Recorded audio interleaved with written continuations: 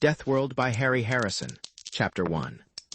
Some planet in the galaxy must by definition be the toughest, meanest, nastiest of all, if Pyrrus wasn't it. It was an awfully good approximation. Jason dinAlt sprawled in soft luck.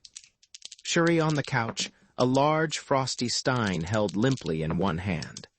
His other hand rested casually on a pillow. The gun behind the pillow was within easy reach of his fingers. In his line of work, he never took chances. It was all highly suspicious. Jason didn't know a soul on this planet, yet the card sent by service tube from the hotel desk had read, Kerk Pyrrus would like to see Jason dinAlt. Blunt and to the point. He signaled the desk to send the man up, then lowered his fingers a bit until they brushed the gun butt. The door slid open and his visitor stepped through. A retired wrestler. That was Jason's first thought. Kerk Pyrrus was a gray-haired rock of a man, his body seemingly chiseled out of lat slabs of muscle. Then Jason saw the gun strapped to the inside of the other man's forearm, and he let his fingers drop casually behind the pillow. I'd appreciate it, Jason said, if you'd take off your gun while you're in here. The other man stopped and scowled down at the gun as if he was seeing it for the first time. No, I never take it off. He seemed mildly annoyed by the suggestion. Jason had his fingers on his own gun when he said, I'm afraid I'll have to I always feel a little uncomfortable around people who wear guns. He kept talking to distract attention while he pulled out his gun. Fast and smooth. He could have been moving in slow motion for all the difference it made.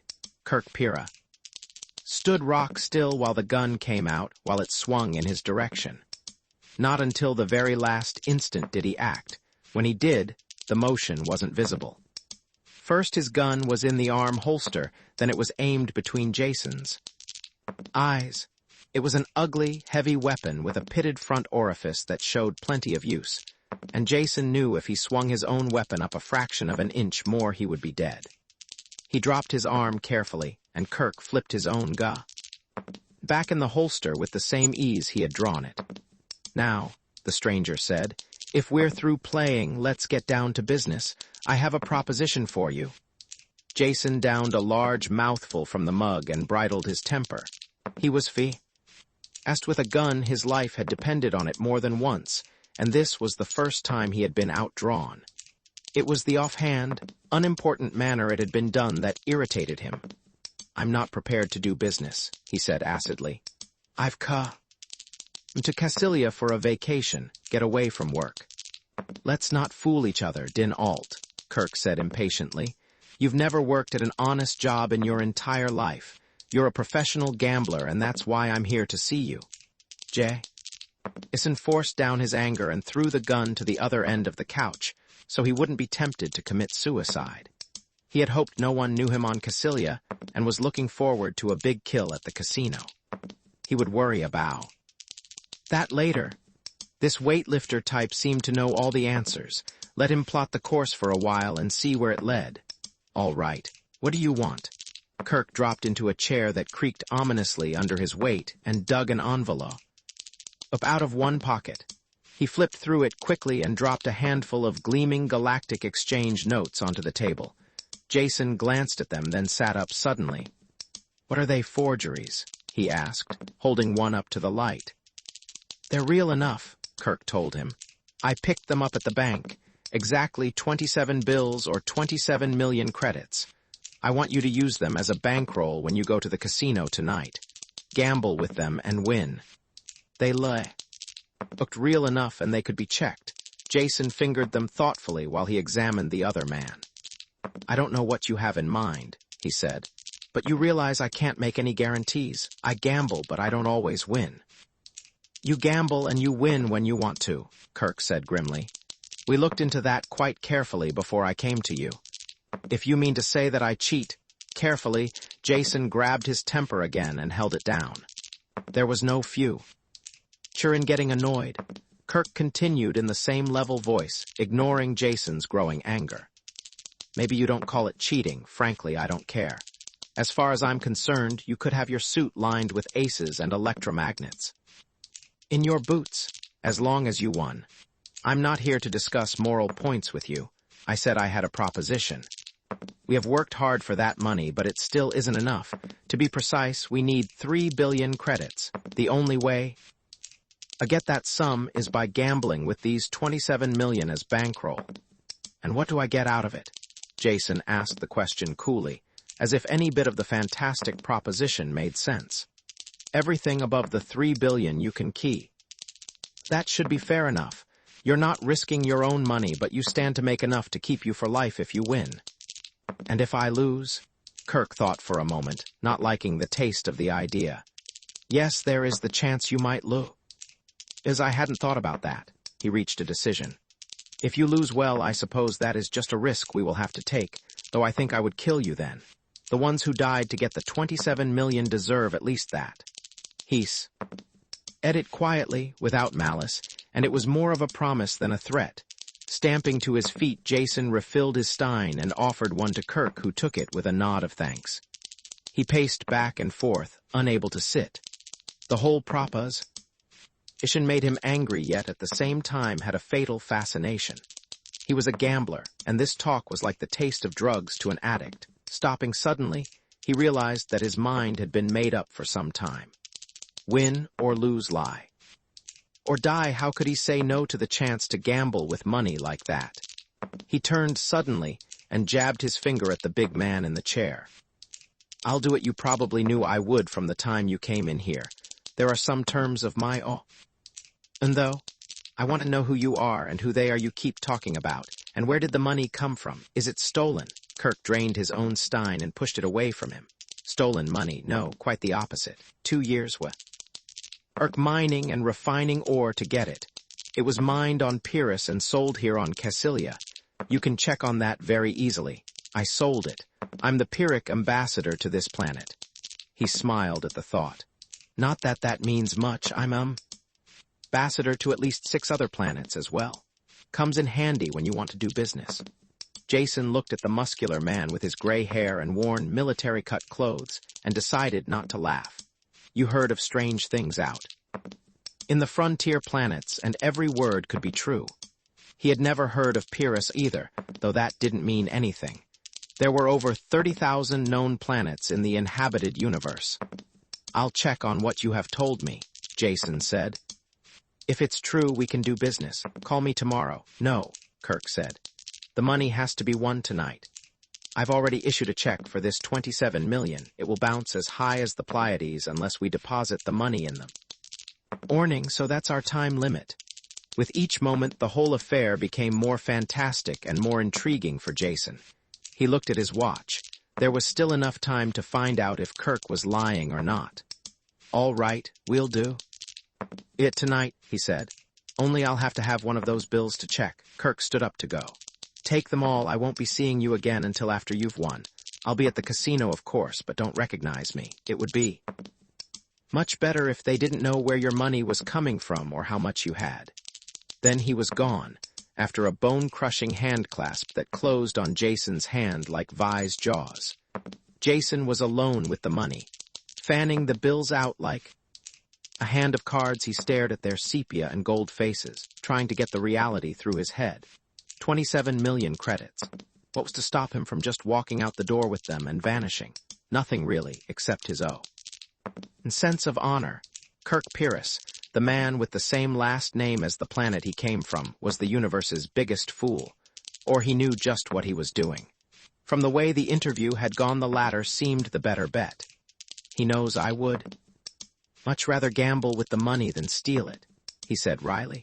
Slipping a small gun into his waistband holster and pocketing the money, he went out. Chapter 2. The robot teller at the bank just pinged with electronic shock when he presented one of the bills and flashed a panel that directed him to see Vice President Wayne. Wayne was a smooth customer who bugged his eyes and lost some of his tan when he saw the sheaf of bills. You wish to deposit these with us? He asked while his fingers unconsciously stroked them. Not today, Jason said. They were paid to me as a debt. Would you please check that they are authentic and change them? I'd like 500,000 credit notes. Both of his inner chest pockets were packed tight when he left the bank. The bills were good, and he felt like a walking mint. This was the first time in his entire life that carrying a large sum of money made him uncomfortable. Waving to a passing helicab, he went directly to the casino, where he knew he would be safe for a while. Cassilia Casino was the playspot of the nearby cluster of star systems. It was the first time Jason had seen it, though he knew its type well. He had spent most of his adult life in casinos like this on other worlds. The decor differed, but they were always the same. Gambling and socialities in public and behind the scenes, all the private vice you could afford. Theoretically, no-limit games, but that was true-o. Only up to a certain point. When the house was really hurt, the honest games stopped being square, and the big winner had to watch his step very carefully. These were the odds Jason dinAlt had played against countless times before. He was wary, but not very concerned. The dining room was almost empty, and the majordomo quickly rushed to the side of the relaxed stranger in the richly cut clothes. Jason was lean and dark, looking more like the bored scion of some rich family than a professional gambler. This appearance was important, and he cultivated it. The cuisine looked good, and the cellar turned out to be wonderful. He had a professional talk with the sommelier while waiting for the soup, then settled down to enjoy his meal. He ate leisurely, and the large dining room was filled before he was through. Watching the entertainment over a long cigar killed some more time. When he finally went to the gaming rooms, they were filled and active, moving slow. Around the room, he dropped a few thousand credits. He scarcely noticed how he played, giving more attention to the feel of the games. The play all seemed honest, and none of the equipment was rigged. That could be changed very quickly. He realized. Usually it wasn't necessary. House percentage was enough to assure a profit. Once he saw Kerk out of the corner of his eye, but he paid him no attention. The ambassador was losing small sums steadily at 7 in silver, and seemed to be impatient, probably waiting for Jason to begin playing seriously. He smiled and strolled on slowly. Jason settled on the dice table as he usually did. It was the surest way to make small winnings, and if I feel it, a night I can clean this casino out. That was his secret. The power that won for him steadily and every once in a while enabled him to make a killing and move on quickly before the hired thugs came to get the money back. The dice reached him, and he threw an 8 the hard way. Betting was light, and he didn't push himself, just kept away from the 7s. He made the point and passed a natural. Then he crapped out, and the dice moved on, sitting there, making small automatic bets while the dice went around the table. He thought about the power. Funny, after all the years of work, we still don't know much about sci. They can train people a bit and improve skills a bit, but that's all. He was feeling strong tonight. He knew that the money in his pocket gave him the extra lift that sometimes helped him break through. With his eyes half closed, he picked up the dice and let his mind gently caress the pattern of sunken dots. Then they shot out of his hand, and he stared at a 7. It was there, stronger than he had felt it in years. The stiff weight of those million-credit notes had done it. The world all around was sharp-cut clear, and the dice was completely in his control. He knew the 10th credit how much the other players had in their wallets, and was aware of the cards in the hands of the players behind him. Slowly, carefully, he built up the stakes. There was no effort to the dice. They rolled and sat up like trained dogs. Jason took his time and concentrated on the psychology of the players and the stickman. It took almost 2 hours to build his money on the table to 700,000 credits. Then he caught the stickman signaling they had a heavy winner. He waited until the hard-eyed man strolled over to watch the game, then he smiled happily, bet all his table stakes and blew it on one roll of the dice. The houseman smiled happily. The stickman relaxed, and out of the corner of his eye, Jason saw Kerk turning a dark purple, sweating, pale, his hand trembling ever so slightly. Jason opened the front of his jacket and pulled out one of the envelopes of new bills. Breaking the seal with his finger, he dropped up 2 of them on the table. "Could we have a no-limit game?" he asked. "I'd like to win back some of my money."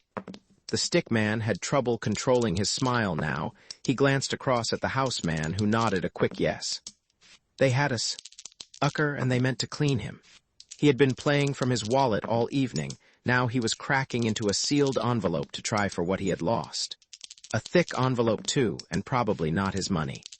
Not that the house cared in the least. To them, money had no loyalties. The play went on with the casino in a very relaxed mood, which was just the way Jason wanted it. He needed to get as deep into them as he could before someone realized they might be on the losey. And the rough stuff would start, and he wanted to put it off as long as possible.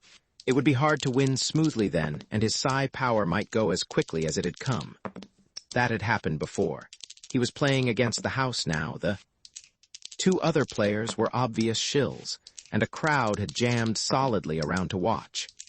After losing and winning a bit, he hit a streak of naturals, and his pile of gold chips tottered higher and higher. There was nearly $1 billion there, he estimated roughly. The dice were still falling true, though he was soaked with sweat from the effort. Betting the entire stack of chips, he reached for the dice. The stick man reached faster and hooked them away. "House calls for new dice," he said flat. Jason straightened up and wiped his hands, glad of the instant's relief. This was the third time the house had changed dice to try and break his winning streak.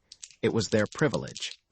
The hard-eyed casino man opened his wallet as he had done before and drew out a pair at random. Stripping off their plastic cover, he threw them the length of the table to Jason. They came up a natural 7, and Jason smiled. When he scooped them up, the smile slowly faded. The dice were transparent, finely made, evenly weighted on all sides and crooked.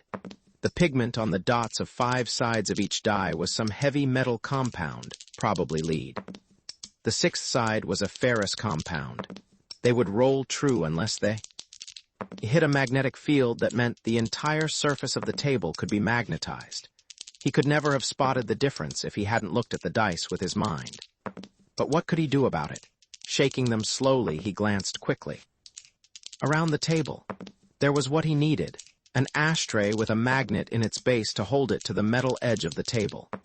Jason stopped shaking the dice and looked at them quizzically, then reached over and grabbed the ashtray. He dropped the ace against his hand. As he lifted the ashtray, there was a concerted gasp from all sides. The dice were sticking there, upside down, boxcars showing. "Are these what you call honest dice?" he asked. The man who had thrown out the dice reached quickly for his hip pocket. Jason was the only one who saw what happened next. He was watching that hand closely, his own fingers near his gun butt. As the man dived into his pocket, a hand reached out of the crowd behind him. For its square-cut size, it could have belonged to only one person. The thick thumb and index finger clamped swiftly around the houseman's wrist. Then they were gone. The man screamed shrilly and held up his arm, his hand dangling limp as a glove. From the broken wrist bones, with his flank well protected, Jason could go on with the game. "The old dice, if you don't mind," he said quietly. Dazedly, the stick man pushed them over. Jason shook quickly and rolled. Before they hit the table, he realized he couldn't control them. The transient psi power had gone. End over end they turned, and faced up 7. Counting the chips as they were pushed over to him, he added up a bit under 2 billion credits. They would be winning that much if he left the game now, but it wasn't the 3 billion that Kerk needed. Well, it would have to be enough. As he reached for the chips, he caught Kerk's eye across the table, and the other man shook his head in a steady no. "Let it Jason said wearily. "One more roll." He breathed on the dice, polished them on his cuff, and wondered how he had ever gotten into this spot. Billions riding on a pair of dice. That was as much as the annual income of some planets. The only reason there could be stakes like that was because the planetary government had a stake in the casino. He shook as long as he could, reaching for the control that wasn't there then let fly. Everything else had stopped in the casino, and people were standing on tables and chairs to watch. There wasn't a sound from that large crowd. The dice bounced back from the board with a clatter loud in the silence and tumbled over the cloth. A 5 and a 1. 6. He still had to make his paw. Int. Scooping up the dice, Jason talked to them, mumbled the ancient oaths that brought luck, and threw again. It took 5 throws before he made the 6.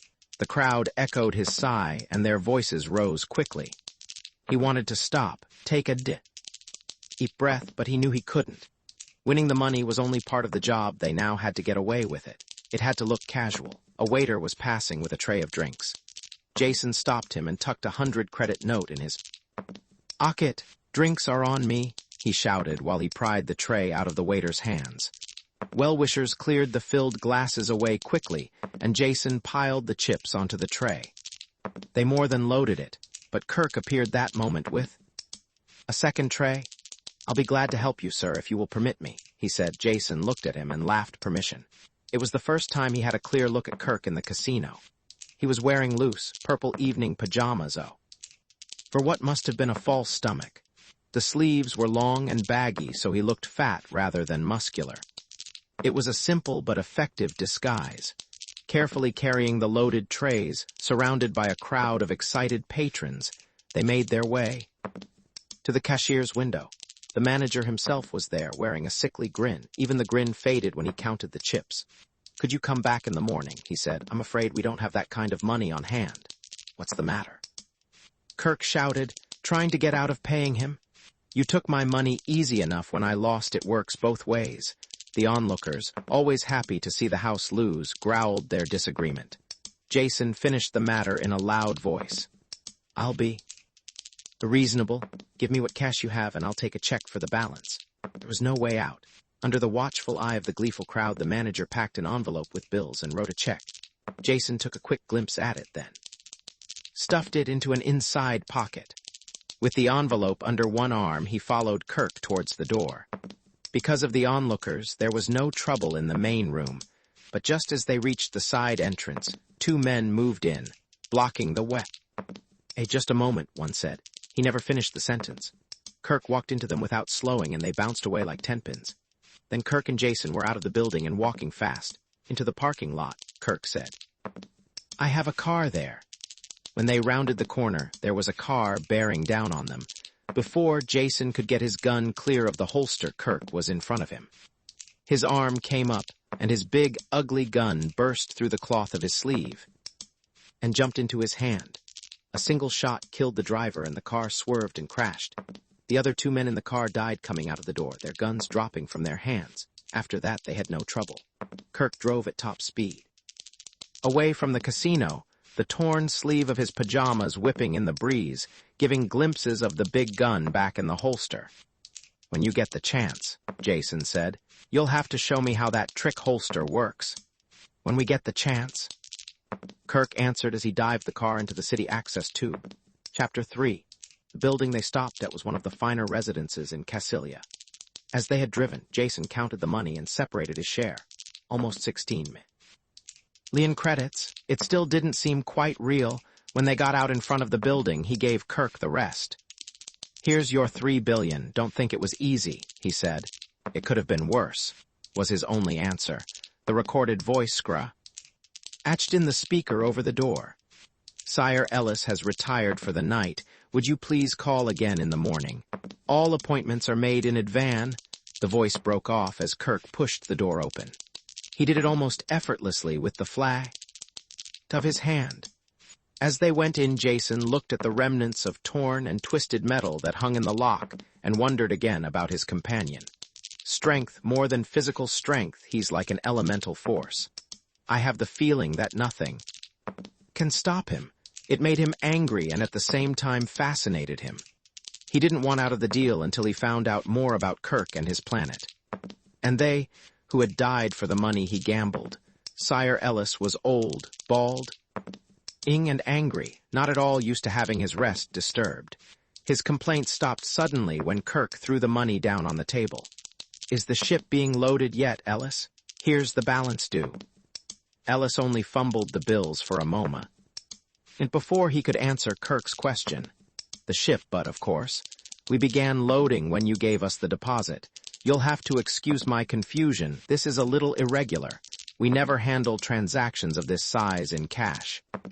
"That's the way I like to do business," Kerk answered him. I've canceled the deposit. This is the total sum. Now how about a receipt? Ellis had made out the receipt before his senses returned.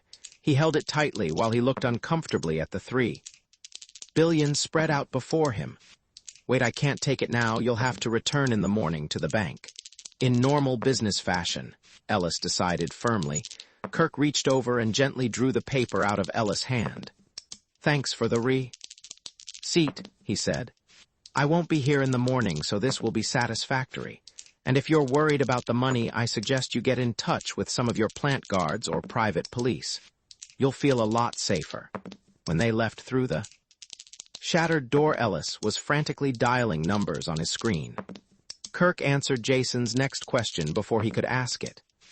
I imagine you would like to live to spend that money in your pocket, so I've booked 2 seats on an interplanetary ship. He glanced at the car clock. It leaves in about 2 hours, so we have plenty of time. I'm hungry. Let's find a restaurant. I hope you have nothing at the hotel worth going back for. It would be a little difficult. Nothing worth getting killed for, Jason said. Now, where can we go to eat? There are a few questions I would like to ask you. They circled carefully down to the transport levels until they were sure they hadn't been followed. Kerk nosed the car into a darkened loading dock where they abandoned it. We can always get another car, he said, and they probably have this one spotted. Let's walk back to the freightway. I saw a restaurant there as we came by. Dark and looming shapes of for land, freight carriers filled the parking lot. They picked their way around the man-high wheels and into the hot and noisy restaurant. The drivers and early morning workers took no notice of them as they found a booth in the back and dialed a Kerk chiseled a chunk of meat off the slab in front of him and popped it cheerfully into his mouth. Ask your questions, he said. I'm feeling much better already. What's in this ship you arranged for tonight? What kind of a cargo was I risking my neck for? I thought you were risking your neck for money, Kerk said dryly. But be assured it was in a good cause. That cargo means the survival of a world. Guns, ammunition, mines, explosives, and such. Jason choked over a mouthful of food. Gun running. What are you doing financing a private war? And how can you talk about survival with a lethal cargo like that? Don't try and tell me they have a peaceful use. Who are you killing? Most of a big man's humor had vanished. He had that grim look Jason knew well. Yes, peaceful would be the right word, because that is basically all we want, just to live in peace. And it is not who are we killing, it is what we are killing. Jason? And pushed his plate away with an angry gesture. You're talking in riddles, he said. What you say has no meaning. It has meaning enough, Kerk told him, but only on one planet in the universe. Just how much do you know about Pyrrus? Absolutely nothing. For a moment Kerk sat wrapped in memory, scowling distantly. Then he went on. Mankind doesn't belong on Pyrrus, yet has been there for almost 300 years now. The age expectancy of my people is 16 years. Of course, most adults live beyond that, but the high child mortality brings the average down. It is everything that a humanoid world should not be. The gravity is nearly twice Earth normal. The temperature can vary daily. From Arctic to tropic. The climate, well, you have to experience it to believe it, like nothing you've seen anywhere else in the galaxy. I'm frightened, Jason said dryly. What do you have, methane or chlorine reactions? I've been down on planets like that. Kerk slammed his hand down hard on the table. The dishes bounced and the table legs creaked. Laboratory reactions? He growled. They look great on a bench, but what happens when you have a world filled with those compounds? In an eye wink of galactic time, all the violence is locked up in nice, stable compounds. The atmosphere may be poisonous for an oxygen breather, but taken by itself, it's as harmless as weak beer. There is only one setup that is pure poison as a planetary atmosphere. Plenty of H2O, the most universal solvent you can find, plus free oxygen to work on. Water and oxygen? Jason broke in. You mean Earth or a planet like Cassilia? Here, that's preposterous.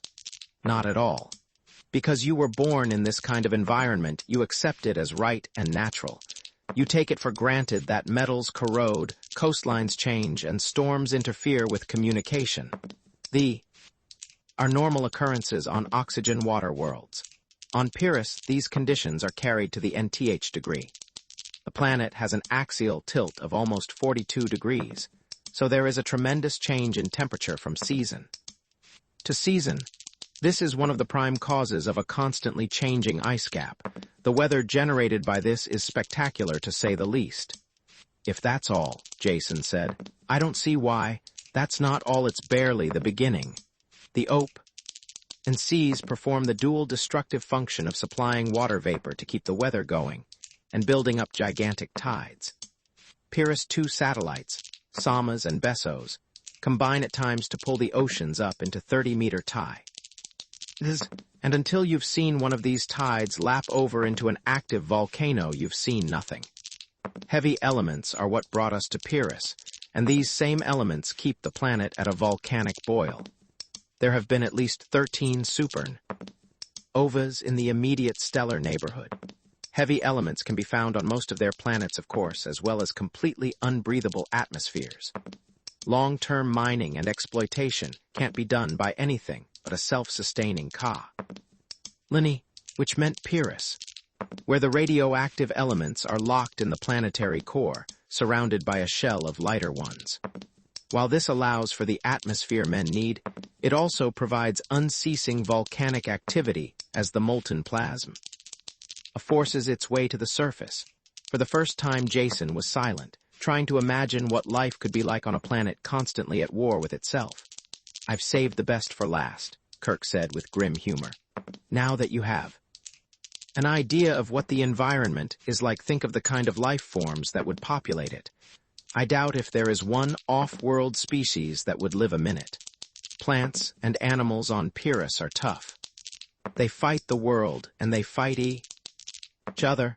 Hundreds of thousands of years of genetic weeding out have produced things that would give even an electronic brain nightmares.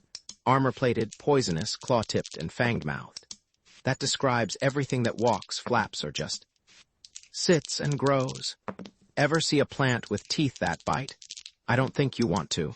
You'd have to be on Pyrrus, and that means you would be dead within seconds of leaving the ship. Even I'll have to take a refresher course before I'll be able to go outside the landing buildings. The unending war for survival keeps the life forms competing and changing. Death is simple, but the ways of dealing it too numerous to list. Unhappiness rode like a weight on Kerk's broad shoulders. After long moments of thought, he moved visibly to shake it off. Returning his attention to his food and mopping the gravy from his plate, he voiced part of his feelings. I suppose there is no logical reason why we should stay and fight the endless war, except that Pyrrus is our home. The last piece of gravy-soaked bread vanished, and he waved the empty fork at Jason. Be happy you're an off-worlder and we'll never have to see it. That's where you're wrong, Jason said as calmly as he could. You see, I'm going back with you. Chapter 4. Don't talk stupidly, Kerk said as he punched for a duplicate order of steak. There are much simpler ways of committing suicide. Don't you realize that you're a millionaire now? With what you have in your pocket, you can relax the rest of your life on the pleasure planets. Pyrrus is a death world, not a sightseeing spot for jaded tourists. I cannot permit you to return with me. Gamblers who lose their tempers don't last long. Jason was angry now, yet it showed only in a negative way, in the lack of expression on his face and the calmness of his voice. Don't tell me what I can or cannot do, Kerk Pyrrus. You're a big man with a fast gun, but that doesn't make you my boss. All you can do is stop me from going back on your ship, but I can easily afford to get there another way. And don't try to tell me I want to go to Pyrrus for sightseeing when you have no idea of my reasons. Jason didn't even try to explain his reasons. They were only half-realized and too personal. The more he traveled, the more things looked the same to him. The old, civilized planets sank into a drab similarity. Tier worlds all had the crude sameness of temporary camps in a forest. Not that the galactic worlds bored him. It was just that he had found their limitations, yet had never found his own. Until he met Kerk, he had acknowledged a man his superior, or even his equal. This was more than egotism. It was facing facts. Now he was forced to face the fact that there was a whole world of people who might be superior to him.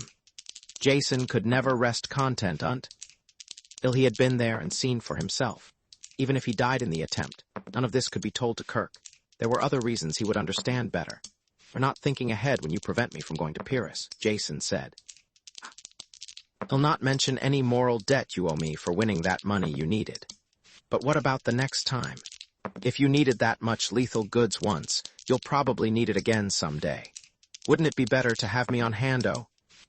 Well, tried and true than dreaming up some new and possibly unreliable scheme." Kerk chewed pensively on the second serving of steak. "That makes sense, and I must admit I hadn't thought of it before. One failing we Pyrrans have is a lack of interest in the future. Staying alive day by day is enough trouble, so we tend to face emergencies as they arrive and let the dim future take care of itself. You can come. I hope you will still be alive when we need you. As Pyrranum, ambassador to a lot of places, I officially invite you to our planet, all expenses paid. On the condition you obey completely all our instructions regarding your personal safety." "Conditions accepted," Jason said, and wondered why he was so cheerful about signing his own death warrant. Kerk was shoveling his way through his third dessert when his alarm watch gave a tiny hum. He dropped his fork instantly and stood up. "Time to go," he said. "We're on schedule now."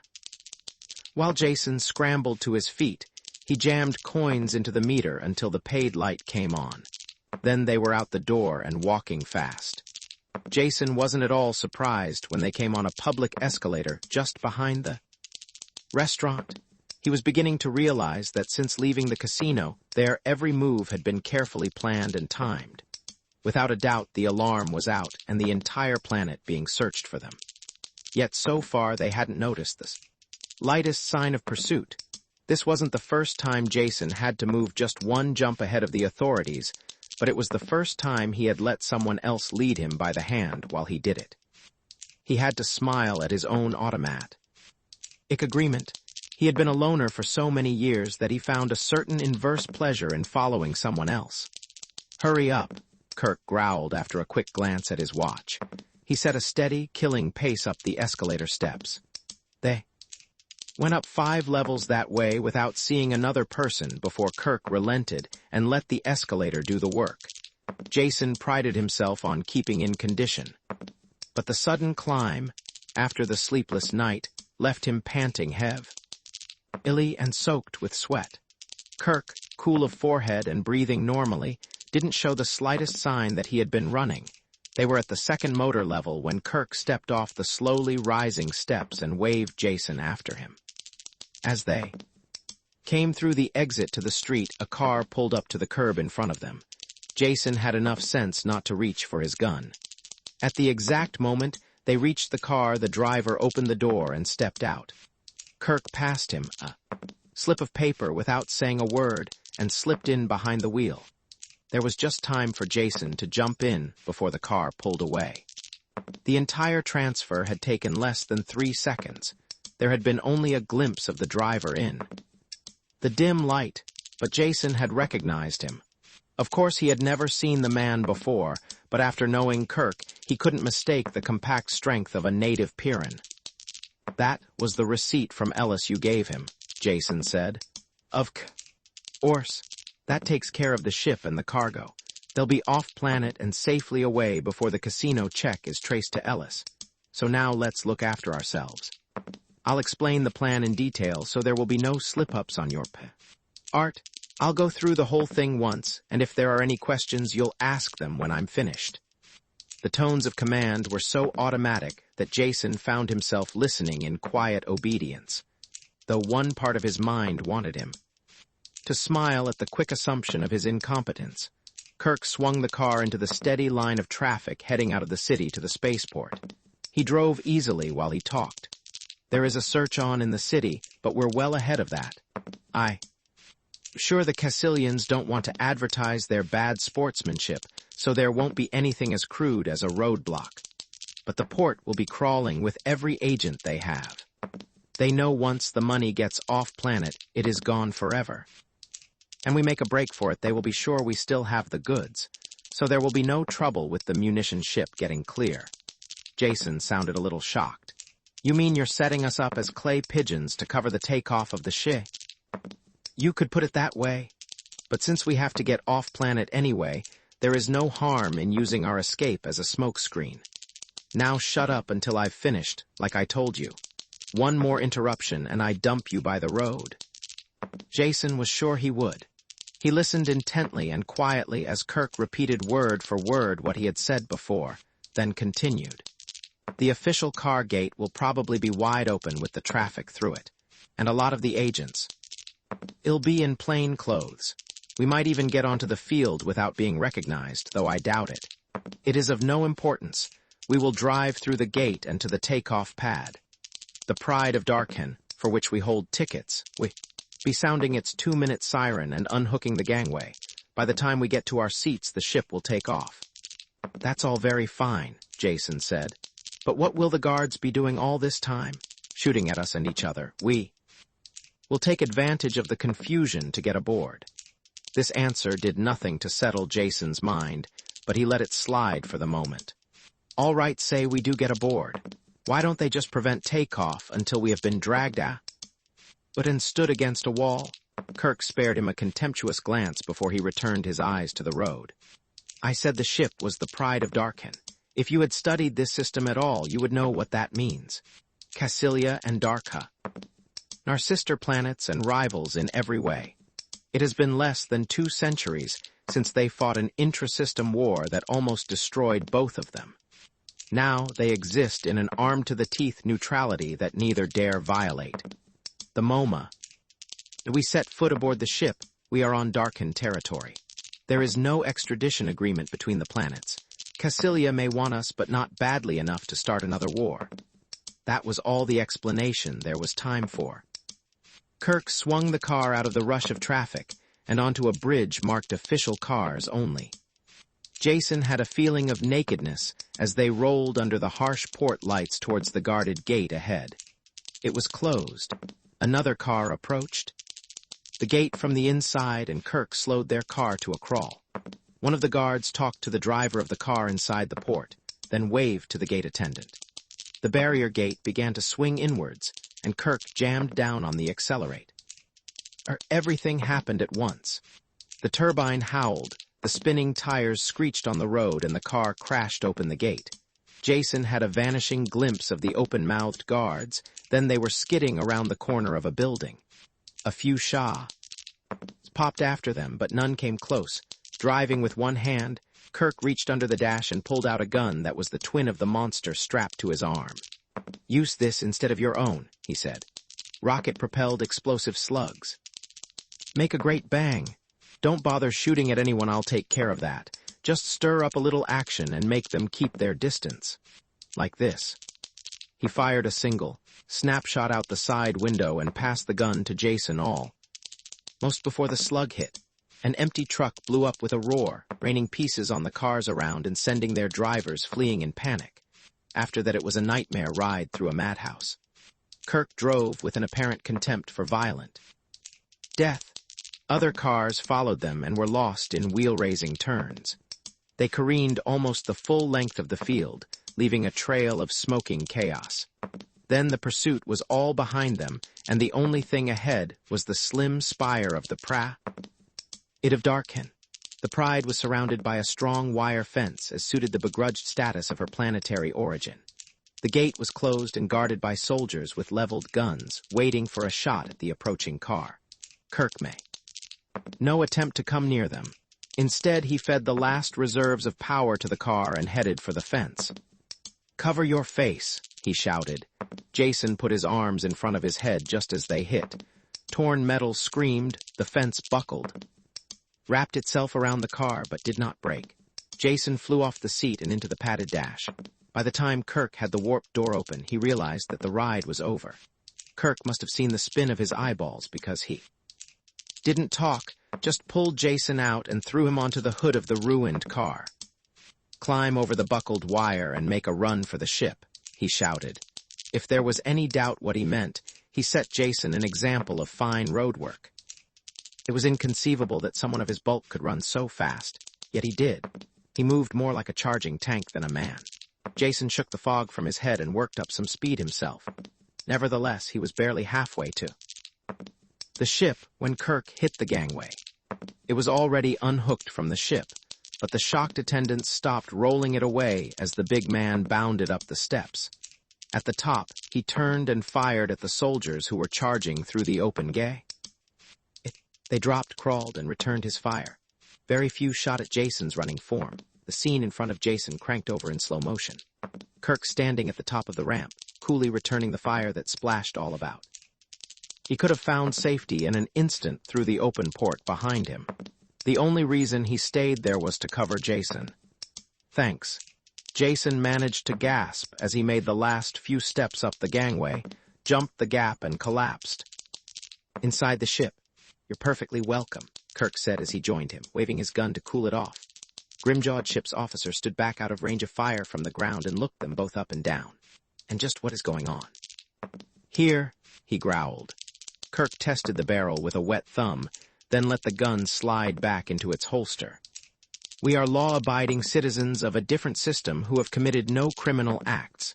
The savages of Cassilia are too barbarous, or civilized company. Therefore we are going to darken here our tickets in whose sovereign territory I believe we are at this moment."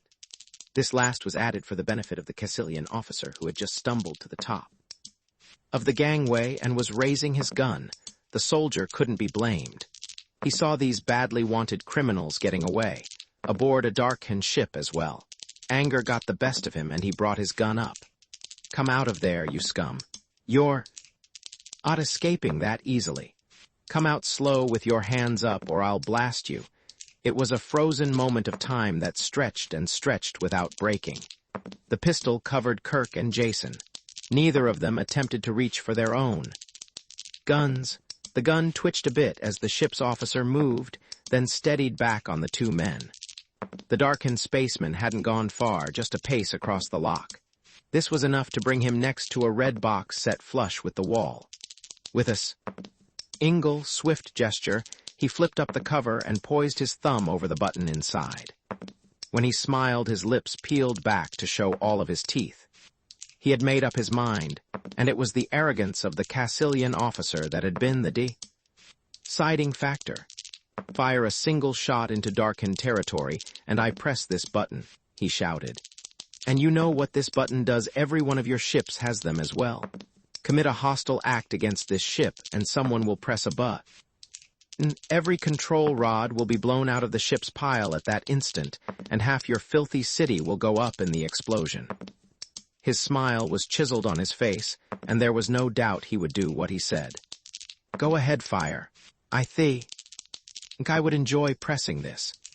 The takeoff siren was hooting now, the close lock light blinking an angry message from the bridge. Like four actors in a grim drama, they faced each other an instant more. Then the Cassilian officer, growling, with unvocable frustrated anger, turned and leaped back to the steps. "All passengers board ship. 45 seconds to take off. Clear the port." The ship's officer slammed shut the cover of the box and locked it as he talked. There was barely time to make the acceleration couches before the Pride of Darkhan cleared ground. Chapter 5. Once the ship was in orbit, the captain sent for Jason and Kerk. Kerk took the floor and was completely frank about the previous night's activities. The only fact of importance he left out was Jason's background as a professional gambler. He drew a beautiful picture of two lucky strangers whom the evil forces of Cassilia wanted to deprive of their gambling profits. All this fitted perfectly the captain's preconceptions of Cassilia. In the end, he congratulated his officer on the correctness of his actions and began the preparation of a long report to his government. He gave the two men his best wishes as well as the liberty of the ship. It was a short trip. Jason barely had time to catch up on his sleep before they grounded on Darkhan. Being without luggage, they were the first ones through customs.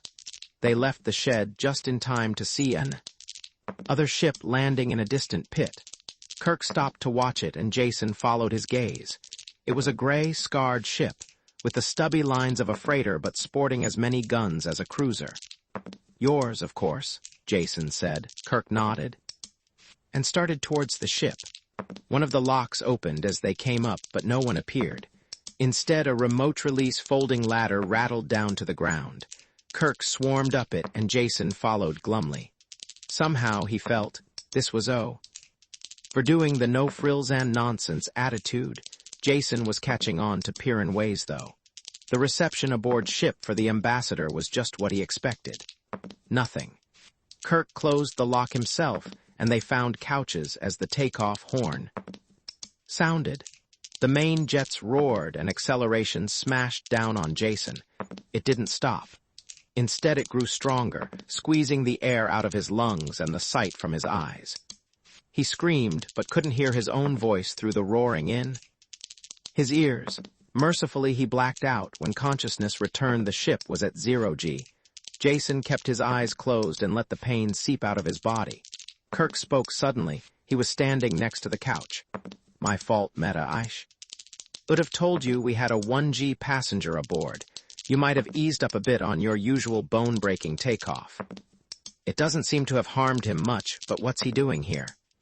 Jason felt mild surprise that the second voice was a girl's, but he wasn't interested enough to go to the trouble of opening his sore eyes, going to Pyrrus. I tried to talk him out of it, of course, but I couldn't change his mind. It's a shame, too. I would like to have done more for him. He's the one who got the money for us. Oh, that's awful, the girl said. Jason wondered why it was awful. It didn't make sense to his groggy mind. It would have been much better if he stayed on Darkhan, the girl continued. He's very nice-looking. I think it's a shame he has to die. That was too much for Jason. He pried one eye open, then the other. The voice belonged to a girl about 21 who was standing next to the bed, gazing down at Jason. She was beautiful. Jason's eyes opened wider as he realized she was very beautiful, with the kind of beauty never found in the civilized galaxy. The women he had known all ran to pale skin, hollow shoulders, gray faces covered with tints and dyes. They were the product of centuries of breeding weaknesses back into the race, as the advance of medicine kept alive more and more non-survival types. This girl was the direct opposite in every way. She was the product of survival on Pyrrus. The heavy gravity that produced bulging muscles in men brought out firm strength in strap-like female muscles. She had the figure of a goddess, tanned skin, and perfectly formed face. Her hair, which was cut short, circled her head like a golden crown. The only unfeminine thing about her was the gun she wore in a bulky forearm holster. When she saw Jason's eyes open, she smiled at him. Her teeth were as even and as white as he had expected. I'm Meta, pilot of this ship, and you must be Jason dinAlt. That was a lousy takeoff, Meta. I'm really very sorry, she laughed. But being born on a 2G planet does make one a little immune to acceleration. I save fuel. Ooh, with the synergy curve, Kerk gave a non-committal grunt. Come along, Meta, we'll take a look at the cargo. Some of the new stuff will plug the gaps in the perimeter. Oh yes, she said, almost clapping her hands with happiness. I read specs, they're simply wonderful. Like a schoolgirl with a new dress, or a box of candy. That's a great attitude to have towards bombs and flamethrowers. Jason smiled wryly at the thought as he groaned off the couch. The two Pyrrans had gone, and he pulled himself painfully through the door after them. It took him a long time to find his way to the hold. The ship was big and apparently empty of crew. Jason finally found a man sleeping in one of the brightly lit cabins. He recognized him as the driver who had turned the car over to them on Cassilia. The man, who had been sleeping soundly a moment before, opened his eyes as soon as Jason drifted into the room. He was wide awake. How do I get to the cargo hold? Jason asked. The other told him, closed his eyes, and went instantly back to sleep before Jason could even say thanks. In the hold, Kerk and Meta had opened some of the crates and were chortling with joy over there. Ethyl contents. Meta, a pressure canister in her arms, turned to Jason as he came through the door. Just look at this, she said. This powder in here, why, you can eat it like dirt with less harm. yet it is instantly deadly to all forms of vegetable life. She stopped suddenly as she realized Jason didn't share her extreme pleasure. I'm sorry, I forgot for a moment there that you weren't a Pyrran, so you don't really understand, do you? Before he could answer. A PA speaker called her name. Jump time, she said. Come with me to the bridge while I do the equations. We can talk there. I know so little about any place except Pyrrus that I have a million questions to ask. Jason followed her to the bridge where she relieved the duty officer and began taking readings for the jump setting. She looked out of place among the machines, a sturdy but supple figure in a simple one-piece shipsuit. Yet there was no denying the efficiency, which she went about her job. Meta, aren't you a little young to be the pilot of an interstellar ship? Am I? She thought for a second. I really don't know how old pilots are supposed to be.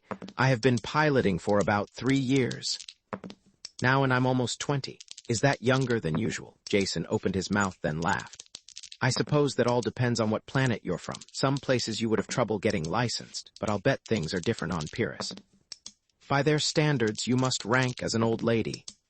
Now you're making a joke, Meta said serenely as she fed a figure into the calculator.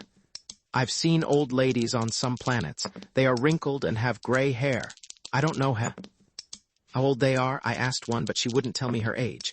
But I'm sure they must be older than anyone on Pyrrus. No one looks like that there. I don't mean old that way. Jason groped for the right word. Not old, but grown up, mature, an adult. Everyone is grown up, she answered. At least soon after they leave the wards, and they do that when they're 6. My first child is grown up, and the second one would be too, only he's dead. So I surely must be. That seemed to settle the question for her, though Jason's thoughts jumped with the alien concepts and background, inherent behind her words. Meta punched in the last setting, and the course tape began to chunk out of the case. She turned her attention back to Jason. I'm glad you're aboard this trip, though I am sorry you are going to Pyrrus, but we'll have lots of time to talk. There are so many things I want to find out about other planets, and why people go around and acting the way they do. Not at all like home, where you know why people are doing things all the time. She frowned over the tape for a moment, then turned her attention back to Jason. What is your home planet like? One after another. For the usual lies he told people came to his lips and were pushed away. Why bother lying to a girl who really didn't care if you were serf or noble? To her, there were only 2 kinds of people in the galaxy, Pyrrans and the rest. For the first time since he had fled from Porgorstorsan, he found himself telling someone the truth of his origin. My home planet. Just about the stuffiest, dullest, dead end in the universe. You can't believe the destructive decay. Of a planet that is mainly agrarian, caste-conscious, and completely satisfied with its own boring existence. Not only is there no change, but no one wants change. My father was a farmer, so I should have been a farmer too if I had listened to the advice of my betters. It was unthinkable, as well as forbidden for me to do anything else, and everything I wanted to do was against the law. I was 15 before I learned to read out of a book stolen from a noble school. After that, there was no turning back. By the time I stowed aboard an off-world freighter at 19, I must have broken every law on the planet. Happily, leaving home for me was just like getting out of prison. Meta shook her head at the thought. I just can't imagine a place like that, but I'm sure I wouldn't like it there. I'm sure you wouldn't, Jason laughed. So once I was in space, with no law-abiding talents or skills, I just wandered into one thing and another. In this age of technology, I was completely out of place. Oh, I suppose I could have done well in some army, but I'm not so good at taking orders. Whenever I gambled, I did well. So little by little, I just drifted into it. People are the same everywhere, so I managed to make out well wherever I end up. I know what you mean about people being alike, but they are so different, she said. I'm not being clear at all, am I? What I mean is that at home. I know what people will do, and why they do it at the same time. People on all the other planets do act alike, as you said, yet I have very much trouble understanding why. For instance, I like to try the local food when we set out on a planet, and if there is time, I always do. There are bars and restaurants near every spaceport, so I go there. And I always have trouble with the men. They want to buy me drinks, hold my hand. Well, A single girl in those port joints has to expect a certain amount of interest from the men. Oh, I know that, she said. What I don't understand is why they don't listen when I tell them I am not interested and to go away. They just laugh and pull up. A chair, usually, but I have found that one thing works wherever I am. I tell them if they don't stop bothering me, I'll break their arm. Does that stop them? Jason asked. No, of course not. But after I break their arm, they go away. And the others don't bother me either. It's a lot of fuss to go through, and the food is usually awful. Jason didn't laugh, particularly when he realized that this girl could break the arm of any spaceport thug in the galaxy. She was a strange mixture of naivete and strength, unlike anyone he had ever met before. Once again, he realized that he had to visit the planet that produced people like her and Kerk. Tell me about Pyrrus, he asked. Why is it that? You and Kerk assume automatically that I will drop dead as soon as I land. What is the planet like? All the warmth was gone from her face now. I can't tell you. You will have to see for yourself. I know that much after visiting some of the other worlds. Pyrrus is like nothing you galaxy people have ever experienced. You won't really believe it until it is too late. Will you promise me something? No, he answered. At least not until after I hear what it is and decide. Don't leave the ship when we land. You should be safe enough aboard, and I'll be flying a cargo out within a few weeks. I'll promise nothing of the sort. I'll leave when I want to leave. Jason knew there was logic in her words, but his back was up at her automatic superiority. Meta finished the jump settings without another word. There was a tension in the room that prevented them both from talking. It was the next ship day before he saw her again. Then it was completely bad. By accident. She was in the astrogation dome when he entered, looking up at the sparkling immensity of the jump sky. For the first time, he saw her off duty, wearing something other than a ship suit. This was a loose, soft robe that accentuated her. A beauty, she smiled at him. The stars are so wonderful, she said. Come look. Jason came close to her and with an unthinking, almost automatic movement put his arm around her. Neither did she resent it, for she covered his hand with hers. Then they kissed, and it was just the way he knew it would be. Chapter 6. After that, they were together constantly. When Meta was on duty, he brought her meals to the bridge and they talked. Jason learned little more about her world, since, by unspoken agreement, they didn't discuss it. He talked of the many planets he had visited and the people he had known. She was an appreciative listener, and the time went quickly by. They enjoyed each other's company, and it was a wonderful trip. Then it ended. There were 14 people aboard the ship, yet Jason had never seen more than 2 or 3 at a time. There was a fixed rotation of duties that they followed in the ship's operation. When not on duty, the Pyrrans minded their own business in an intense and self-sufficient manner. Only when the ship came out of jump and the PA barked assembly did they all get together. Kerk was giving orders for the landing and questions were snapped back and forth. It was all technical, and Jason didn't bother following it. It was the attitude of the Pyrrans that drew his attention. Their talk tended to be faster now, as were their motions. They were like soldiers preparing for battle. Their sameness struck Jason for the first time. Not that they looked alike or did the same things. It was the way they moved and reacted that caused the striking similarity.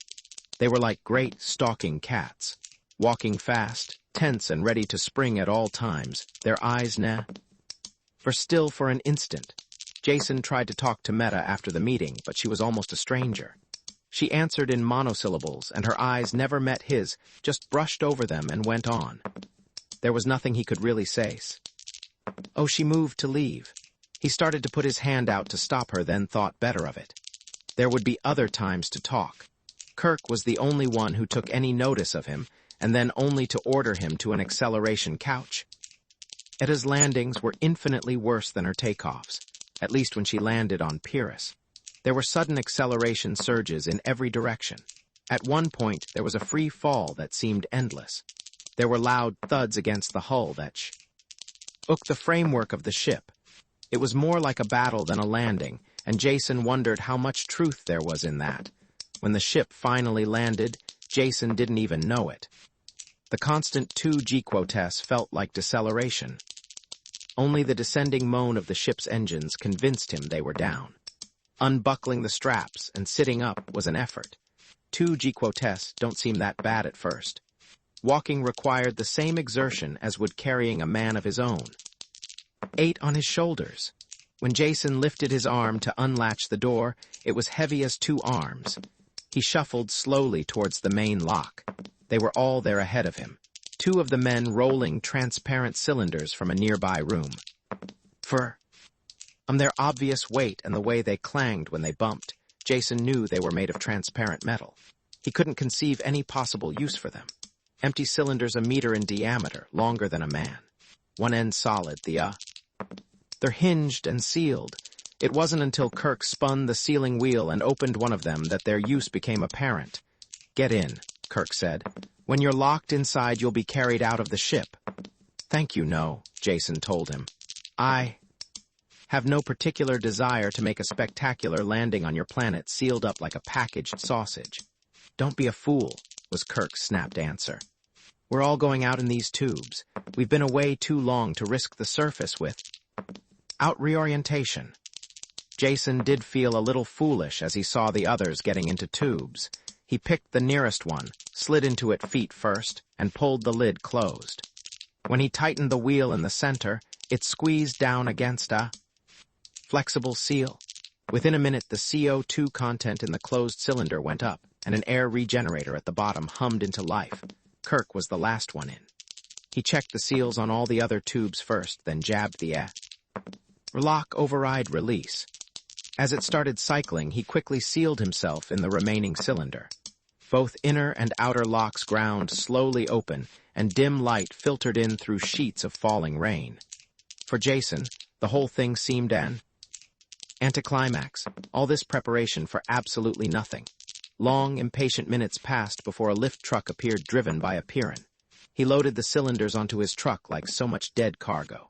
Jason had the misfortune to be buried at the bottom of the pile so he could see absolutely nothing when they drove outside.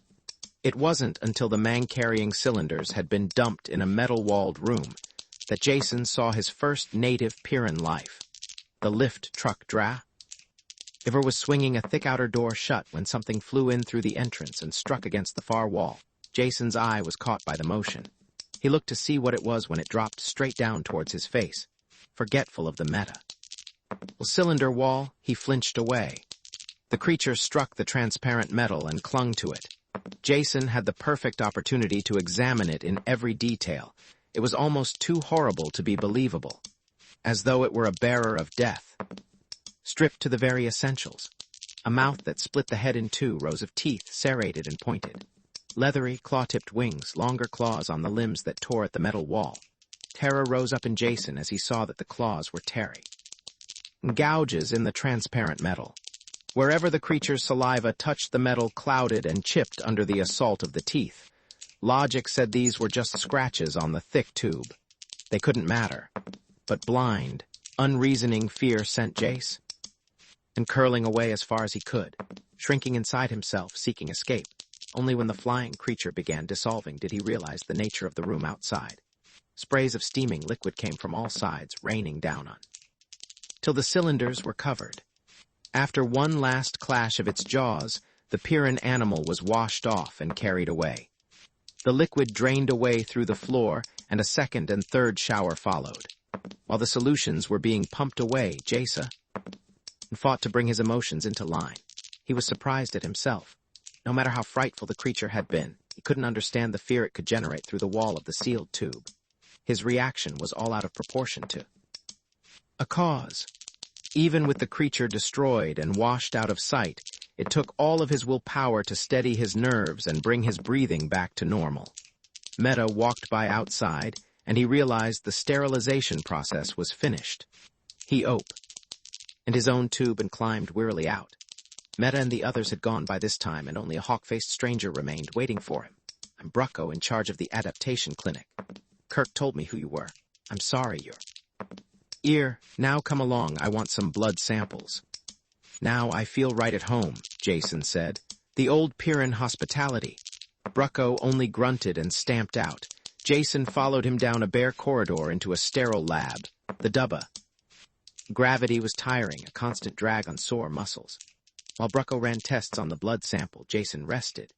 He had almost dozed off into a painful sleep when Brucko returned with a tray of bottles and hypodermic needle. "It's amazing," he announced. "Not an antibody in your serum that would be of any use on this planet. I have a batch of antigens here that will make you sick as a beast for at least a day. Take off your shirt." "Have you done this often?" Asen asked. "I mean juice up an outlander so he can enjoy the pleasures of your world." Brucko jammed in a needle that felt like it grated on the bone. "Not often at all. Last time was years ago. A half-dozen researchers from some institute, willing to pay well for the chance to study the local life forms. We didn't say no. Always need more galaxy currency." Jason was already beginning to feel light-headed from the shots. "How many of them lived?" he mumbled. "Agley, 1. We got him off in time, made them pay in advance, of course." At first, Jason thought the Pyrrhan was joking. Then he remembered they had very little interest in humor of any kind, if one half of what Meta and Kerk had told. Him was true. 6-to-1 odds weren't bad at all. There was a bed in the next room and Brucko helped him to it. Jason felt drugged and probably was. He fell into a deep sleep and into the dream. Fear and hatred mixed in equal arts and washed over him red hot. If this was a dream, he never wanted to sleep again. If it wasn't a dream, he wanted to die. He tried to fight up against it, but only sank in more deeply. There was no beginning and no end to the fear and no way to escape. When consciousness returned, Jason could remember no detail of the nightmare. Just the fear remained. He was soaked with sweat and ached in every muscle. It must have been the massive dose of shots, he finally decided. Did that and the brutal gravity. That didn't take the taste of fear out of his mouth, though. Brucko stuck his head in the door then and looked Jason up and down. "Thought you were dead," he said. "Slept the clock around. Don't move, I'll get something to pick you up." The pickup was in the form of another needle and a glassful of evil-looking fluid. It settled his thirst, but made him painfully aware of gnawing hunger. "Want to eat?" Brucko asked. "I'll bet you do. I've speeded up your metabolism so you'll build muscle faster. Only way you'll ever beat the gravity. Give you quite an appetite for a while, though." Brucko ate at the same time, and Jason had a chance to ask some questions. "When do I get a chance to look around your fascinating planet? So far this trip has been about as interesting as a jail term. Relax and enjoy your food. Probably be months before you're able to go outside, if at all." Jason felt his jaw hanging and closed it. With a snap. "Could you possibly tell me why?" "Of course. You will have to go through the same training course that our children take. It takes them 6 years. Of course, it's their first 6 years of life. So you might think that you, as an adult, could learn faster. Then again, they have the advantage of heredity. All I can say is you'll go outside these sealed buildings when you're ready." Brucko had finished eating while he talked, and sat staring at Jason's bare arms with growing disgust. "The first thing we want to get you is a gun," he said. "It gives me a sick feeling to see someone without one." Of course, Brucko wore his own gun continually, even within the sealed buildings. Every gun is fitted to its owner, and would be useless on anyone else, Brucko said. "I'll show you why." He led Jason to an armory jammed with deadly weapons. "Put your arm in this while I make the adjustments." It was a box-like machine with a pistol grip on the side. Jace and clutched the grip and rested his elbow on a metal loop. Brucko fixed pointers that touched his arm, then copied the results from the meters. Reading the figures from his list, he selected various components from bins and quickly assembled a power holster and gun. With the holster strapped to his forearm and the gun in his hand, Jason noticed for the first time they were connected by a flexible cable. The gun fitted his hand perfectly. "This is the secret of the power holster," Brucko said, tapping the flexible cable. "It is perfectly loose while you are using the weapon, but when you want it returned to the holster." Brucko made an adjustment, and the cable became a stiff rod that whipped the gun from Jason's hand and suspended it in midair. Then the return. The rod cable whirred and snapped the gun back into the holster. The drawing action is the opposite of this, of course. A great gadget, Jason said, but how do I draw? Do I whistle? Or something for the gun to pop out? No, it is not sonic control, Brucko answered with a sober face. It is much more precise than that. Here, take your left hand and grasp an imaginary gun butt. Tense your trigger finger. Dune. Notice the pattern of the tendons in the wrist. Sensitive actuators touch the tendons in your right wrist. They ignore all patterns except the one that says hand ready to receive gun. After a time, the mechanism becomes completely automatic. And you want the gun, it is in your hand. When you don't, it is in the holster. Jason made grasping motions with his right hand, crooked his index finger. There was a sudden, smashing pain against his hand and a loud roar. The gun was in his, and half the fingers were numb and smoke curled up from the barrel. Of course, there are only blank charges in the gun until you learn control. Guns are always loaded. There is no safety. Notice the lack of a trigger guard. That enables you to bend your trigger finger a slight bit more when drawing so the gun will fire the instant it touches your hand. It was without a doubt the most murderous weapon Jason had ever handled, as well as being the hardest to manage. Working against the muscle-burning ache of high gravity, he fought to control the devilish device. It had an infuriating way of vanishing into the holster just as he was about to pull the trigger. Even worse was the tendency to leap out before he was quite ready. The gun went to the position where his hand should be. If the fingers weren't correctly placed, they were crashed aside. Jason only stopped the practice when his entire hand was one livid bruise. Complete mastery would come with time. But he could already understand why the Pyrrans never removed their guns. It would be like removing a part of your own body. The movement of gun from holster to hand was too fast for him to detect. It was certainly faster than the roll current that shaped the hand into the gun-holding position. For all apparent purposes, it was like having a lightning bolt in your fingertip. Point the finger and blam, there's the explosion. Brucko had left Jason to practice alone. And his aching hand could take no more. He stopped and headed back towards his own quarters. Turning a corner, he had a quick glimpse of a familiar figure going away from him. Meta, wait for a second, I want to talk to you. She turned him. Patiently as he shuffled up, going as fast as he could in the doubled gravity. Everything about her seemed different from the girl he had known on the ship. Heavy boots came as high as her knees. Her figure was lost in bulky coveralls of some metallic fabric. The trim waist was bulged out by a belt of canisters. Her very expression was coldly distant. I've missed you, he said. I hadn't realized you were in this building. He reached for her hand, but she moved it out of his reach. What is it you want? She asked. What is it I want? He echoed with barely concealed anger. This is Jason, remember me? We're friends. It is allowed for friends to talk without wanting anything. What happened on the ship has nothing to do with what happens on Pyrrus. She started forward impatiently as she talked. I have finished my reconditioning and must return to work. You'll be staying here in the sealed building, so I won't be seeing you. Why don't you say with the rest of the children? That's what your tone implies. And don't try walking out. There are some things we have to settle first. Jason made the mistake of putting out his hand to stop her. He didn't really know what happened next. One instant. He was standing, the next he sprawled suddenly on the floor. His shoulder was badly bruised, and Meta had vanished down the corridor. Limping back to his own room, he cursed women in general and Meta in particular. Dropping onto his rock. Bed, he tried to remember the reasons that had brought him here in the first place, and weighed them against the perpetual torture of the gravity, the fear-filled dreams it inspired, the automatic contempt of these people for any outsider. He quickly checked the growing tendency to feel sorry for himself. By Pyrran standards, he was soft and helpless. If he wanted them to think any better of him, he would have to change a good deal. He sank into a fatigue-drugged sleep then.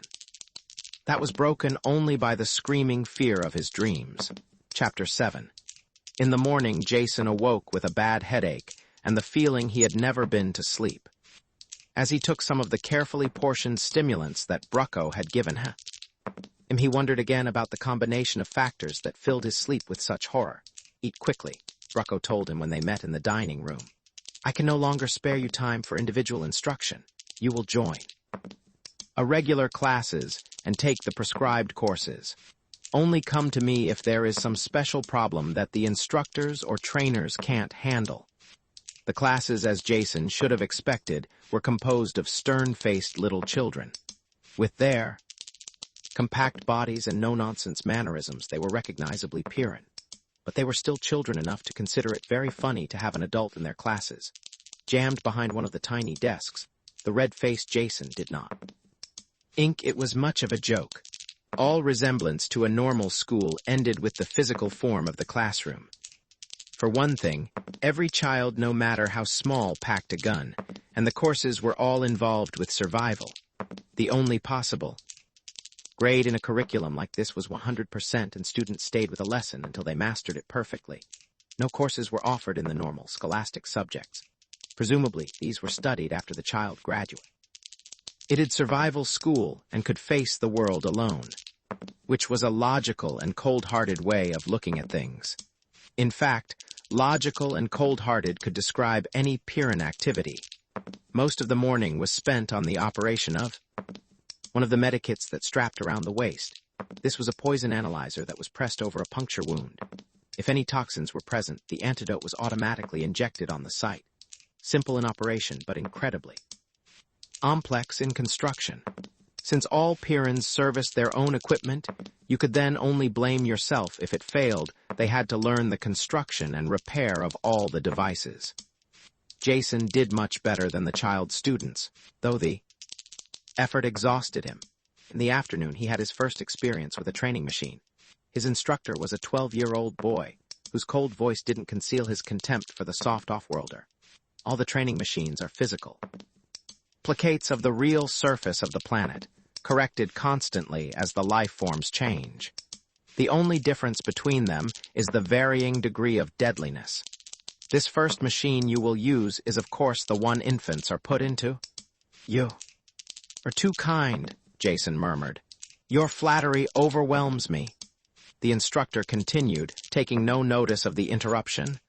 "Infants are put into as soon as they can crawl. It is real in substance, though completely deactivated." Training machine was the wrong word, Jason realized as they entered through the thick door. This was a chunk of the outside world duplicated in an immense chamber. It took very little suspension of reality for him to forget the painted ceiling and artificial sun high above and imagine himself outdoors at last. The scene seemed peaceful enough, though clouds banking on the horizon threatened a violent Pyrran storm. "You must wander around and examine things," the instructor told Jason. "Whenever you touch something with your hand, you will be told about it. Like this." The boy bent over and pushed his finger against a blade of the soft grass that covered the ground. Immediately a voice barked from hidden speakers. "Poison grass. Boots to be worn at all times." Jason kneeled and examined the grass. The blade was tipped with a hard, shiny hook. He realized with a start that every single blade of grass was the same. The soft green lawn was a carpet of death. As he straightened up, he glimpsed something under a broad-leafed plant.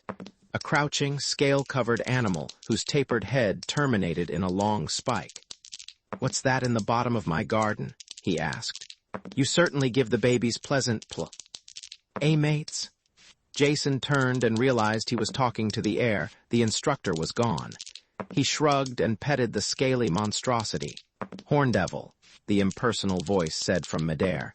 "Clothing and shoes no protection. Kill it."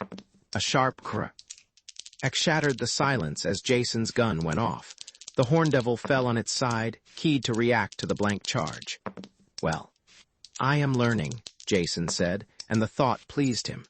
The words "kill" it had been used by Brucko while teaching him to use the gun. Their stimulus had reached an unconscious level. He was aware of wanting to shoot only after he had heard the shot. His respect for Pyrran training techniques went up. Jason spent a thoroughly unpleasant afternoon wandering In the child's garden of horror, death was everywhere, while all the time the disembodied voice gave him stern advice in simple language, so he could do unto, rather than being done in.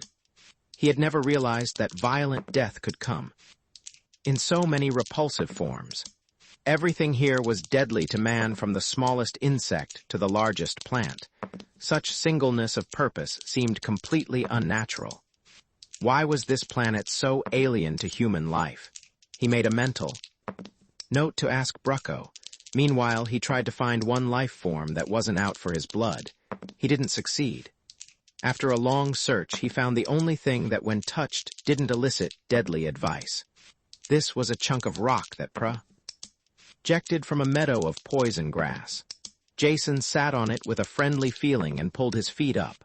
An oasis of peace. Some minutes passed while he rested his gravity-weary body. Rot fungus, do not touch, the voice blasted it twice. Its normal volume, and Jason leaped as if he had been shot. The gun was in his hand, nosing about for a target. Only when he bent over and looked closely at the rock where he had been sitting did he understand. There were flaky gray patches that hadn't been there when he sat down. "Oh, you tricky devils," he shouted at the machine. "How many kids have you frightened off that rock after they thought they had found a little peace?" He resented the snide bit of conditioning, but expected it at the same time.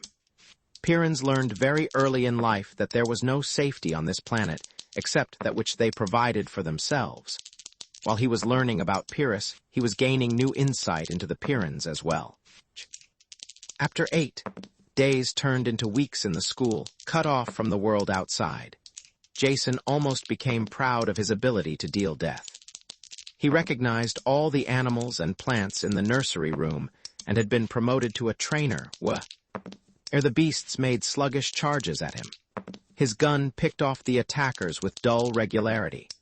The constant, daily classes were beginning to bore him as well. Though the gravity still dragged at him, his muscles were making great efforts to edge. After the daily classes, he no longer collapsed immediately into bed. Only the nightmares got worse.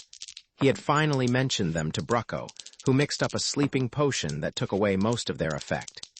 The dreams were still but Jason was only vaguely aware of them upon awakening.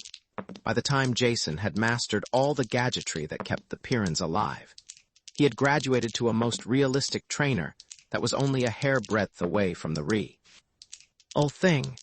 The difference was just in quality. The insect poisons caused swelling and pain instead of instant death. Animals could cause bruises and tear flesh, but stopped short of ripping off limbs. You couldn't get killed in this trainer, but could certainly come very close to it. Jason wandered through this large and rambling jungle with the rest of the 5-year-olds. There was something a bit humorous, yet sad, about their unchildlike grimness. Though they still might laugh in their quarters, they realized there was no laughing outside. To them, survival was linked up with social acceptance and desirability. In this way, Pyrrus was a simple black and white society. To prove your value to yourself and your world, you only had to stay alive. This had great importance in racial survival, but had very stultifying effects on individual personality. Children were turned into like-faced killers, always on the alert to deal out death. Some of the children graduated into the outside world, and others took their places. Jason watched this process for a while before he realized that all of those from the original group he had entered with were gone. That same day, he looked up the chief of the adaptation sent. "Brucko," Jason asked, "how long do you plan to keep me in this kindergarten shooting gallery?" "You're not being kept here," Brucko told him in his usual irritated tone. "You will be here until you qualify for the outside. Which I have a funny feeling will be never. I can now field strip and reassemble every one of your blasted gadgets in the dark. I am a dead shot with this cannon. At this present moment, if I had to, I could write a book on the complete flora and fauna of Pyrrus and how to kill it. Perhaps I don't do as well as my 6-year-old companions, but I have a hunch I do about as good a job now as I ever will." "Is that true?" Brucko squirmed with the effort to be evasive. "Yeah." "Didn't succeed." That is, you know you weren't born here and— Come, Jason said with glee. A straight-faced old Pyrran like you shouldn't try to lie to one of the weaker races that specialize in that sort of thing. It goes without saying that I'll always be sluggish with this gravity, as well as having other inborn handicaps. I admit that. We're not talking about that now. The question is, will I improve with more training, or have I reached a peak of my own development now? Brucko sweated. With the passage of time, there will be improvement, of course. Sly devil. Jason waggled a finger at him. Yes or no now? Will I improve now by more training now? No, Brucko said, Il looked troubled. Jason sized him up like a poker hand. Now let's think about that. I won't improve, yet I'm still stuck here. That's no accident, so you must have been ordered to keep me here. And from what I have seen of this plan, it admittedly very little, I would say that Kerk ordered you to keep me here. Is that right? He was only doing it for your own sake, Brucko explained, trying to keep you alive. The truth is out, Jason said, so let us now.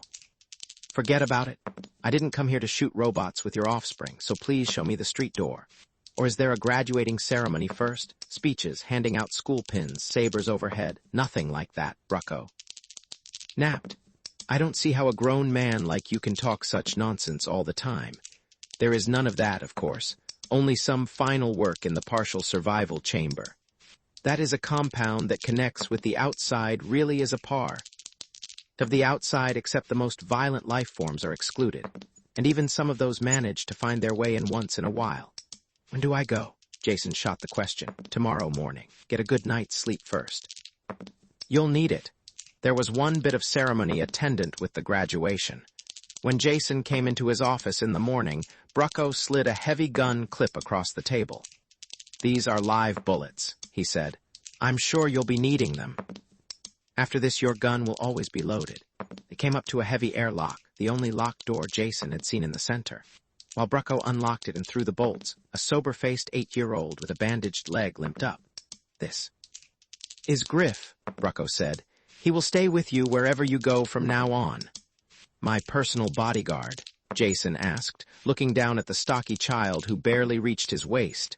You might call him that. Brucko swung the door open. Griff tangled with a sawbird, so he won't be able to do any real work for a while. You yourself admitted that you will never be able to equal appearance, so you should be glad of a little protection. Always a kind word, that's. You, Brucko, Jason said.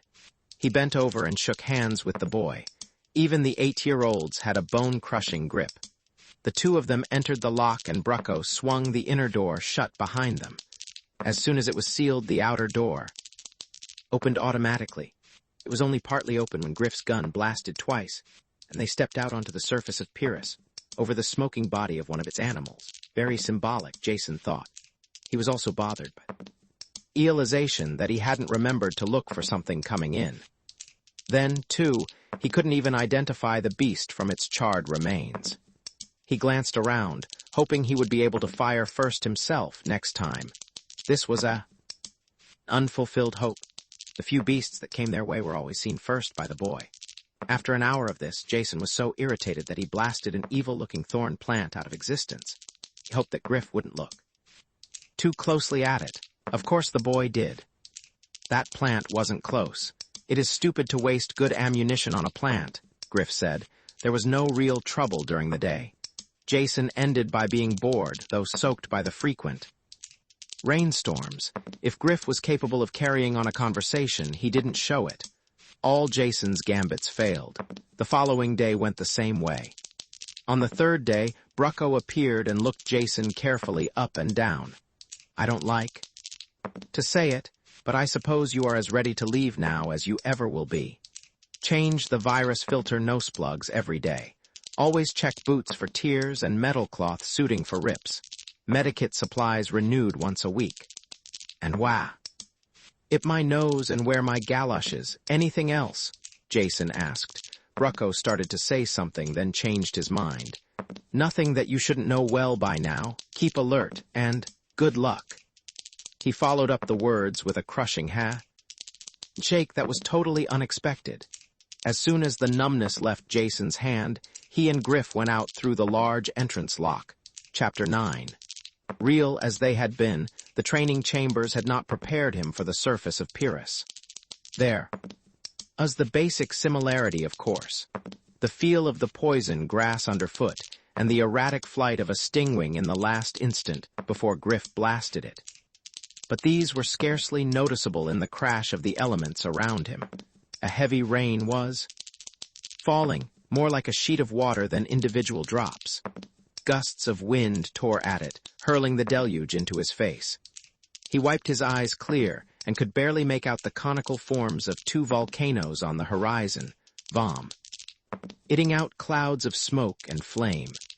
The reflection of this inferno was a sullen redness on the clouds that raced by in banks above them. There was a rattle on his hard hat, and something bounced off to splash to the ground. He bent over and picked up a hailstone as thick as his thumb. A sudden flurry of hail hammered painfully at his back and neck. He straightened hurriedly. As quickly as it started, the storm was over. The sun burned down, melting the hailstones and sending curls of steam up from the wet street. Jason sweated inside his armored clothing. Yet before they had gone a block, it was raining again and he shook with chill. Griff trudged steadily along, indifferent to the weather or the volcanoes that rumbled on the horizon, and shook the ground beneath their feet. Jason tried to ignore his discomfort and match the boy's pace. The walk was a depressing one. The heavy, squat buildings loomed grayly through the rain, more than half of them in ruins. They walked on a pedestrian way in the middle of the street. The occasional armored trucks went by on both sides of them. The mid-street sidewalk puzzled Jason until Griff blasted something that hurtled out of a ruined building towards them. The central location gave them some chance to see what was coming. Suddenly, Jason was very tired. Griff, this city of yours is sure down at the heels. I hope the other ones are in better shape. I don't know what you mean talking about heels, but there are other cities. Some mining camps that can't be located inside the perimeter, but no other cities. This surprised Jason. He had always visualized the planet with more than one city. There were a lot of things he didn't know about Pyrrus, he realized suddenly. All of his efforts since landing had been taken up with the survival studies. There were a number of questions he wanted to ask, but ask them of somebody other than his grouchy 8-year-old bodyguard. There was one person who would be best equipped to tell him what he wanted to know. "Do you know Kerk?" he asked the boy. "Apparently he's your ambassador to a lot of places, but his last name? Sure, everybody knows Kerk, but he's busy. You should see him." Jason shook a finger at him. "Minder of my body you may be, but minder of my soul you are not. What do you say I call the shots and you go along to shoot the monsters?" "Okay." They took shelter from a sudden storm of fist-sized hailstones. Then, with ill grace, Griff led the way to one of the larger, central buildings. There were more people here, and some of them even glanced at Jason for a minute before turning back to their business. Jason dragged himself up 2 flights of stairs before they reached a door marked CO Ordination and Supply. "Kerk in here?" Jason asked. "Sure," the boy told him. "He's in charge?" "Fine, now you get a nice cold drink or your lunch or something, and meet me back here in a couple of hours. I imagine Kerk can do as good a job of looking after me as you can." The boy stood doubtfully for a few seconds, then turned away. Jason wiped off some more sweat and pushed through the door. There were a handful of people in the office beyond. None of them looked up at Jason or asked his business. Everything has a purpose on Pyrrus. If he came there, he must have had a good reason. No one would ever think to ask him what he wanted. Jason, used to the petty officialdom of 1,000 worlds, waited for a few moments before he understood. There was only one other door. He shuffled over and opened it. Kerk looked up from a desk strewed about with papers and edgers. "I was wondering when you would show up," he said. "A lot sooner if you hadn't prevented it," Jason told him as he dropped wearily into a chair. "It finally dawned on me that I could spend the rest of my life in your bloodthirst nursery school if I didn't do something about it. So here I am, ready to return to the civilized worlds now that you've seen enough of Pyrrus." "I am not," Jason said, "and I'm getting very tired of everyone telling me to leave." I, beginning to think that you and the rest of the Pyrrans are trying to hide something. Kerk smiled at the thought. What could we have to hide? I doubt if any planet has as simple and one-directional an existence as ours. If that's true, then you certainly wouldn't mind answering a few direct questions about Pyrrus. Kerk started to protest, then laughed. Well done. I should know better by now than to argue with you. What do you want to know? Jason tried to find a comfortable position on the hard chair, then gave up. What's the population of your planet? He asked. For a second Kerk hesitated, then said, roughly 30,000. That is not very much for a planet that has been settled this long, but the reason for that is obvious. All right, population 30,000, Jason said. Now how about surface control of your planet? I was surprised to find out that this city within its protective wall, the perimeter, is the only one on the planet. Let's not consider the mining camps, since they are obviously just extensions of the city. Would you say, then, that you people control more or less of the planet's surface than you did in the past? Kerk picked up a length of steel pipe from the desk that he used as a paperweight and toyed with it as he thought. The thick steel bent like rubber at his touch as he concentrated on his answer. That's hard to say offhand. There must be records of that sort of thing, though I wouldn't know where to find them. It depends on so many factors. Let's forget that for now then, Jason said. I have another question that's really more relevant. Wouldn't you say that the population of Pyrrus is declining steadily year after year? There was a sharp twang as the steel snapped in Kerk's fingers, the pieces dropping to the floor. He stood over Jason, his hands extended towards the smaller man, his face flushed and angry. Don't ever say that, he roared. Don't let me ever hear you say that again. Jason sat as quietly as he could, talking slowly and picking out each word with care. His life hung in the balance.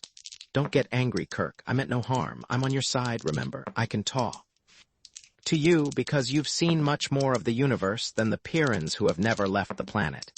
You are used to discussing things. You know that words are just symbols. We can talk, and know you don't have to lose your temper over mere words. Kerk slowly lowered his arms and stepped away. Then he turned and poured himself a glass of water from a bottle on the desk. He kept his back turned to Jason while he drank. Very little of the sweat that Jason wiped from his opping face was caused by the heat in the room.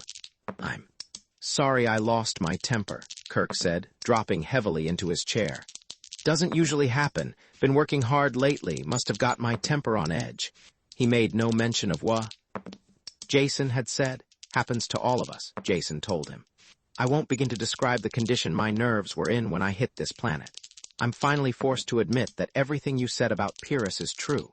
It is the most deadly spot in the system, and only native-born Pyrrans could possibly survive here. I can manage to fumble along a bit after my training, but I know I would never stand a chance on my own. You probably know I have an 8-year-old as a bodyguard. Gives a good idea of my real status here. Anger suppressed, Kerk was back in control of himself now, his eyes narrowed in thought.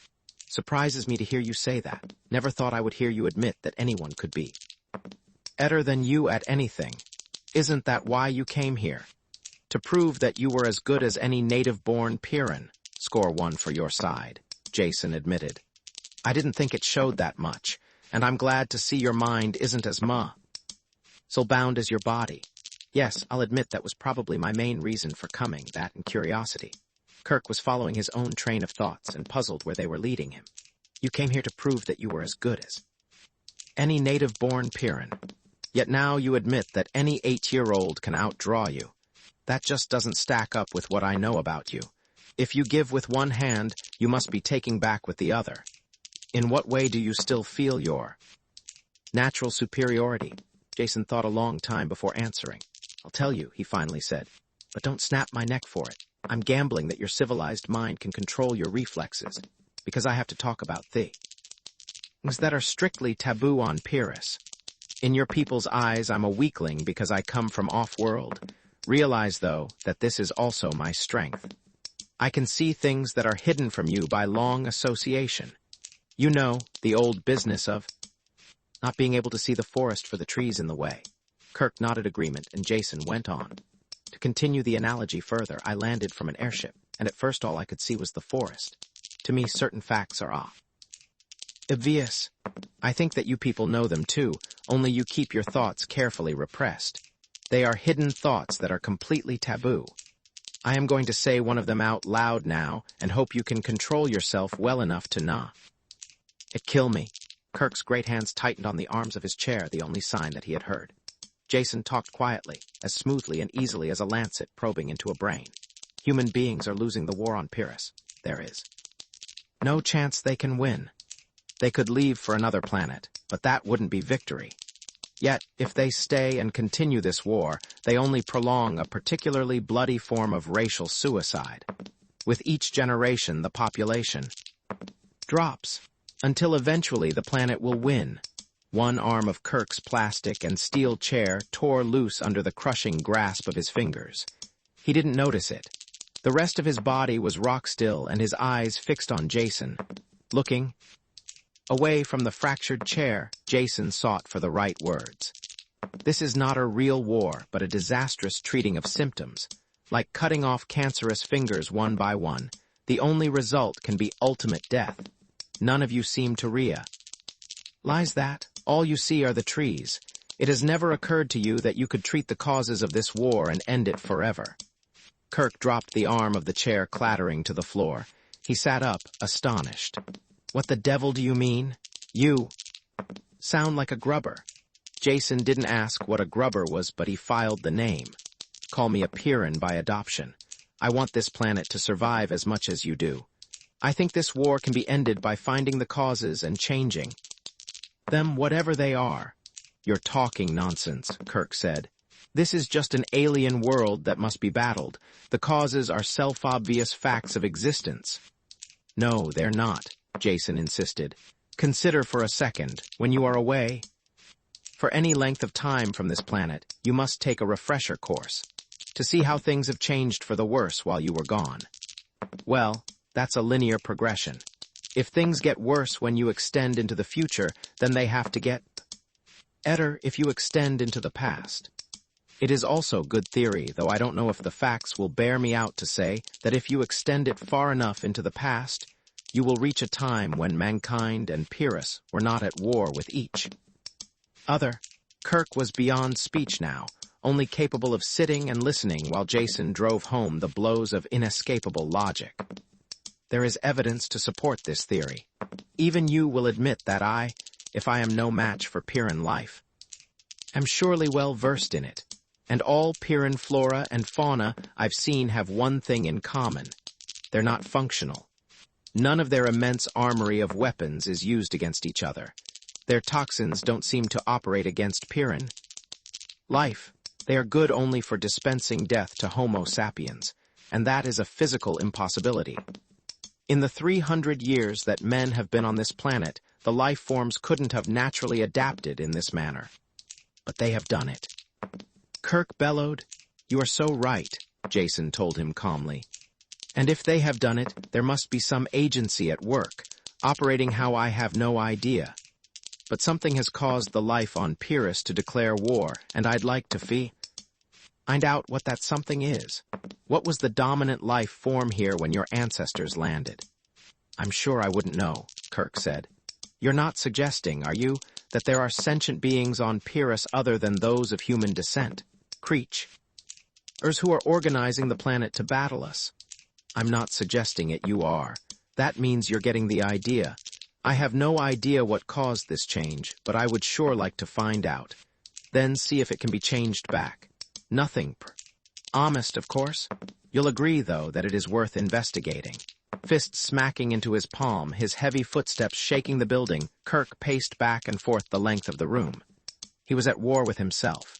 New ideas fought old beliefs. It was so sudden and so hard not to believe. Without asking permission, Jason helped himself to some chilled water from the bottle and sank back into the chair, exhausted. Something whizzed in through the open window, tearing a hole in the protective screen. Kerk blasted it without changing stride, without even knowing he had done it. The decision didn't take long. Geared to swift activity, the big Pyrran found it impossible not to decide quickly. The pacing stopped and a finger stabbed at Jason. I don't say you have convinced me, but I find it impossible to find a ready answer to your arguments. So until I do, we will have to operate as if they are true. Now, what do you plan to do? What? And you do?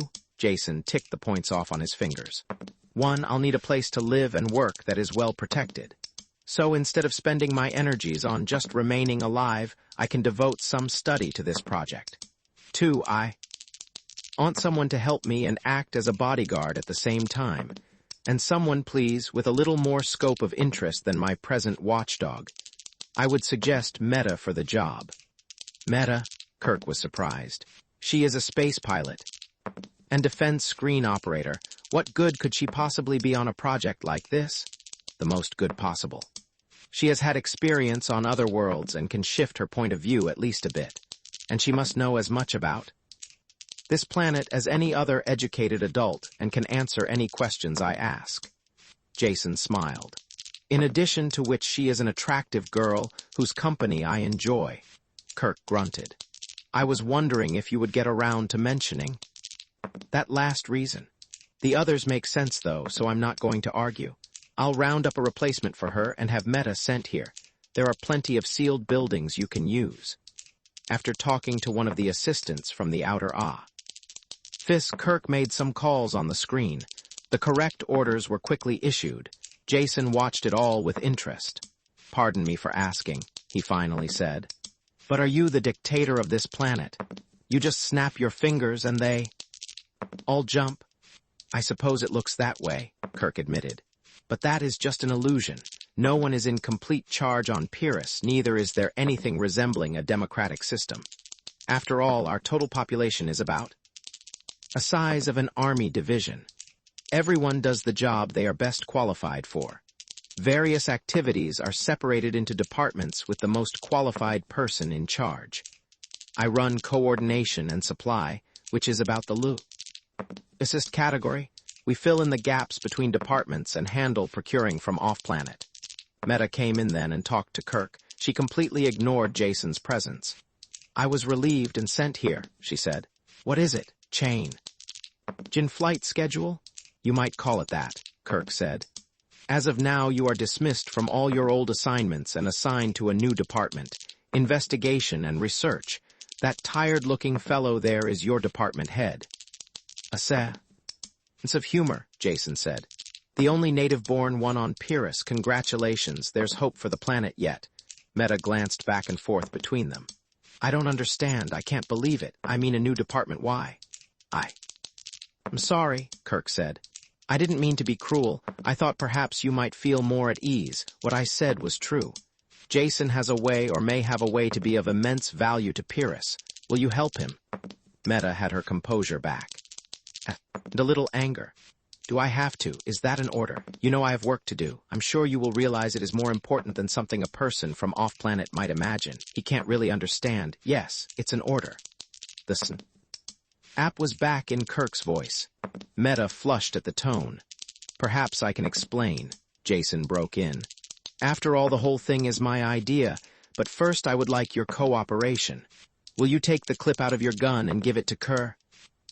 Meta looked frightened, but Kerk nodded in solemn agreement. Just for a few minutes, Meta. I have my gun, so you will be safe here. I think I know what Jason has in mind, and from personal experience, I'm afraid he is right.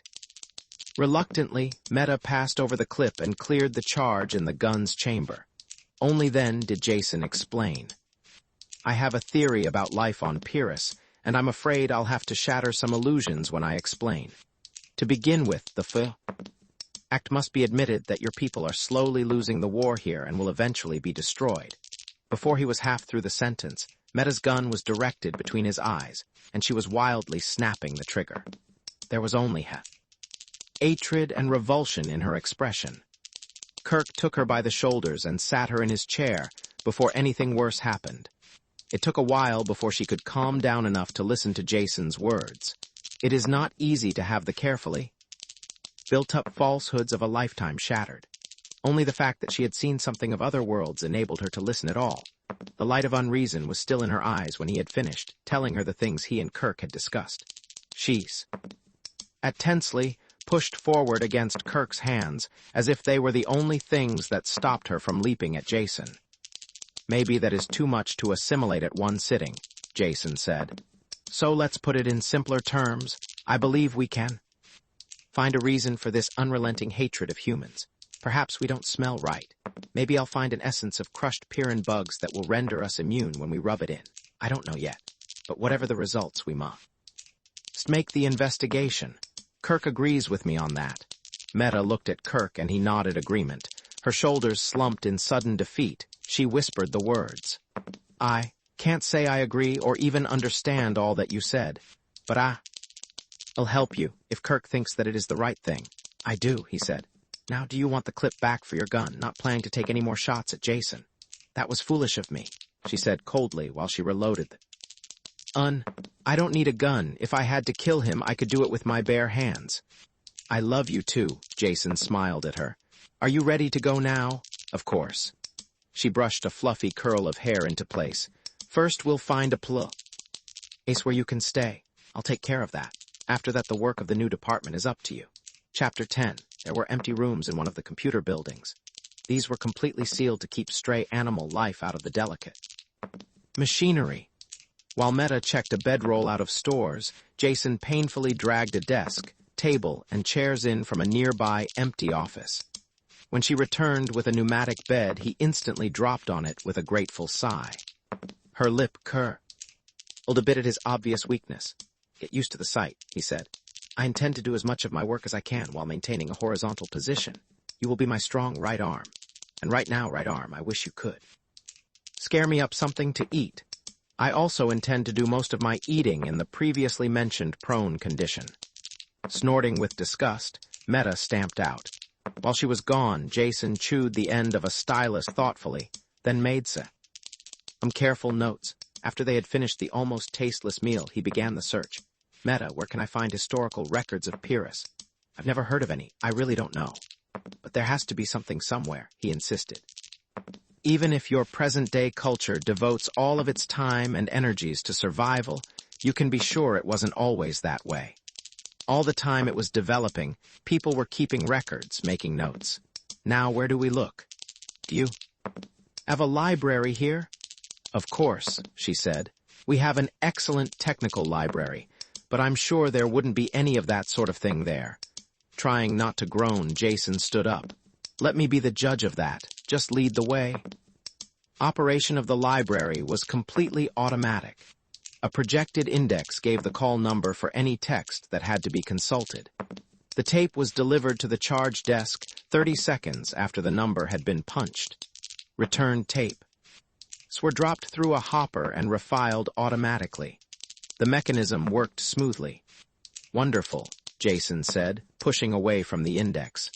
"A tribute to technological ingenuity, only it contains nothing of any value to us, just reams of textbooks. What else should be in a library?" Meta sounded sincerely puzzled. Jason started to explain, then changed his mind. "Later we will go into that," he said. "Much later. Now we have to find a lead. Is it possible that there are any tapes or even printed books that aren't filed through this machine?" "It seems unlikely, but we could ask Polly. He lives here somewhere and is in charge of the library, filing new books and tending the machinery." The single door into the rear of the building was locked, and no amount of pounding could rouse the caretaker. "If he's alive, this should do it," Jason said. He pressed the out-of-order button on the control panel. It had the desired effect. Within 5 minutes the door opened and Polly dragged himself through it. Death usually came swiftly on Pyrrhus. If wounds slowed a man down, the ever-ready forces of destruction quickly finished the job. Polly was the exception to this rule. Whatever had attacked him originally had done an efficient job. Most of the lower part of his face was gone. His left arm was curled and useless. The damage to his body and legs had left him with the bare capability to stumble from one spot to the next, yet he still had one good arm as well as his eyesight. He could work in the library and relieve a fully fit man. How long he had been dragging the useless husk of a body around the building, no one knew. In spite of the pain that With his red-rimmed, moist eyes, he had stayed alive, growing old, older than any other Pyrran as far as Jason had seen. He tottered forward and turned off the alarm that had called him, when Jason started to explain. The old man took no notice. Only after the librarian had rummaged a hearing aid out of his clothes did Jason realize he was deaf as well. Jason explained again what he searched for. Polly nodded and printed his answer on a tablet. There are many. Old books in the storerooms below most of the building was taken up by the robot filing and sorting apparatus. They moved slowly through the banks of machinery, following the crippled librarian to a barred door in the rear. He pointed to it. While Jason and Meta fought to open the aging-crusted bars, he wrote another note on his tablet. Not opened for many years, Rat's, Jason's, and Meta's guns appeared reflexively in their hands as they read the message. Jason finished, opening the door by himself. The two native Pyrrans stood facing the opening gap. It was well they did. Jason could never have handled what came through that door. He didn't even open it for himself. Their sounds at the door must have a track. Did all the vermin in the lower part of the building. Jason had thrown the last bolt and started to pull on the handle when the door was pushed open from the other side. Open the gateway to hell and see what comes out. Meta and Polly stood shoulder to shoulder, firing into the mass of loathsomeness that boiled through the door. Jason jumped to one side and picked off the occasional animal that came his way. The destruction seemed to go on forever. Long minutes passed before the last clawed beast made its death rush. Meta and Polly waited expectantly for more. They were happily excited by this chance to deal destruction. Jason felt a little sick after the silent, ferocious attack. A ferocity that the Pyrrans reflected. A scratch on Meta's face where one of the beasts had caught her. She seemed oblivious to it. Pulling out his medikit, Jason circled the piled bodies. Something stirred in their midst and a crashing shot plowed into it. Then he reached the gur and pushed the analyzer probes against the scratch. The machine clicked, and Meta jumped as the antitoxin needle stabbed down. She realized for the first time what Jason was doing. "Thank you," she said. Polly had a powerful battery lamp and, by unspoken agreement, Jason carried it. Crippled though he was, the old man was still a Pyrran when it came to handling a gun. They slowly made their way down the refuse-laden stairs. What a stench, Jason grimaced, at the foot of the stairs. They looked around. There had been books and records there at one time. They had been systematically chewed, eaten, and destroyed for decades. "I like the care you take with your old books," Jason said disgustedly. "They could have been of no importance," Meta said coolly, "or they would be filed correctly in the library upstairs." Jason wandered gloomily through the rooms. Nothing remained of any value. Fragments and scraps of writing and printing. Never enough in one spot to bother collecting. With the toe of one armored boot, he kicked angrily at a pile of debris, ready to give up the search. There was a glint of rusty metal under the dirt. "Hold this." He gave the light to Meta and began scratching aside the rubble. A flat metal box with a dial lock built into it was revealed.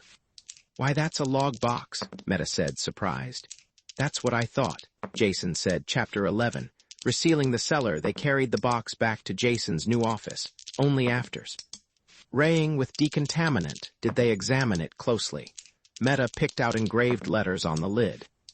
"St. Pollux Victory, that must be the name of the spacer this log came from.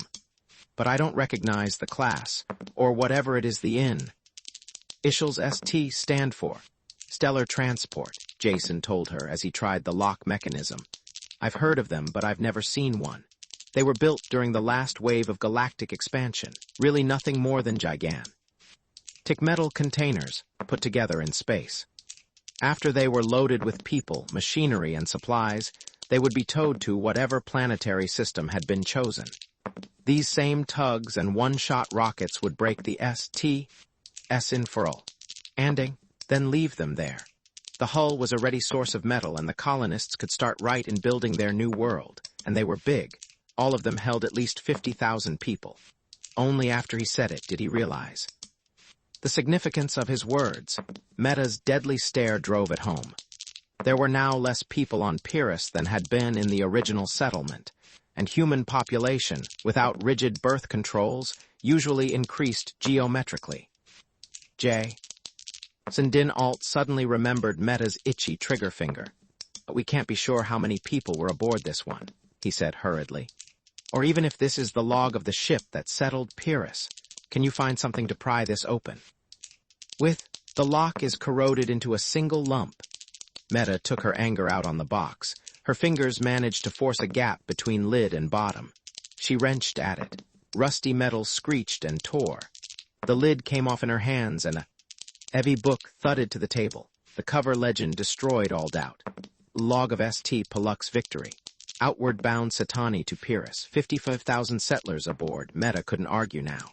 She stood behind Jason with Ty, clenched fists, and read over his shoulder as he turned the brittle, yellowed pages. He quickly skipped through the opening part that covered the sailing preparations and trip out. Only when he had reached the actual landing did he start. Reading slowly, the impact of the ancient words leaped out at him. Here it is, Jason shouted. Proof positive that we're on the right trail. Even you will have to admit that. Read it right here. Second day since the tugs left. We are completely on our own now. The settlers still haven't grown used to this planet, though we have orientation talks every night. As well as the morale agents who I have working 20 hours a day. I suppose I really can't blame. The people, they all lived in the underways of Satani, and I doubt if they saw the sun once a year. This planet has weather with a vengeance, worse than anything I've seen on 100 other planets. Was I wrong during the original planning stay? 'Tis not to insist on settlers from one of the agrarian worlds, people who could handle the outdoors. These citified Satanians are afraid to go out in the rain, but of course they have adapted completely to their native 1 point. I've gravity so the 2G here doesn't bother them much. That was the factor that decided us. Anyway, too late now to do anything about it. Or about the unending cycle of rain, snow, hail, hurricanes, and such. Answer will be to start the mines going, sell the metals, and build completely enclosed cities. The only thing on this forsaken planet that isn't actually against us are the animals. A few large predators at first, but the guards made short work of them. The rest of the wildlife leaves us alone. Glad of that. They have been fighting for existence so long that I have never seen a more deadly-looking collection. Even the little rodents no bigger than a man's hand are armored like tanks. I don't believe a word of it, Meta broke in. That can't be Pyrrus he's writing about. Her words died away as Jason wordlessly pointed to the title on the cover. He continued scanning the pages, flipping them quickly. Sentence caught his eye and he stopped. Jamming his finger against the place, he read aloud. And troubles keep piling up. First Harpala with his theory that the volcanism is so close to the surface that the ground keeps warm and crops grow so well. Even if he is right, what can we do? We must be self-dependent if we intend to survive. And now this other thing. It seems that the forest fire drove a lot of new species our way. Animals, insects, and Eva. Birds have attacked the people. Note for Har, check if possible seasonal migration might explain attacks. There have been 14 deaths from wounds and poisoning. We'll have to enforce the rules for insect lotion at all times. And Isa. O's build some kind of perimeter defense to keep the larger beasts out of the camp. This is a beginning, Jason said. At least now we are aware of the real nature of the battle we're engaged in. It doesn't make Pyrrus any easier to handle, or make the life forms less dangerous, to know that they were once better disposed towards mankind. All this does is point the way. Something took the peaceful life forms, shook them up, and turned this planet into one big death trap. Or mankind. That something is what I want to uncover. Chapter 12.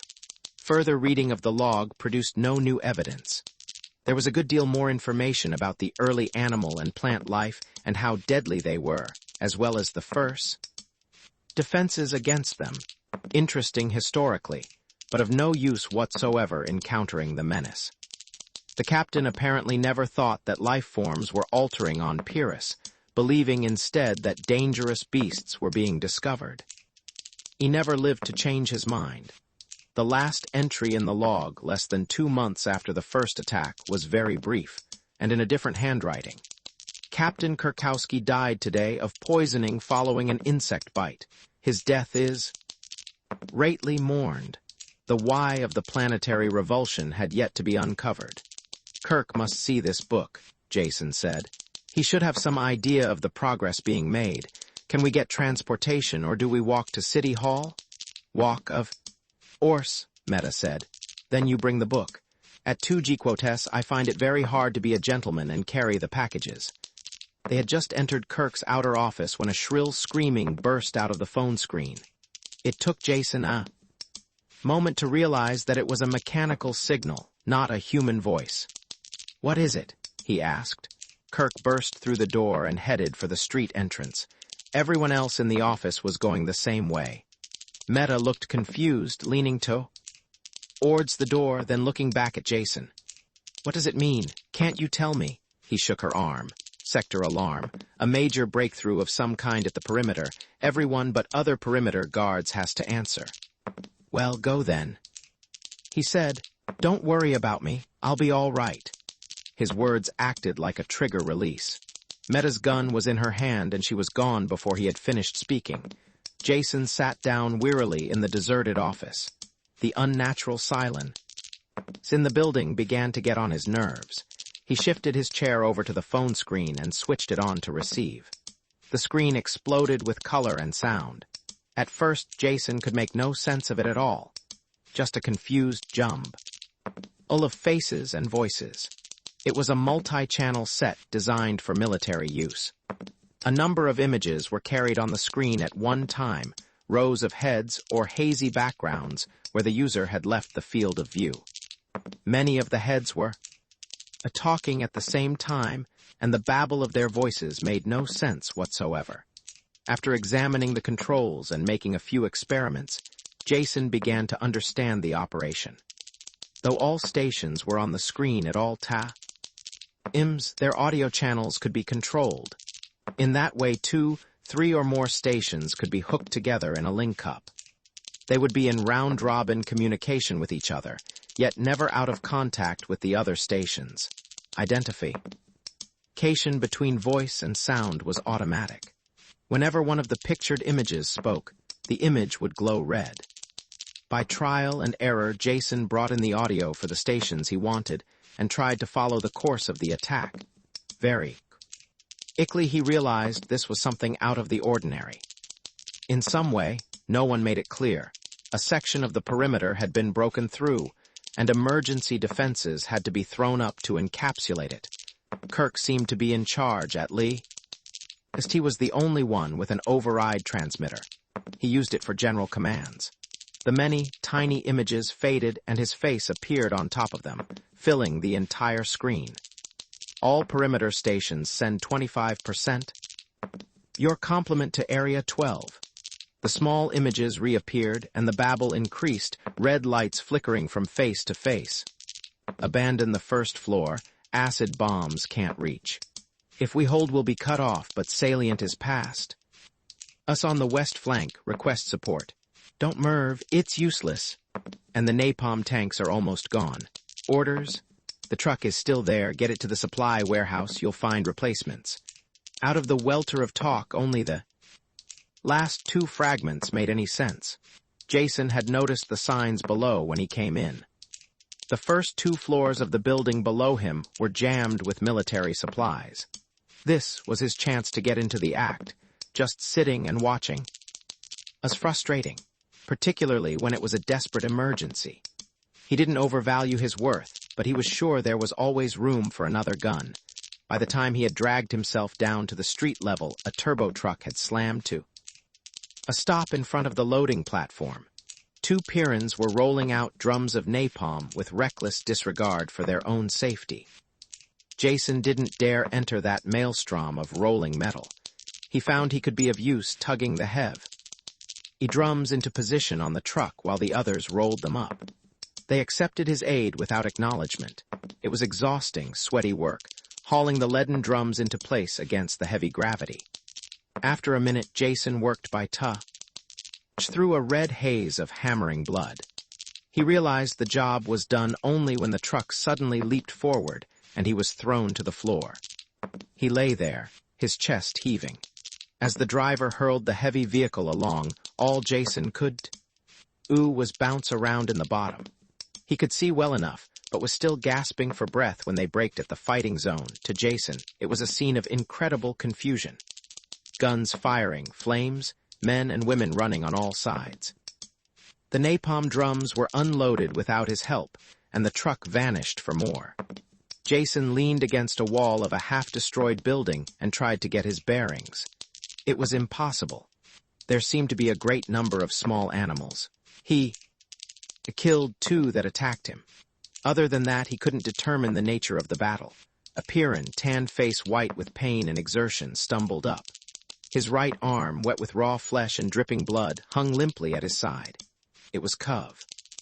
With freshly applied surgical foam. He held his gun in his left hand, a stump of control cable dangling from it. Jason thought the man was looking for medical aid. He couldn't have been more wrong. Clenching the gun in his teeth, the Pyrrhon clutched a barrel of napalm with his good hand and hurled it over on its side. Then, with the gun once more in his hand, he began to roll the drum along the ground with his feet. It was slow, cumbersome work, but he was still in the fight. Jason pushed through the hurrying crowd and bent over the drum. "Let me do it," he said. "You can cover us both with your gun." The man wiped the sweat from his eyes with the back of his arm and blinked at Jason. He seemed to recognize him. When he smiled, it was a grimace of pain, empty of humor. "Do that, I can still shoot. 2 half-men, maybe we equal 1 whole." Jason was laboring too hard to even notice the insult. An explosion had blasted a raw pit in the street ahead. 2 people were at the bottom, digging it even deeper with shovels. The whole thing seemed meaningless. Just as Jason and the wounded man rolled up the drum, the diggers leaped out of the excavation and began shooting. Out into its depths, one of them turned, a young girl, barely in her teens. "Praise perimeter," she breathed. "They found the napalm. One of the new horrors is breaking through towards 13. We just found it." Even as she talked, she swiva. The drum around, kicked the easy-off plug, and began dumping the gelid contents into the hole. When half of it had gurgled down, she kicked the drum itself in. Her companion pulled a flare from his belt, lit it, and threw it after the dry. Back quick, they don't like heat," he said. This was putting it very mildly. The napalm caught, tongues of flame and roiling, greasy smoke climbed up to the sky. Under Jason's feet the earth shifted and moved. Something black and long stood in the heart of the flame, then arched up into the sky over their heads. In the midst of the searing heat, it still moved with alien, jolting motions. It was immense, at least 2 meters thick, and with no indication of its length. The flames didn't stop it at all, just annoyed it. Jason had some idea of the thing's length as the street cracked and buckled for 50 meters on each side of the pit. Great loops of the creature began to emerge from the ground. He fired his gun as did the others. Not that it seemed to have any effect. More and more people were appearing, armed with a variety of weapons. Flamethrowers and grenades seemed to be the most effective. "Clear the area. We're going to saturate it. Fall back." A voice was so loud it jarred Jason's ear. He turned and recognized Kerk, who had arrived with truckloads of equipment. He had a power speaker on his back, the mic hung in front of his lips. His amplified voice brought an instant reaction from the crowd. They began to move. There was still doubt in Jason's mind what to do. Clear the area? But what area? He started towards Kerk before he realized that the rest of the Pyrrhons were going in the opposite direction. Even under 2 gravities they moved. Jason had a naked feeling of being alone on the stage. He was in the center of the street, and the others had vanished. No one remained, except the wounded man Jason had helped. He stumbled towards Jason, waving his good arm. Jason couldn't understand what he said. Kerk was shouting orders again from one of the trucks. They had started to move too. The urgency struck home, and Jason started to run. It was too late. On all sides, the earth was buckling, cracking, as more loops of the underground thing forced its way into the light. Safety lay ahead. Only in front of it rose an arch of dirt-encrusted gray. There are seconds of time that seem to last an eternity. Moment of subjective time that is grabbed and stretched to an infinite distance. This was one of those moments. Jason stood, frozen. Even the smoke in the sky hung unmoving. The high-standing loop of alien life was before him, every detail piercingly clear, thick as a man, ribbed and gray as old bark. Tendrils projected from all parts of it, pallid and twisting lengths that writhed slowly with snake-like life, shaped like a plant, yet with the motions of an animal, and cracking. Splitting. This was the worst. Seams and openings appeared, splintering, gaping mouths that vomited out a horde of pallid animals. Jason heard their shriekings, shrill yet remote. He saw the needle-like teeth that lined their jaws. The paralysis of the unknown held him there. He should have died. Kerk was thundering at him through the power speaker. Others were firing into the attacking creature. Jason knew nothing, and he was shot forward, pushed by a rock-hard shoulder. The wounded man was still there, trying to get Jason clear. Gun clenched in his jaws, he dragged Jason along with his good arm. Towards the creature, the others stopped firing. They saw his plan, and it was a good one. A loop of the thing arched into the air, heaving an opening between its body and the ground. The wounded Pyrrus planted his feet and tightened his muscles. One-handed, with a single thrust, he picked Jason off the ground and sent him hurtling under the living arch. Moving tendrils brushed fire along his face, then he was through, rolling over and over on the ground. The wounded Pyrrus leaped after him. It was too late. There had been a chance for one person to get out. The Pyrrus could have done it easily. Instead, he had pushed Jason first. The thing was aware of movement when Jason brushed its tendrils. It dropped and caught the wounded man under its weight. He vanished from sight as the tendrils wrapped around him and the animals swarmed over. His trigger must have pulled back to full automatic because the gun kept firing a long time after he should have been dead. Jason crawled. Some of the fanged animals ran towards him, but were shot. He knew nothing about this. Then rude hands grabbed him up and pulled him forward. He slammed into the side of a truck, and Kerk's face was in front of his, flushed and angry. One of the giant fists closed on the front of Jason's clothes, and he was lifted off his feet, shaken like a limp bag of rags. He offered no protest and could not have even if Kerk had killed him. When he was thrown to the ground, someone picked him up and slid him into the back of the truck. He did not lose consciousness as the truck bounced away, yet he could not move. In a moment, the fatigue would go away and he would sit up. That was all he was, just a little tired. Even as he thought this, he passed out. Chapter 13. Just like old times, Jason said when Brucko came into the room, and with a tray of food. Without a word, Brucko served Jason and the wounded men in the other beds, then left. Thanks, Jason called after his retreating back. A joke, a twist of a grin like it always was. Sure, but even as he grinned, and his lips shaped a joke, Jason felt them like a veneer on the outside. Something plastered on with a life of its own. Inside, he was numb and immovable. His body was stiff as his eyes still watched that arch of alien flesh descend and smother the one-armed Pyrrus with its million burning fingers. He could feel himself under the arch. After all, hadn't the wounded man taken his place? He finished the meal without realizing that he ate. Ever since that morning when he had recovered consciousness, it had been like this. He knew that he should have died out there in that battle-torn street. His life should have been snuffed out for making the mistake of thinking that he could actually help the battling Pyrrhans, instead of being underfoot and in the way. If it hadn't been for Jason, the man with the wounded arm would have been brought here to the safety of the reorientation buildings. He knew he was lying in the bed that belonged to that man, the man who had given his life for Jason's, the man whose name he didn't even know. There were drugs in the food, and they made him sleep. The medicated pads soaked the pain and rawness out of the burns where the tentacles had seared his face.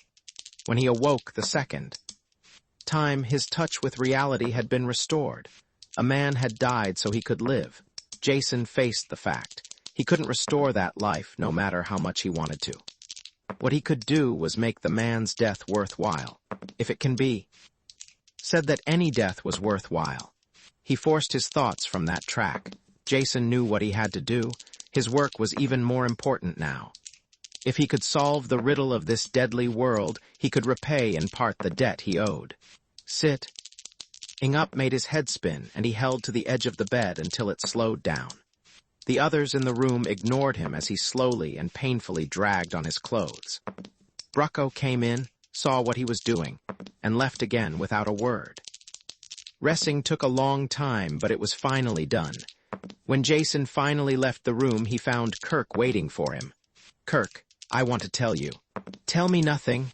The thunder of Kerk's voice bounced back from the ceiling and walls. "I'm telling you. I'll tell you once, and that will be the end of it. You're not wanted on Pyrrus, Jason dinAlt. Neither you nor your precious off-world schemes are wanted here. I let you convince me once with your twisted tongue. Helped you at the expense of more important work. I should have known what the result of your logic would be. Now I've seen. Welf died so you could live. He was twice the man you will ever be." "Welf, was that his name?" Jason asked stumblingly. "I didn't." "No, you didn't even know." Kerk's lips pulled back from his teeth in a grimace of disgust. "You didn't even know his name, yet he died that you might continue your miserable existence." Kerk spat, as if the words gave a vile flavour to his speech, and stamped towards the exit lock. Almost as an afterthought, he turned back to Jason.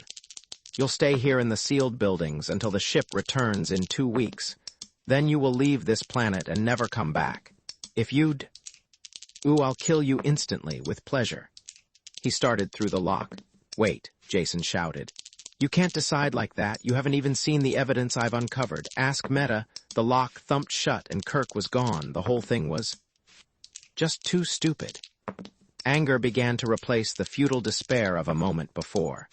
He was being treated like an irresponsible child, the importance of his discovery of the log completely ignored.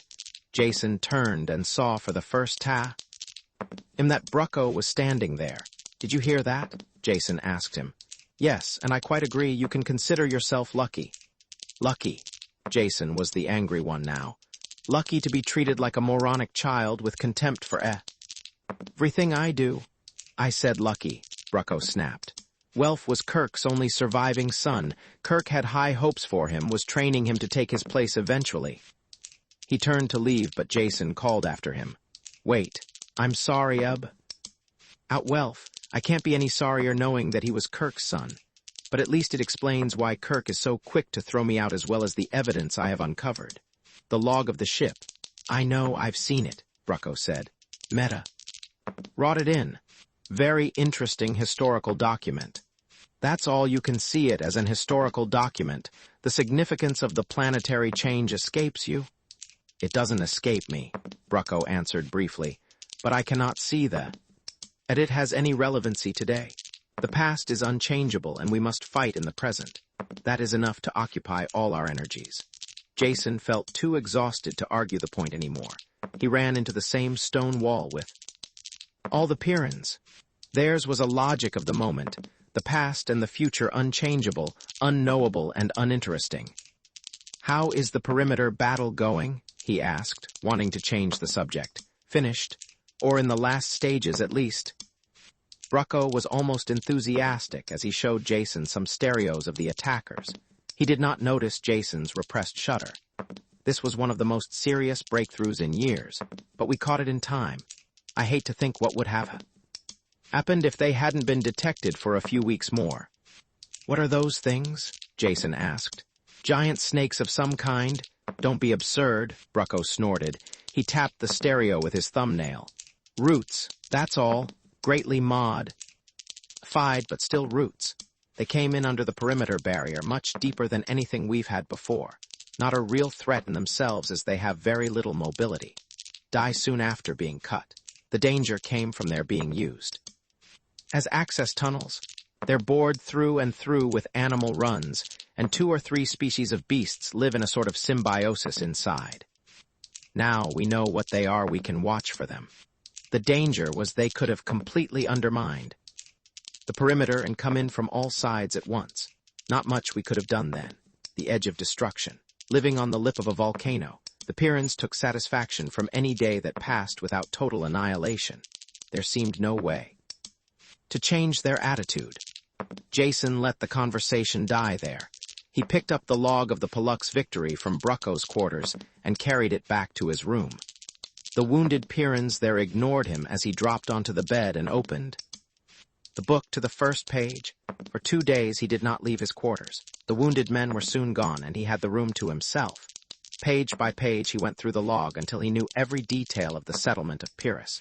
His notes and cross-references piled up.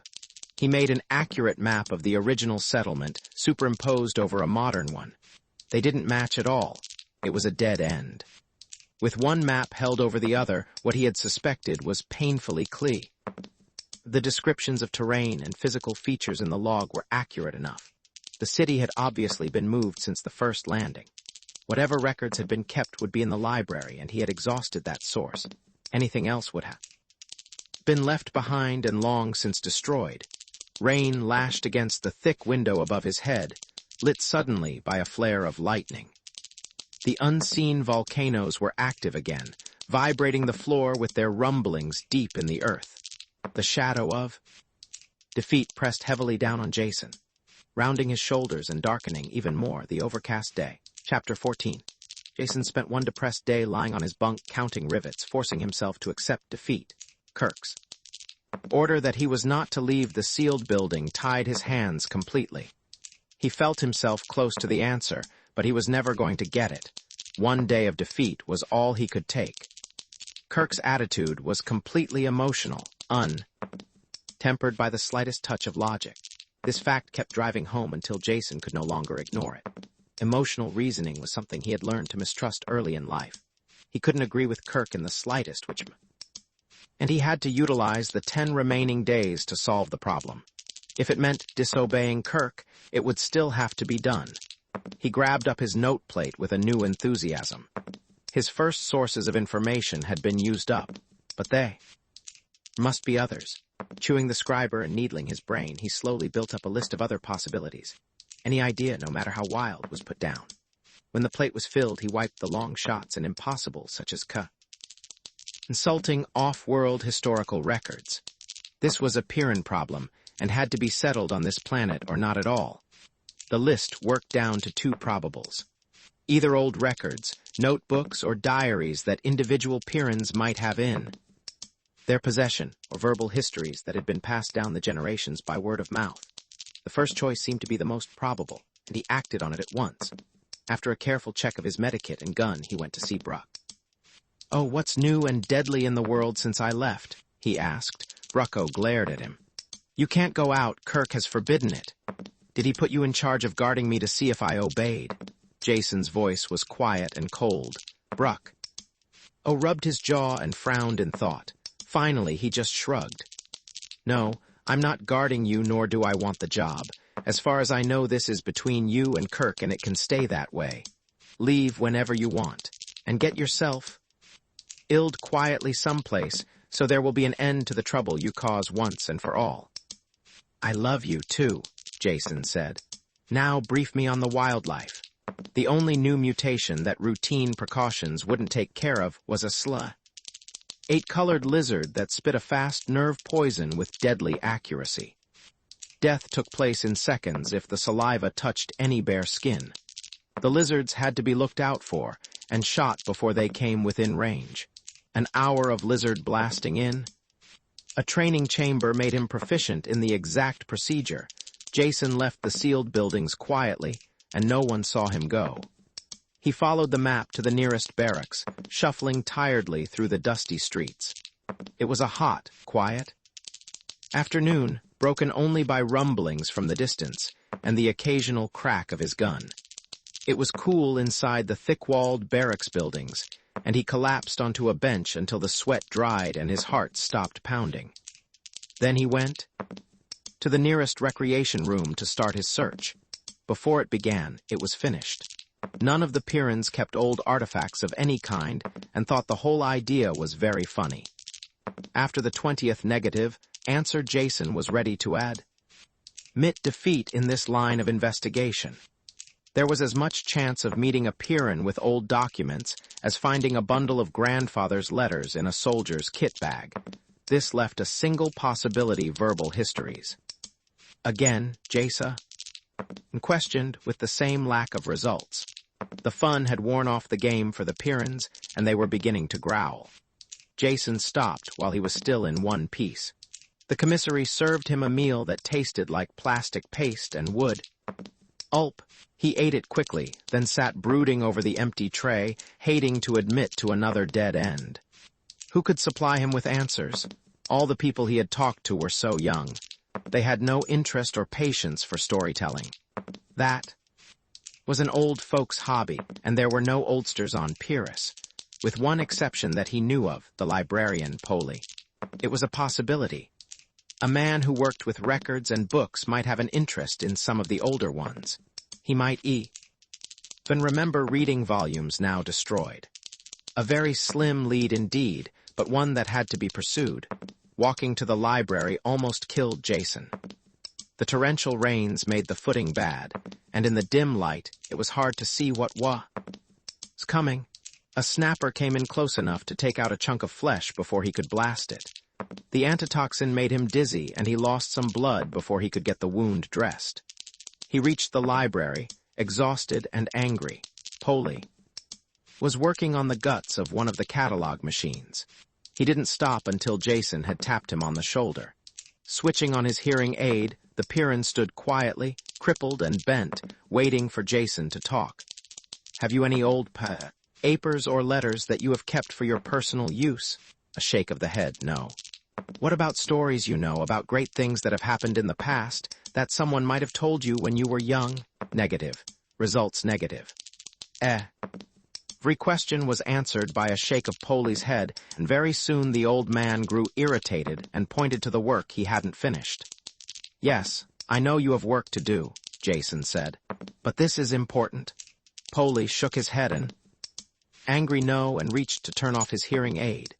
Jason groped for a question that might get a more positive answer. There was something tugging at his mind, a word he had heard and made a note of, to be investigated later. Something that Kerk had said. "That's it." It was right there on the tip of his tongue. "Just a second, Polly, just one more question.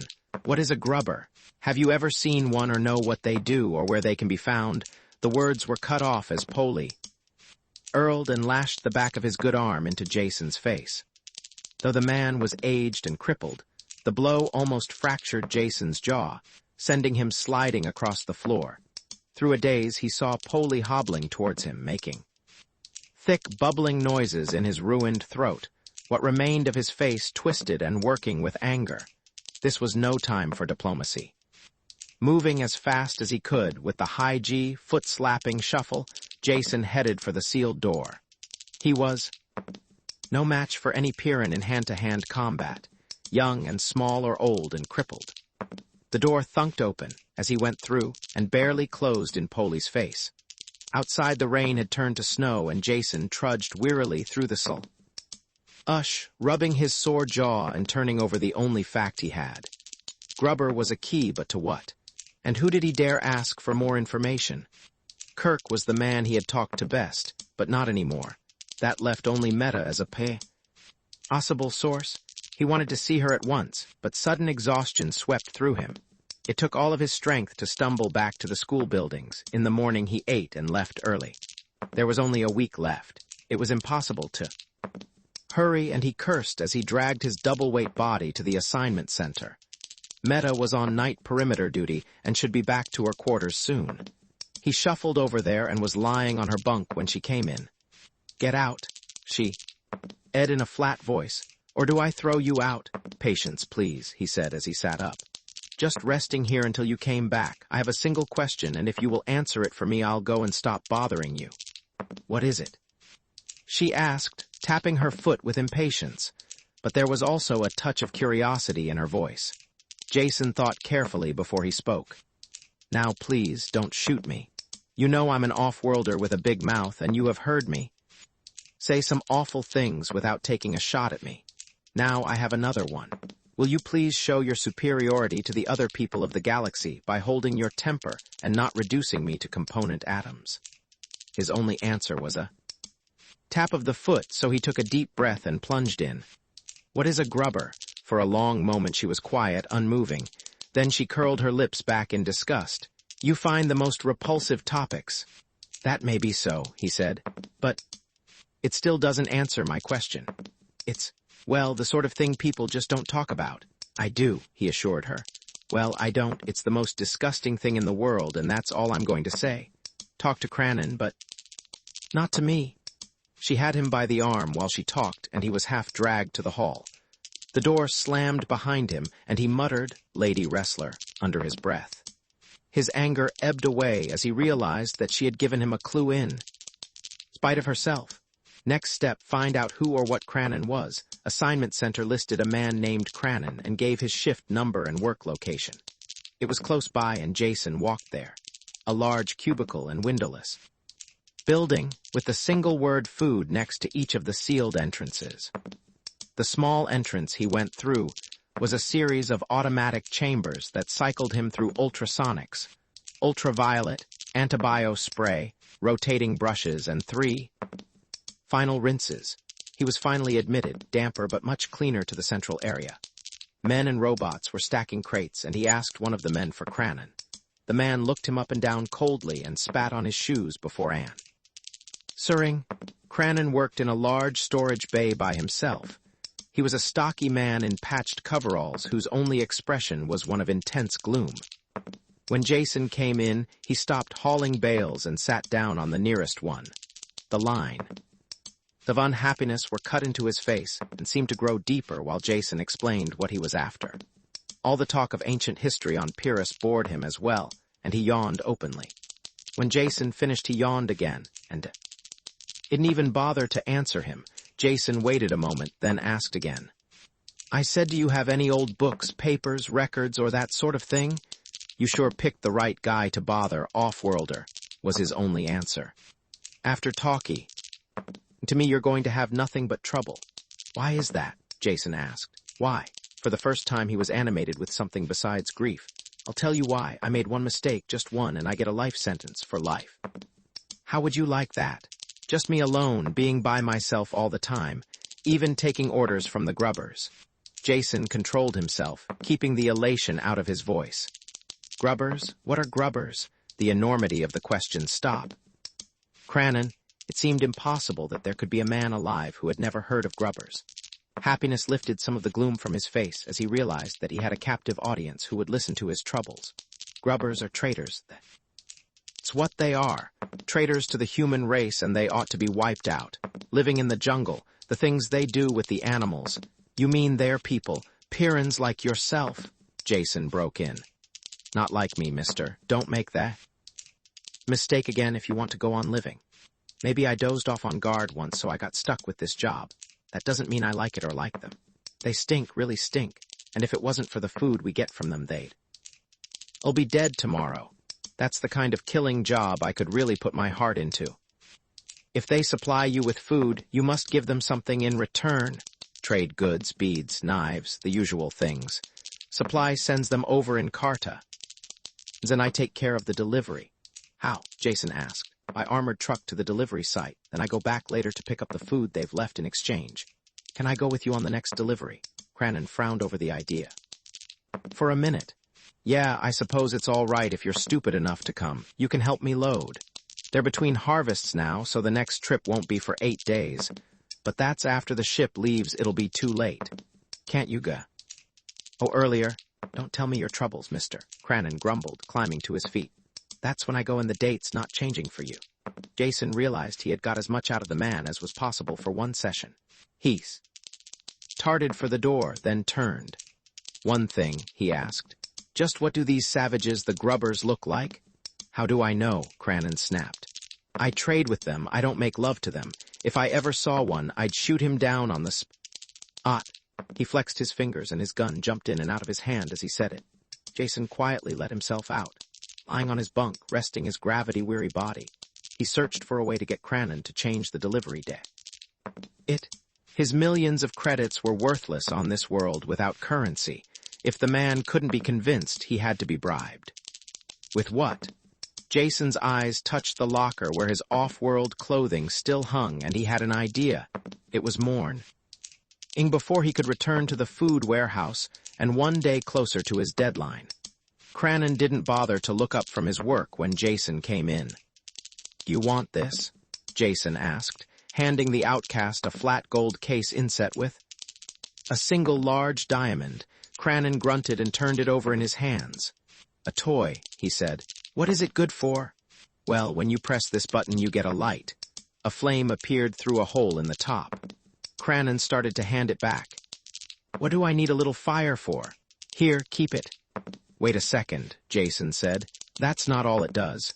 When you press the jewel in the center, one of these comes out." A black pellet the size of his fingernail dropped into his palm. "A grenade made of solid ulranite. Just squeeze it hard and throw. 3 seconds later, it explodes with enough force to blast open this building." This time, Cranon almost smiled as he reached for the case. "Destructive and death deal. Weapons are like candy to a Pyrrhon." While he looked at it, Jason made his offer. "The case and bombs are yours if you move the date of your next delivery up to tomorrow and let me go with you. Be here at 0500. Cranon said, "We leave early." Chapter 15. The truck rumbled up to the perimeter gate and stopped. Cranon waved to the guards through the front window, then closed a metal shield over it. When the gates swung open, the truck really ajar. An armored tank ground slowly forward. There was a second gate beyond the first that did not open until the interior one was closed. Jason looked through the second driver's periscope as the outer gate lifted. Automatic flamethrowers layered through the opening, cutting off only when the truck reached them. A scorched area ringed the gate. Beyond that, the jungle began. Unconsciously, Jason shrank back in his seat. All the plants and animals he had seen only specimens of, eggs, isted here in profusion.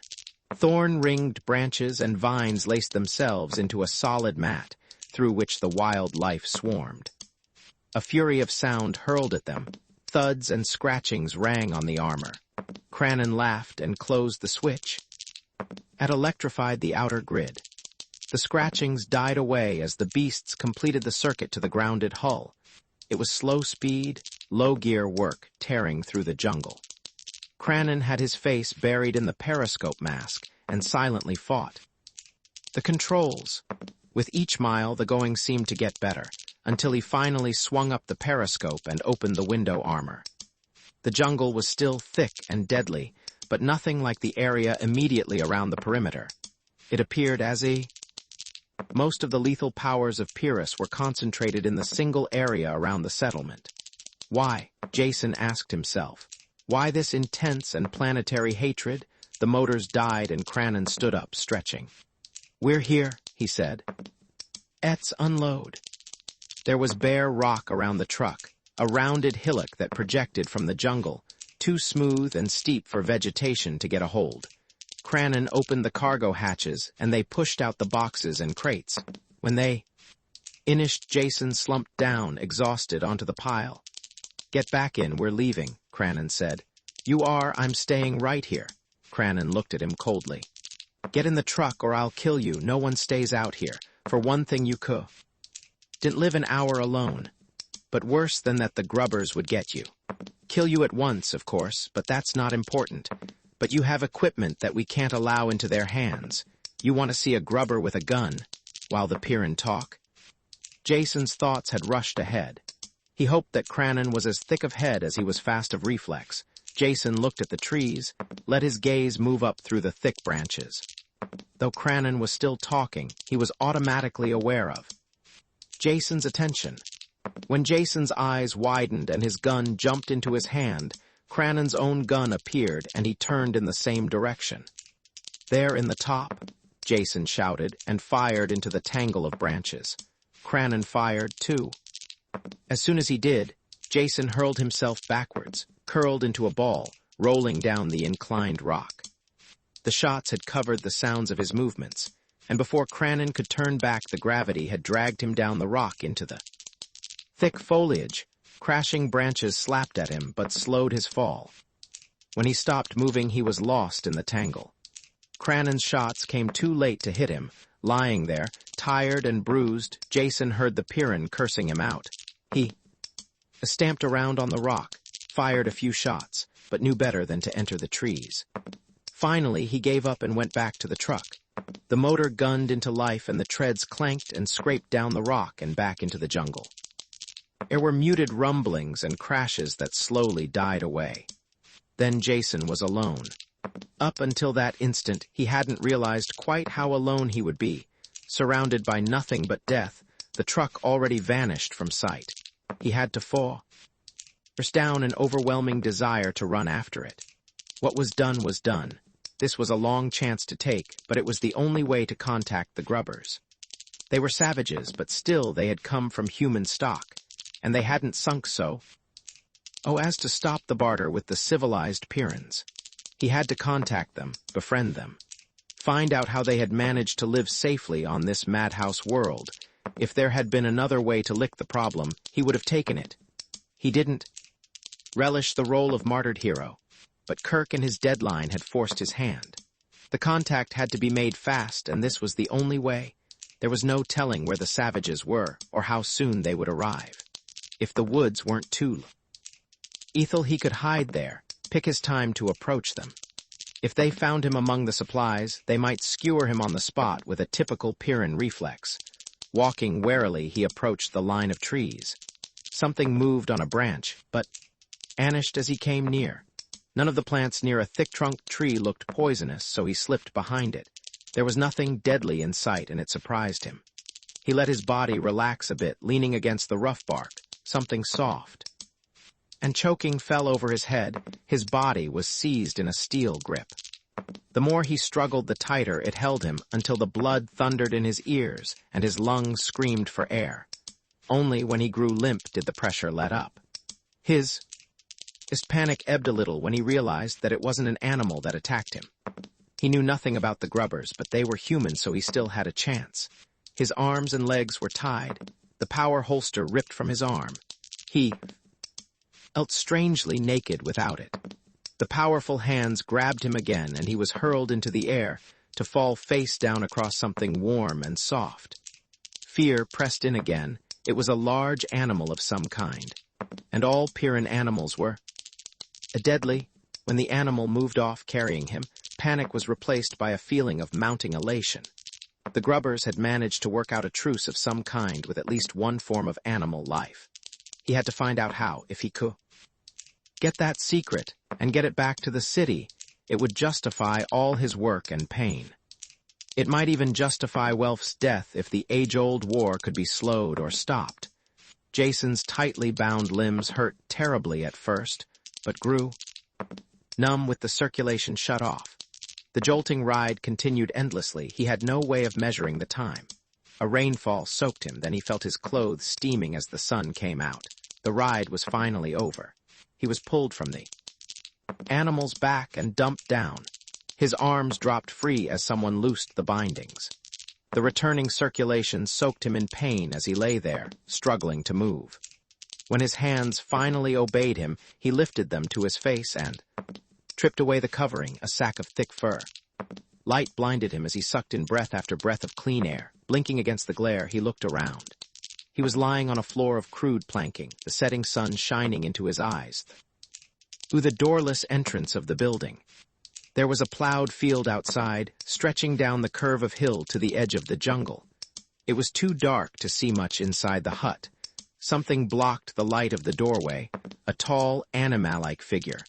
On second look, Jason realized it was a man with long hair and thick beard. He was dressed in furs. Even his legs were wrapped in fur leggings. His eyes were fixed on his captive, while one hand fondled an axe that hung from his waist. "Who are? Ooh, what you want?" the bearded man asked suddenly. Jason picked his words slowly, wondering if this savage shared the same hair-trigger temper as the city dwellers. "My name is Jason. I come in peace. I want to be your friend." "Lies," the man grunted and pulled the axe from his belt. "Junkman tricks. I saw you hide. Wait to kill me. Kill you first." He tested the edge of the blade with a horny thumb, then raised it. "Wait," Jason said desperately. "You don't understand." Axe swung down. "I'm from off-world, and—" A solid thunk shook him as the axe buried itself in the wood next to his head. At the last instant, the man had twitched it aside. He grabbed the front of Jason's clothes and pulled him up until there. "Aces touched, Estru," he shouted. "You're from off-world." His hand opened and Jason dropped back before he could answer. The savage jumped over him towards the dim rear of the hut. "Rez must know of this," he said as he fumbled with some. "Ing on the wall." Lights sprang out. All Jason could do was stare. The hairy, fur-covered savage was operating a communicator. The calloused, dirt-encrusted fingers deftly snapped open the circuits, dialed a number, Chapter 16. It made no sense. Jason tried to reconcile the modern machine with the barbarian and couldn't. Who was he calling? The existence of one communicator meant there was at least another. Was Rez a person or a thing? With a mental effort, he grabbed hold of his thoughts and braked them to a stop. There was something new here, factors he hadn't counted on. He kept reassuring himself there was an explanation for everything once you had your facts straight. Jason closed his eyes, shutting out the glaring rays of the sun where it cut through the treetops, and reconsidered his facts. They separated evenly into two classes, those he had observed for himself, and those he had learned from the city dwellers. This last class of facts he would hold to see if they fitted with what he learned. There was a good chance that most or all of them would prove false. "Get up," the voice jarred into his thoughts. "We're leaving." His legs were still numb and hardly usable. The bearded man snorted in disgust and hauled him to his feet, propping him against the outer wall. Jason clutched the knobby bark of the logs when he was left alone. He looked around, soaking up impressions. It was the first time he had been on a farm since he had run away from home. A different world with a different ecology, but the similarity was apparent enough to him. A new-sown field stretched down the hill in front of the shack, plowed by a good farmer. Even, well-cast furrows they followed the contour of the slope. Another, larger log building was next to this one, probably a barn. There was a snuffling sound behind him, and Jason turned quickly and froze. His hand called for the missing gun, and his finger tightened down on a trigger that wasn't there. It had come out of the jungle and padded up quietly behind him. It had 6 thick legs with clawed feet that dug into the ground. The 2-meter-long body was covered with matted yellow and black fur, all except the skull and shoulders. These were covered with overlapping horny plates. Jason could see all this because the beast was that close. He waited to die. The mouth opened, a frog-like division of the hairless skull, revealing double rows of jagged teeth. "Here, Fido," the bearded man said, coming up behind Jason and snapping his fingers at the same time. The thing bounded forward, brushing past the dazed Jason, and rubbed his head against the man's leg. "Nice doggy," the man said, his fingers scratching under the edge of the carapace where it joined the flesh. The bearded man had brought 2 of the riding animals out of the barn, saddled and bridled. Jason barely noticed the details of smooth skin and long legs as he hung up on one. His feet were quickly lashed to the stirrups. When they started, the skull-headed beast followed them. "Nice doggy," Jason said, and for no reason started to laugh. The bearded man turned and scowled at him until he was quiet. By the time they entered the jungle, it was dark. It was impossible to see under the thick foliage, and they used no lights. The animals seemed to know the way. There were scraping noises and shrill calls from the jungle around them, but it didn't bother Jason too much.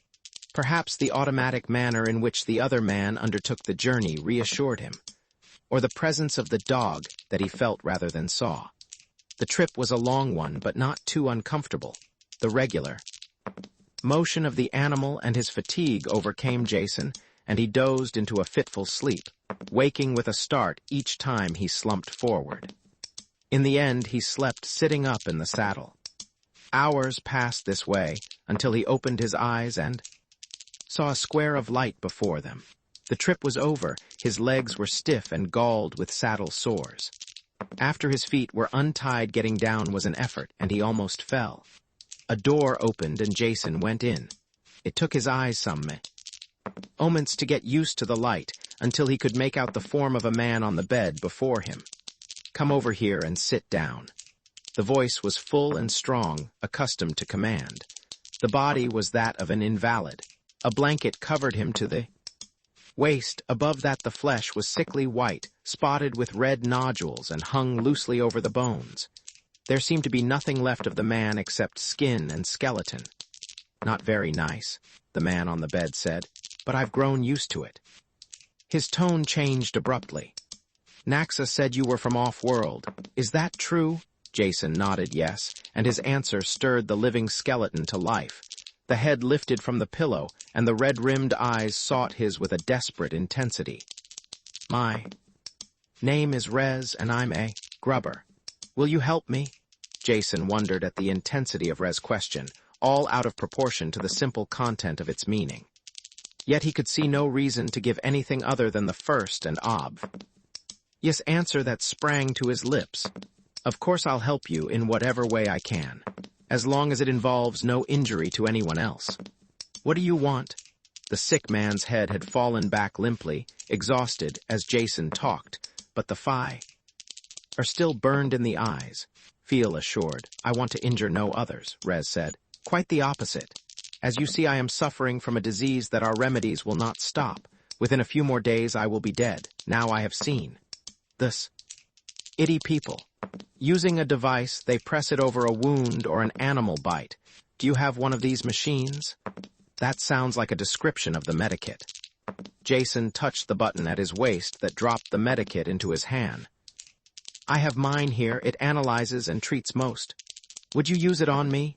Rez broke in, his voice suddenly urgent. "I'm sorry," Jason said. "I should have realized." He stepped forward and pressed the machine over one of the inflamed areas on Rez's chest. The operation light came on, and the thin shaft of the analyzer probe slid down. When it withdrew, the device hummed, then clicked 3 times as 3 separate hypodermic needles lanced into the skin. Then the light went out. "Is that all?" Rez asked. As he watched Jason stow the medikit back in his belt, Jason nodded, then looked up and noticed the wet marks of tears on the sick man's face. Rez became aware at the same time and brushed at them. Grilly. "When a man is sick," he growled, "the body and all its senses become traitor. I don't think I have cried since I was a child, but you must realize it's not myself I'm crying for. It's the untold thousands of my people who have died for lack of that little device you treat so casually. Surely you have medicines, doctors of your own." "Herb doctors and witch doctors," Rez said, consigning them all to oblivion with a chop of his hand. "The few hard-working and honest men are hampered by the fact that the faith healers can usually cure better than their strongest potion." The talking had tired Rez. He stopped suddenly and closed his eyes. On his chest, the inflamed areas were already losing their angry color as the injections took effect. Jason glanced around the room, looking for clues to the mystery of these people. Floor and walls were made of wood lengths fitted together, free of paint or decoration. They looked simple and crude. It fit only for the savages he had expected to meet, or were they crude? The wood had a sweeping, flame-like grain. When he bent close, he saw that wax had been rubbed over the wood to bring out this pattern. Was this the act of savages or artistic men seeking to make the most of simple materials? The final effect was far superior to the drab paint and riveted steel rooms of the city-dwelling Pyrrans. Wasn't it true that both ends of the artistic scale were dominated by simplicity? The untutored aborigine made a simple expression of a clear idea and created beauty. At the other extreme, the sophisticated critic rejected over-elaboration and decoration and sought the truthful clarity of cluttered art. At which end of the scale was he looking now? These men were savages, he had been told that. They dressed in furs and spoke a slurred and broken language, at least Naxa did. Rez admitted he preferred faith healers to doctors. But if all this were true, where did the communicator fit into the picture? Or the glowing ceiling that illuminated the room with a soft light? Rez opened his eyes and stared at Jason, as if seeing him for the first time.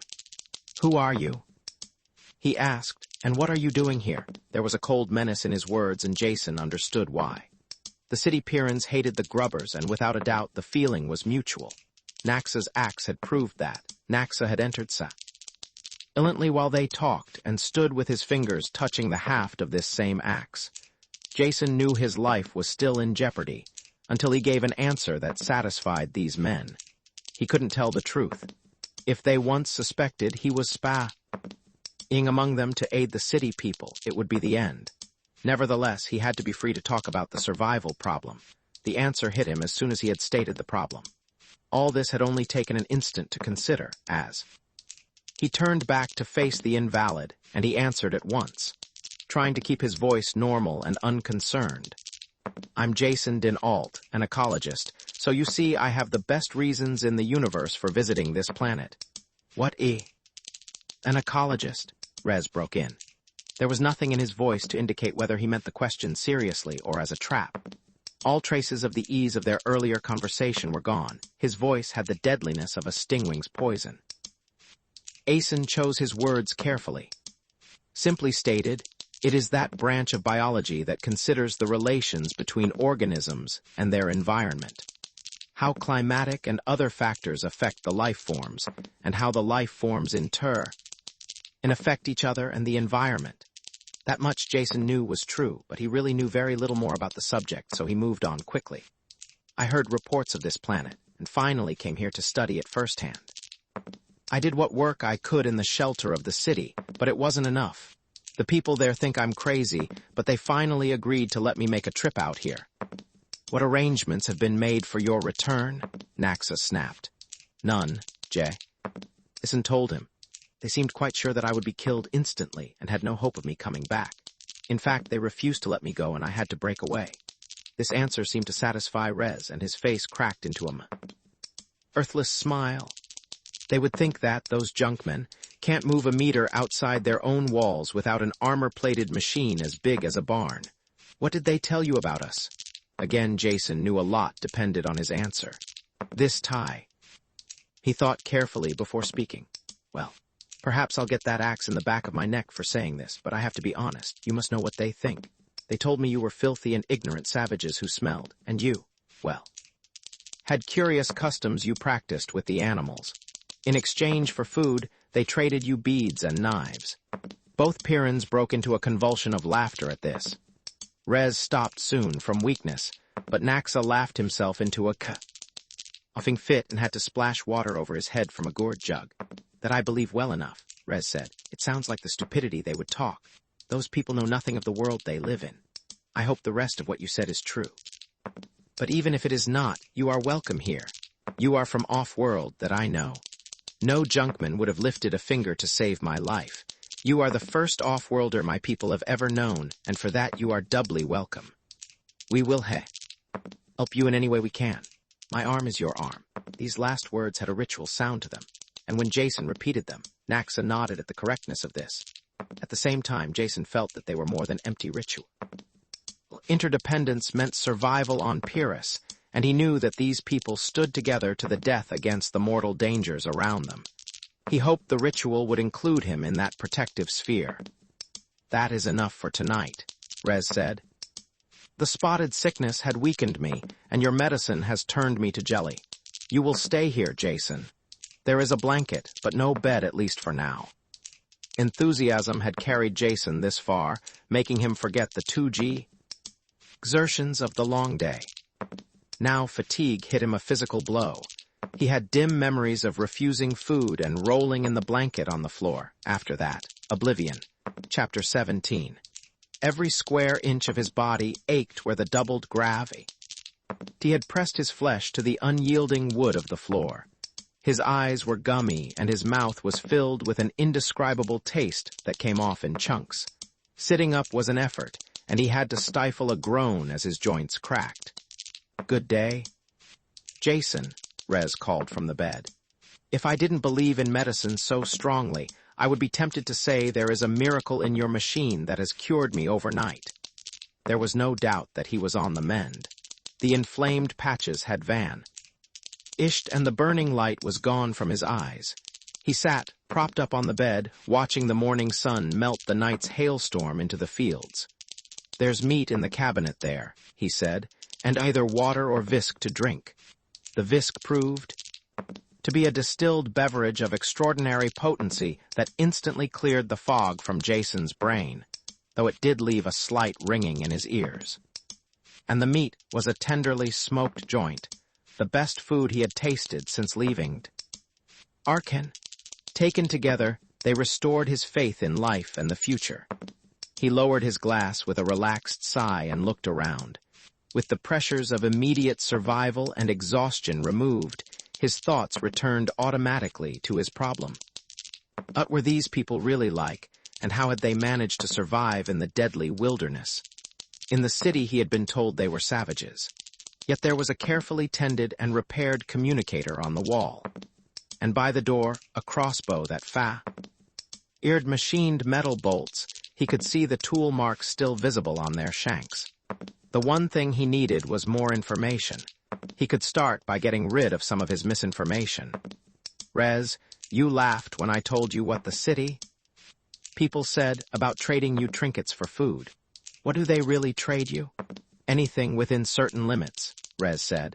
Small manufactured items such as electronic components for our communicators, rustless alloys we can't make in our forges, cutting tools, atomic electric converters that produce power from any radioactive element. Things like that. Within reason, they'll trade anything we ask that isn't on the forbidden list. They need the food badly. And the items on the forbidden list. Weapons, of course, or anything that might be made into a powerful weapon. They know we make gunpowder, so we can't get anything like large castings or seamless tubing we could make into heavy gun. Barrels. We drill our own rifle barrels by hand, though the crossbow is quiet and faster in the jungle. Then they don't like us to know very much, so the only reading matter that gets to us are tech maintenance manuals, empty of basic theory.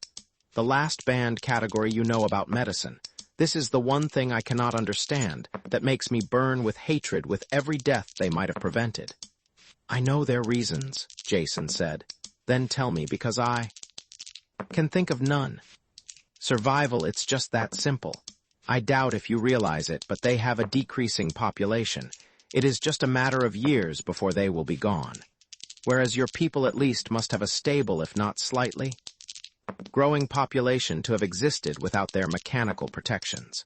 So in the city, they hate you and are jealous of you at the same time. If they gave you medicine and you prospered, you would be winning the battle they have lost. I imagine. They tolerate you as a necessary evil to supply them with food, otherwise they wish you were all dead. It makes sense, Rez growled, slamming his fist against the bed. The kind of twisted logic you expect from junkmen. They use us to feed them, give us the absolute minimum in return, and at the same time cut us off from the knowledge that will get us out of this hand-to-mouth existence. Worse, far worse, they cut us off from the stars and the rest of mankind. The hatred on his face was so strong that Jason unconsciously drew back. You think we are savages here, Jason? We act and look like animals because we have to fight for existence on an animal level. Yet we know about the stars. In that chest over there, sealed in metal, are over 30 books, all we have. Fiction, most of them, with some history and general science thrown in. Enough to keep alive the stories of the settlement here and the rest of the universe outs. We see the ships land in the city, and we know that up there are worlds we can only dream about and never see. Do you wonder that we hate these beasts that call themselves men, and would destroy them in an instant if we could? They are to keep weapons from us, for sure as the sun rises in the morning, we would kill them to a man if we were able, and take over the things they have withheld from us. It was a harsh condemnation, but essentially a truthful one, at least from the point of view of the outsiders. Jason didn't try to explain to the angry man that the city Pyrrans looked on their attitude as being the only possible and logical one. How did this battle between your two groups ever come about? He asked. I don't know, Rez said. I've thought about it many times, but there are no records of that period. We do know that we are all descended from colonists who arrived at the same time. Somewhere at some time the two groups separated. Perhaps it was a war. I've read about them in the books. I have a partial theory, though I can't prove it, that it was the location of the city. Location I don't understand. Well, you know the junkmen, and you've seen where they're He is. They managed to put it right in the middle of the most savage spot on this planet. You know they don't care about any living thing except themselves. Shoot and kill is their only logic. So they wouldn't consider where to build their city. And managed to build it in the stupidest spot imaginable. I'm sure my ancestors saw how foolish this was and tried to tell them so. That would be reason enough for a war, wouldn't it? It might have been if that's really what happened, Jason said. But I think you have the problem turned backwards. It's a war between native Pyrran life and humans, each fighting to destroy the other. The life forms change continually, seeking that final destruction of the invader. Your theory is even wilder than mine, Rez said. That's not true at all. I admit that life isn't too easy on this planet, if what I have read in the books about other planets is true. But it doesn't change. You have to be fast on your feet and keep your eyes open for anything bigger than you, but you can survive. Anyway, it doesn't really matter why. The junkmen always look for trouble, and I'm happy to see that they have enough. Jason didn't try to press the point. The effort of forcing Rez to change his basic attitudes wasn't worth it, even if possible. He hadn't succeeded in convincing anyone in the city of the lethal mutations, even when they could observe all the facts. Rez could still supply information, though. I suppose it's not important who started the battle, Jason said for the other man's benefit, not meaning a word of it. But you'll have to agree that the city people are permanently at war with all the local life. Your people, though, have managed to befriend at least 2 species that I have seen. Do you have any idea how this was done? Naxa will be here in a minute, Rez said, pointing to the door, as soon as he's taken care of the animals. Ask him. He's the best to talker we have. Talker, Jason asked. I had the opposite idea about him. He didn't talk much, and what he did say was, well, a little hard to understand at times, not that kind of talking. Rez broke in impatiently. The talkers look after the animals. They train the dogs and Dorims, and the better ones like Naxa are always trying to work with other beasts. They dress crudely, but they have to. I've heard them say that the animals don't like chemicals, metal, or tanned leather, so they wear untanned furs for the most part. But don't let the dirt fool you, it has nothing to do with his intelligence. Dorims, are those your carrying beasts the kind we rode coming here? Rez nodded. Dorims are more than pack animals, they're really a little bit of everything. The large males pull the plows and other machines, while the younger animals are used for meat. If you want to know more, ask Naxa. You'll find him in the barn. I'd like to do Jason said, standing up. Only I feel undressed without my gun. Take it by all means, it's in that chest by the door. Only watch out what you shoot around here.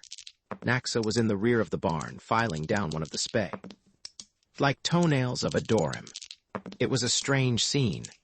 The fur-dressed man with the great beast and the contrast of a beryllium copper file and electroluminescent plates lighting the work. The Dorim opened its nostrils and pulled away when Jason entered. Naxa patted its neck and talked softly until it quieted and stood still, shivering slightly. Something stirred in Jason's mind with the feeling of a long, unused muscle being stressed, a hauntingly familiar sensation. Good morning, Jason said. Naxa grunted something and went back to his filing. Watching him for a few minutes, Jason tried to analyze this new feeling. It itched and slipped aside when he reached for it, escaping him. Whatever it was, it had started when Naxa had talked to the Dorim. "Did you call one of the dogs in here, Naxa? I'd like to see one closer up." Without raising his head from his work, Naxa gave a low whistle. Jason was sure it couldn't have been heard outside of the barn. Yet within a minute, one of the Pyrran dogs slipped quietly in. The talker rubbed the beast's head, mumbling to it, while the animal looked intently into his eyes. The dog became restless when Naxa turned back to work on the Dorim. It prowled around the barn, sniffing, then moved quickly towards the open door. Jason called it back, at least he meant to call it. At the last moment, he said nothing aloud. On sudden impulse, he kept his mouth closed, only he called. The dog with his mind, thinking the words come here, directing the impulse at the animal with all the force and direction he had ever used to manipulate dice. As he did it, he realized it had been a long time since he had even considered using his psi powers. The dog stopped and turned back towards him. It hesitated, looking at Naxa, then walked over to Jason. Seen this closely, the beast was a nightmare hound. The hairless protective plates, tiny red-rimmed eyes, and countless, saliva-dripping teeth did little to inspire confidence. Yet Jason felt no fear. There was a rapport between man and animal that was understood. Without conscious thought, he reached out and scratched the dog along the back, where he Ooh, it itched. Didn't know you're a talker, Naxa said. As he watched them, there was friendship in his voice for the first time. I didn't know either until just now, Jason said. He looked into the eyes of the animal before him, scratched the edged and ugly back, and began to understand. The talkers must have well-developed psi facilities. That was obvious now. There is no barrier of race or alien form when two creatures share each other's emotions. Empathy first, so there would be no hatred or fear after that direct communication. The talkers might have been the ones who first broke through the barrier of hatred on Pyrrus and learned to live with the native life. Others could have followed their example. This might explain how the community of grubbers had been formed. Now that he was concentrating on it, Jason was aware of the soft flow of thoughts around him. The consciousness of the Dorim was matched by other like patterns from the rear of the barn. He knew without going outside that more of the big beasts were in the field back there. This is all new to me, Jason said. Have you ever thought about it, Naxa? What does it feel like to be a talker? I mean, do you know why it is you can get the animal to obey you while other people have no luck at all? Thinking of this sort troubled Naxa. He ran his fingers through his thick hair and scowled as he answered. Never thought about it. Just do it. Just get Tino the beast real good, You can guess what they're going Tito. That's all. It was obvious that Naxa had never thought about the origin of his ability to control the animals, and if he hadn't, probably no one else had. They had no reason to. They simply accepted the powers of talkers as one of the facts of life. Ideas slipped towards each other in his mind, like the pieces of a puzzle joining together. He had told Kerk that the native life of Pyrrus had joined in battle against mankind. He didn't know why. Well, he still didn't know why, but he was getting an idea of the how. About how far are we from the city? Jason asked. Do you have an idea how long it would take us to get there by Dorim? Half a day there, half back. Why, you want to go? I don't want to get into the city, not yet. But I would like to get close to it, Jason told him.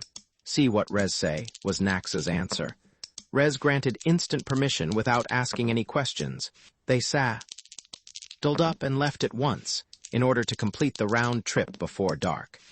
They had been traveling less than an hour before Jason knew they were going in the direction of the city. With each minute the feeling grew stronger. Naxa was aware of it. Too, stirring in the saddle with unvoiced feelings. They had to keep touching and reassuring their mounts, which were growing skittish and restless.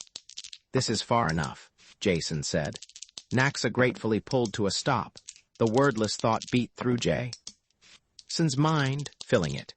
He could feel it on all sides, only much stronger ahead of them in the direction of the unseen city. Naxa and the Dorims reacted in the same way, restlessly uncomfortable, not knowing the cause. One thing was obvious now. The Pyrran animals were sensitive to psi radiation, probably the plants and lower life forms as well. Perhaps they communicated by it, since they obeyed the men who had a strong control of it. And in this area was a wash of psi ideation such as he had never experienced before. Though his personal talents specialized in psychokinesis, the mental control of inanimate matter, he was still sensitive to most mental phenomena. Watching a sports event, he had many times felt the unanimous accord of many minds expressing the same thought. What he felt now was like that, only terribly different. A crowd exulted at some success on the field or groaned at a failure. The feeling fluxed and changed. As the game progressed, here the wash of thought was unending, strong and frightening. It didn't translate into words very well. It was part hatred, part fear and all destruction. Kill the enemy was as close as Jason could express it. But it was more than that. An unending river of mental outrage and death. "Let's go back now," he said, suddenly battered and sickened by the feelings he had let wash through him. As they started the return trip, he began to understand men. Things.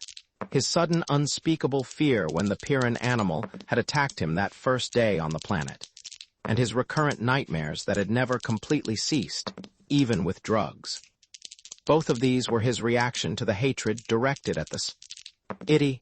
Though for some reason he hadn't felt it directly up to now, enough had reached through to him to get a strong emotional reaction. Rez was asleep when they got back, and Jason couldn't talk to him until morning, in spite of his fatigue. From the trip, he stayed awake late into the night, going over in his mind the discoveries of the day. Could he tell Rez what he had found out? Not very well. If he did that, he would have to explain the importance of his discovery, and what he meant to use it for. Nothing that aided the city dwellers would appeal to Rez in the slightest. Best to say nothing until the entire affair was over. Chapter 18. After breakfast, he told Rez that he wanted to return to the city. "You have seen enough of our barbarian world and wish to go back to your friends. To help them wipe us out, perhaps?" Rez said it lightly, but there was a touch of cold malice behind his words. "I hope you don't really think that." Aeson told him. "You must realize that the opposite is true. I would like to see this civil war ended and your people getting all the benefits of science and medicine that have been withheld. I'll do everything I can to bring that about. They will never change," Rez said gloomily, "so don't waste your time. But there is one thing you must do for your protection and ours. Don't admit or even hint that you've talked to any grubbers." "Why not?" "Why not? Suffering death, are you?" "That simple. They will do anything to see that we don't rise too high and would much prefer to see us all dead. You think they would hesitate to kill you if they as much as suspected you had contacted us? They realize even if you don't that you can single-handedly alter the entire pattern of power on this planet. The ordinary junkman may think of us as being only one step above the animals, but the leaders don't. They know what we need and what we want. They could probably guess just what it is I am going to ask you. Help us, Jason dinAlt. Get back among those human pigs and lie. Say you never talked to us, that you hid in the forest and we attacked you and you had to shoot to save yourself. We'll supply some recent corpses to make that part of your story sound good. Make them believe you, and even after you think you have them convinced, keep on acting the part because they will be watching you. Then tell them you have finished your work and are ready to leave. Get safely off Pyrrus to another planet, and I promise you anything in the universe. Whatever you want you shall have. Power, money, anything.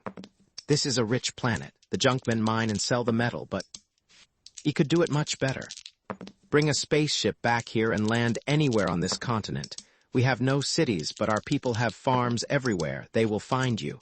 We will then have commerce, trade on our own. This is what we all want, and we will work hard for it, and you will have done it. Whatever you want we will give. That is a promise, and we do not break our promises." The intensity and magnitude of what he described rocked Jason. He knew that Rez spoke the truth, and the entire resources of the planet would be his if he did as asked. For 1 second he was tempted, savoring the thought of what it would be like. Then came realization that it would be a half answer, and a poor one at that. If these people had the strength they wanted, their first act would be the attempted destruction of the city men. The result would be bloody civil war that would probably destroy them both. Rez's answer was a good one, but only half an answer. Jason had to find a better solution. One that would stop all the fighting on this planet and allow the two groups of humans to live in peace. "I will do nothing to injure your people, Rez, and everything in my power to aid them," Jason said. This half-answer satisfied Rez, who could see only one interpretation of it. He spent the rest of the morning on the communicator, arranging for the food supplies that were being brought to the trading site. "The supplies are ready, and we have sent the signal," he said. "The truck will be there tomorrow, and you will be waiting for it. Everything is arranged as I told you. You'll leave now with Naxa. You must reach the meeting spot before the trucks." Chapter 19. Truck's almost here. You know what to do? Naxa asked. Jason nodded and looked again at the dead man. Some beast had torn his arm off and he had bled to death. The severed arm had been tied into the shirt sleeve, so from a distance it looked normal, seen closer. This limp arm, plus the white skin and shocked expression on the face, gave Jason an unhappy sensation. He liked to see his corpses safely buried. However, he could understand its importance today. Here, there. Wait until his back's turned. Naxa whispered. The armored truck had 3 powered trailers in tow this time. The train ground up the rock slope and whined to a stop. Cranon climbed out of the cab and looked carefully around before opening up the trailers. He had a lift. Robot along to help him with the loading. Now, Naxa hissed. Jason burst into the clearing, running, shouting Cranon's name. There was a crackling behind him as 2 of the hidden men hurled the corpse through the foliage after him. He turned and fired without stopping, setting the thing afire in midair. There was the crack of another gun as Cranon fired. His shot jarred the twice-dead corpse before it hit the ground. Then he was lying prone, firing into the trees behind the running.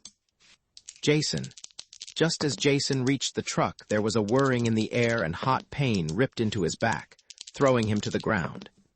He looked around as Cranon dragged him through the door and saw the metal shaft of a crossbow bolt sticking out of his shoulder. Lucky, the Pyrrus said. An inch lower would have got your heart. I warned you about those grubbers. You're lucky to get off with only this. He lay next to the door and snapped shots into the now quiet wood, taking out the bolt. Hurt much more than it had going in. Jason cursed the pain as Cranon put on a dressing and admired the singleness of purpose of the people who had shot him. They had risked his life to make his escape look real, and also risked a chance that he might turn against them after being shot. They did a job completely and thoroughly, and he cursed them for their efficiency. Cranon climbed warily out of the truck. After Jason was bandaged, finishing the loading quickly, he started the train of trailers back towards the city. Jason had an anti-pain shot and dozed off as soon as they started. While he slept, Cranon must have radioed ahead, because Kerk was waiting when they arrived. As soon as the truck entered the perimeter, he threw open the door and dragged Jason out. The bandage pulled, and Jason felt the wound tear open. He ground his teeth together. Kerk would not have the satisfaction of hearing him cry out. I told you to stay in the buildings until the ship left. Why did you leave? Why did you go outside? You talked to the grubbers, didn't you? With each question, he shook Jason again. I didn't talk to anyone. Jason managed to get the words out. They tried to take me. I shot 2 hid out until the trucks came back. Got another one then, Cranon said. I saw it. Good shooting. Think I got some too. Let him go, Kerk. They shot him in the back before he could reach the truck. That's enough explanations, Jason thought to himself. Don't overdo it. Let him make up his mind later. Now's the time to change the subject. There's one thing that will get his mind off the grubbers. I've been fighting your war for you, Kerk, while you stayed safely inside the perimeter. Jason leaned back against the side of the truck as the other loosened his grip. I've found out what your battle with this planet is really about and how you can win it. Now let me sit down and I'll tell. More Pyrrans had come up while they talked. None of them moved now. Like Kerk, they stood frozen, looking at Jason. When Kerk talked, he spoke for all of them. What do you mean? Just what I said. Pyrrus is fighting you actively. Unconsciously. Get far enough out from this city and you can feel the waves of hatred that are directed at it. No, that's wrong, you can't because you've grown up with it. But I can, and so could anyone else with any sort of psi sensitivity. There is a message of war being beamed against you constantly.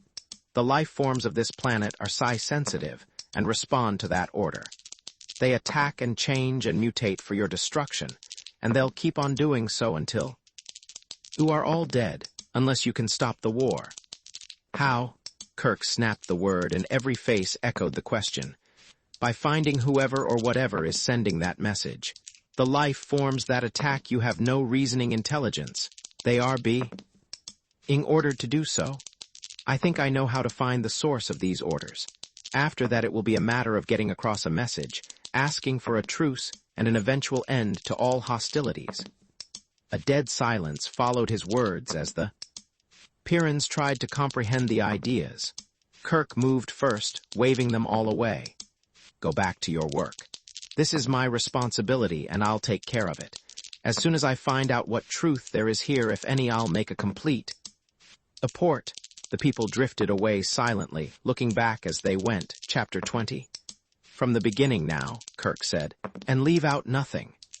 There is very little more that I can add to the physical facts. I saw the animals, understood them. Essage. I even experimented with some of them, and they reacted to my mental commands. What I must do now is track down the source of the orders that keep this war going. I'll tell you something that I have never told anyone else. I'm not only lucky at gambling. I have enough psi ability to alter probability in my favor. It's an erratic ability that I have tried to improve for obvious reasons. During the past 10 years, I managed to study at all of the centers that do a psi research. Compared to other fields of knowledge, it is amazing how little they know. Basic psi talents can be improved by practice, and some machines have been devised that act as psionic amplifiers. One of these, used correctly, is a very good directional indicator. You want to build this machine? Kerk asked. Exactly. Build it and take it outside the city in the ship. Any signal strong enough to keep this centuries-old battle going should be strong enough to track down. And I'll follow it, contact the creatures who are sending it, and try to find out why they are doing it. I assume you'll go along with any reasonable plan that will end this war.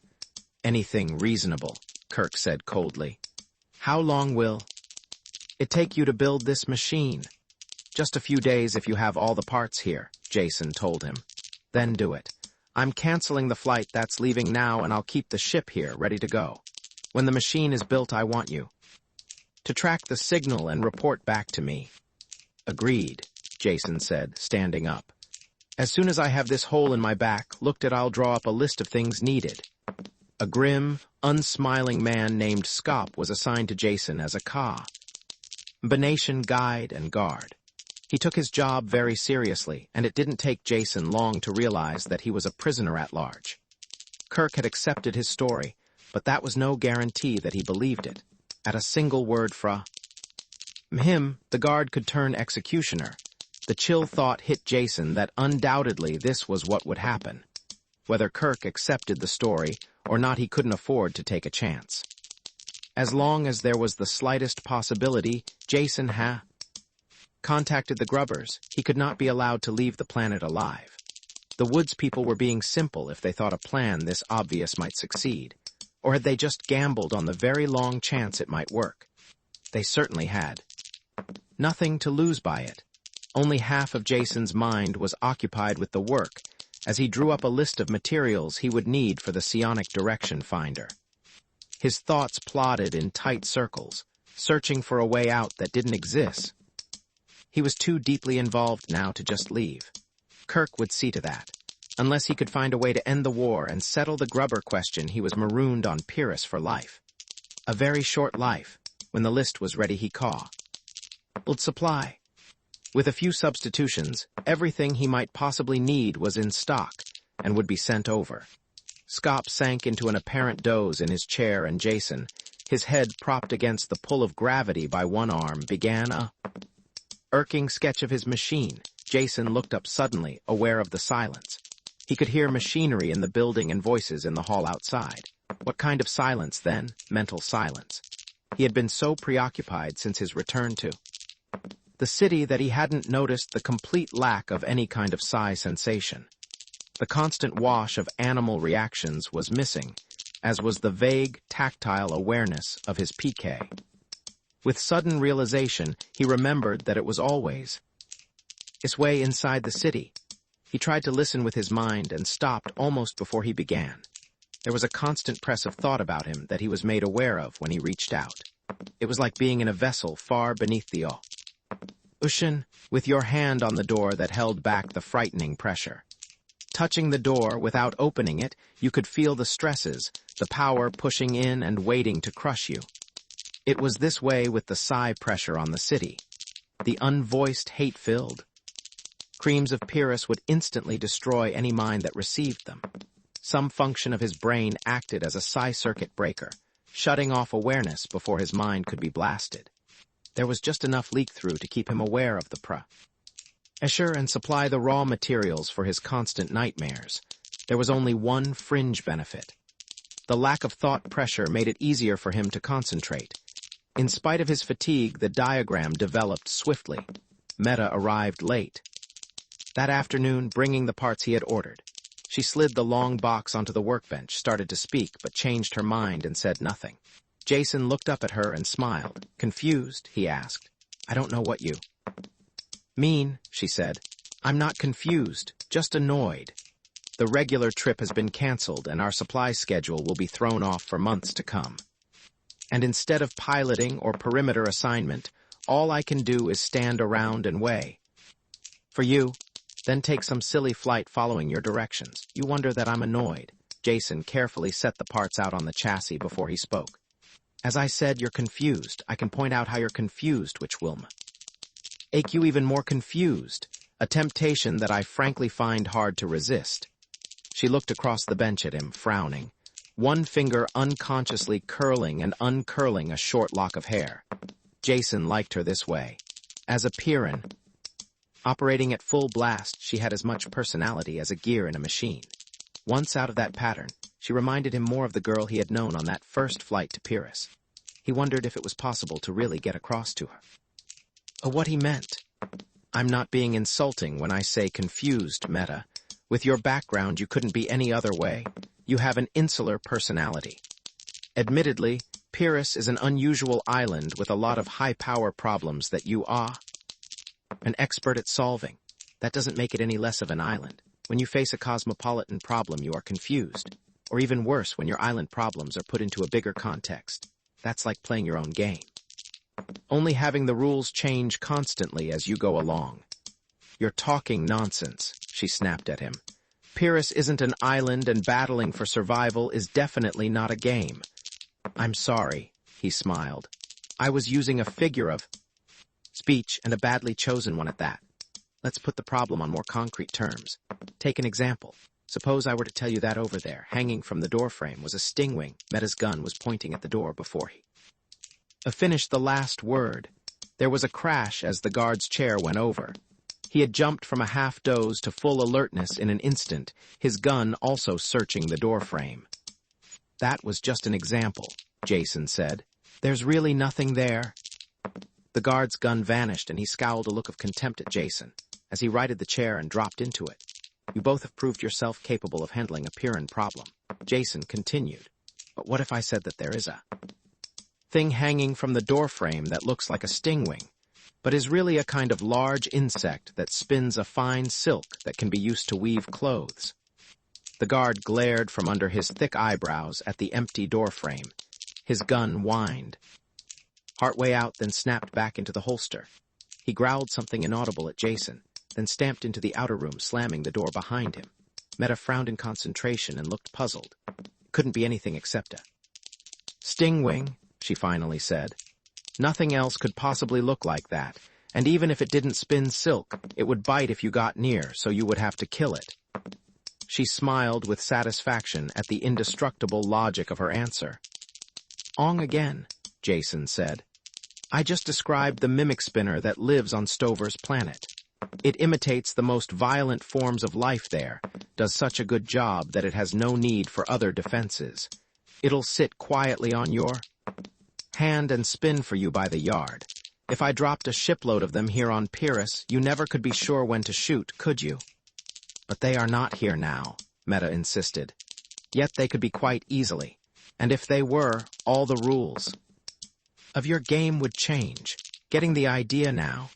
There are some fixed laws and rules in the galaxy, but they're not the ones you live by. Your rule is war unending with the local life. I want to step outside your rule book and end that war. Wouldn't you like that? Wouldn't you like an existence that was more than just an endless battle for survival? A life with a chance for happiness, love, music, art, all the enjoyable things you have never had the time for. All the Pyrrhus." Sternness was gone from her face as she listened to what he said, letting herself follow these alien concepts. He had put his hand out automatically as he talked, and had taken hers. It was warm and her pulse fast to his touch. "Meta, sir?"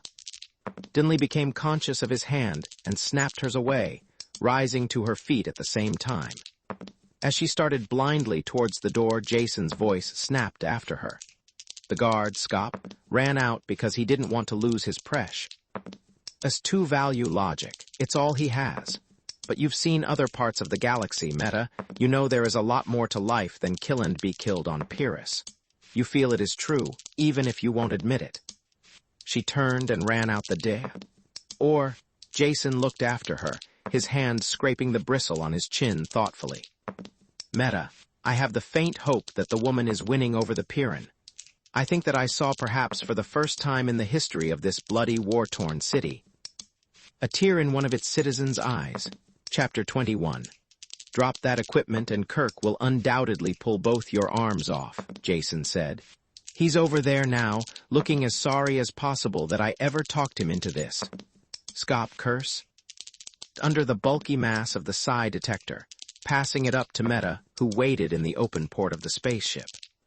Jason supervised the loading and blasted all the local life that came to investigate. Horndevils were thick this morning, and he shot 4 of them. He was last aboard and closed the lock behind him. Where are you going to install it? Meta asked. You tell me, Jason said. I need a spot for the antenna where there will be no dense metal in front of the bowl. To interfere with the signal. Thin plastic will do, or if worst comes to worst, I can mount it outside the hull with a remote drive.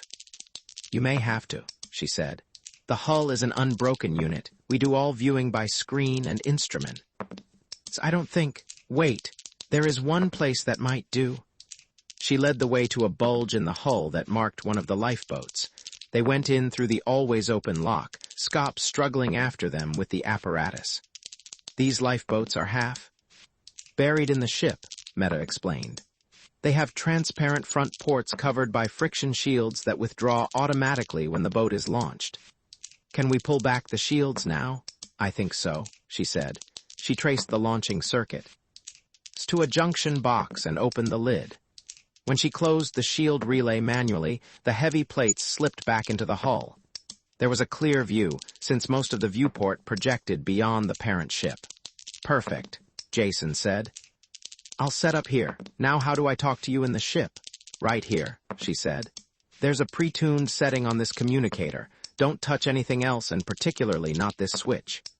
She pointed to a large pull-handle set. Air into the center of the control board. Emergency launching. 2 seconds after that is pulled, the lifeboat is shot free. And it so happens this boat has no fuel. Hands off for sure, Jason said. Now have Husky there run me in. Align with ship's power and I'll get this stuff set up. The detector was simple, though the tuning had to be precise. A dish-shaped antenna pulled in the signal for the delicately balanced detector. There was a sharp fall-off on both sides of the input, so a direction could be precisely determined. The resulting signal was fed to an amplifier stage. Unlike the electronic components of the first stage, this one was drawn in symbols on white paper. Carefully glued on input and output lead. Ran to it. When everything was ready and clamped into place, Jason nodded to Meta's image on the screen. Take her up and easy, please. None of your 9G specials. Go into a slow circle around the perimeter until I tell you to. Friendly. Under steady power, the ship lifted and grabbed for altitude, then eased into its circular course. They made 5 circuits of the city before Jason shook his head. The thing seems to be working fine, but we're getting too much noise from all the local life. Get 30 kilometers out from the city and start a new circuit. The results were better this time. A powerful signal came from the direction of the city, confined to less than a degree of arc. With the antenna fixed at a it angled to the direction of the ship's flight, the signal was fairly constant. Meta rotated the ship on its main axis until Jason's lifeboat was directly below. Going fine now, he said. Just hold your controls as they are and keep the nose from drifting. After making a careful mark on the setting circle, Jason turned the receiving antenna through 180 degrees of arc. As the ship kept to its circle, he made a slow collecting sweep of any signals be. And at the city, They were halfway around before he got a new signal. It was their all right, narrow but strong. Just to be sure, he let the ship complete 2 more sweeps, and he noted the direction on the gyro compass each time. They coincided. The 3rd time around he called to Meta. Get ready for a full right turn, or whatever you call it. I think I have our bearing. Get ready now. It was a slow turn, and Jason never lost the signal. A few times it wavered, but he brought it back on. When the compass settled down, Meta pushed on more power. They set their course towards the native Pyrrans. An hour's flight at close to top atmospheric speed brought no change. Meta complained, but Jason kept her. On course, the signal never varied and was slowly picking up strength. They crossed the chain of volcanoes that marked the continental limits, the ship bucking in the fierce thermals. Once the shore was behind and they were over water, Skopjoy. And Meta in grumbling. He kept his turret spinning, but there was very little to shoot at this far from land. When the islands came over the horizon, the signal began to dip. Slow now, Jason called. Those islands ahead look like ours. Ors, a continent had been here once, floating on Pyrrus liquid core. Pressures changed, land masses shifted, and the continent had sunk beneath the ocean. All that was left now of the teeming life of that land mass was confined to a chain of islands, once the mountain peaks of the highest range of mountains. These islands, whose sheer sides rose straight from the water, held the last inhabitants of the lost continent. The weeded-out descendants of the victors of uncountable violent contests. Here lived the oldest native Pyrrans. Come in lower, Jason signaled. Towards that large peak, the signal seemed to originate there. They swooped low over the mountain, but nothing was visible other than the trees and sun. Blasted rock. The pain almost took Jason's head off, a blast of hatred that drove through the amplifier and into his skull. He tore off the phones and clutched his skull between his hands. Through watering eyes, he saw the black cloud of flying beasts hurtle up from the trees below. He had a single glimpse of the hillside beyond, before Meta blasted power to the engines and the ship leaped away. We've found them. Her fierce exultation faded as she saw Jason through the communicator. Are you all right? What happened? Feel burned out. I felt a sigh blast before, but nothing like that. I had a glimpse of an opening, looked like a cave mouth just before the blast hit. Seemed to come from there. Lie down, Meta said. I'll get you back as fast as I can. I'm calling ahead to Kerk. He has to know what happened. Group of men were waiting in the landing station when they came down. They stormed out as soon as the ship touched, shielding their faces from the still-hot tubes. Kerk burst in as soon as the port was cracked, peering around until he spotted Jason stretched out on an acceleration couch. Is it true? He barked. You've traced the alien criminals who started this? Or, slow man, slow, Jason said. I've traced the source of the psi message that keeps your war going. I found no evidence as to who started this war, and certainly wouldn't go so far as to call them criminals. I'm tired of your wordplay, Kerk broke in. You found these creatures and their location has been marked. On the chart, Meta said. I could fly there blindfolded. Fine, fine, Kerk said, rubbing his hands together so hard they could hear the rasp of the calluses. It takes a real effort to grasp the idea that after all these centuries, the war might be coming to an end. But it's possible now. Instead of simply killing off these self-renewing legions of the damned that attack us. We can get to the leaders, search them out, carry the war to them for a change, and blast their stain from the face of this planet. Nothing of the sort, Jason said, sitting up with an effort. Nothing doing. Since I came to this planet, I have been knocked around and risked my life 10 times over. You think I have done this just to satisfy your bloodthirsty ambitions. It's peace I'm after, not destruction. You promised to contact these creatures, attempt to negotiate with. Aren't you a man of honor who keeps his word? I'll ignore the insult, though I'd have killed you for it at any other time, Kerk said. You've been of great service to our people. We are not ashamed to acknowledge an honest debt. At the same time, do not accuse me of breaking promises that I never made. I recall my exact words. I promised to go along with any reasonable plan that would end this war. That is just what I intend to do. Your plan to negotiate. Peace is not reasonable. Therefore, we are going to destroy the enemy. Think first. Jason called after Kerk, who had turned to leave. "What is wrong with trying negotiation or an armistice? Then, if that fails, you can try your way." The compartment was getting crowded as other Pyrrans pushed in. Kerk, almost to the door, turned back to face Jason. "I'll tell you what's wrong with armistice," he said. "It's a coward's way out, that's what it is. It's all right for you to suggest. You're from off-world and don't know any better. But do you honestly think I could entertain such a defeatist notion for one instant? When I speak not only for myself, but for all of us here. We don't mind fighting, and we know how to do it. We know that if this war was over, we could build a better world here. At the same time, if we have the choice of continued war or a cowardly peace, we vote for war. This war will only be over when the enemy is utterly destroyed." The listening Pyrrans shouted in agreement, and when Kerk pushed out through the crowd, some of them patted his shoulder as he went by. Jason slumped back on the couch, worn out by his exertions and exhausted by the attempt to win the violent Pyrrans over to a peaceful point of view. When he looked up, they were gone all except Meta. She had the same look of bloodthirsty elation as the others, but it drained away when she glanced at him. "What about it?" "Etta," he asked bitterly. "No doubts. Do you think that destruction is the only way to end this war?"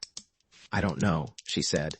"I can't be sure. For the first time in my life, I find myself with more than one answer to the same question." "And congratulations," he said. "It's a sign of growing up." Chapter 22, Jason stood to one side and watched the deadly cargo being loaded into the hold of the ship. The Pyrrans were in good humor as they stowed away riot, grenades, and gas bombs. When the backpack atom bomb was put aboard one of them, broke into a marching song and the others picked it up. Maybe they were happy, but the approaching carnage only filled Jason with an intense gloom. He felt that somehow he was a traitor to life.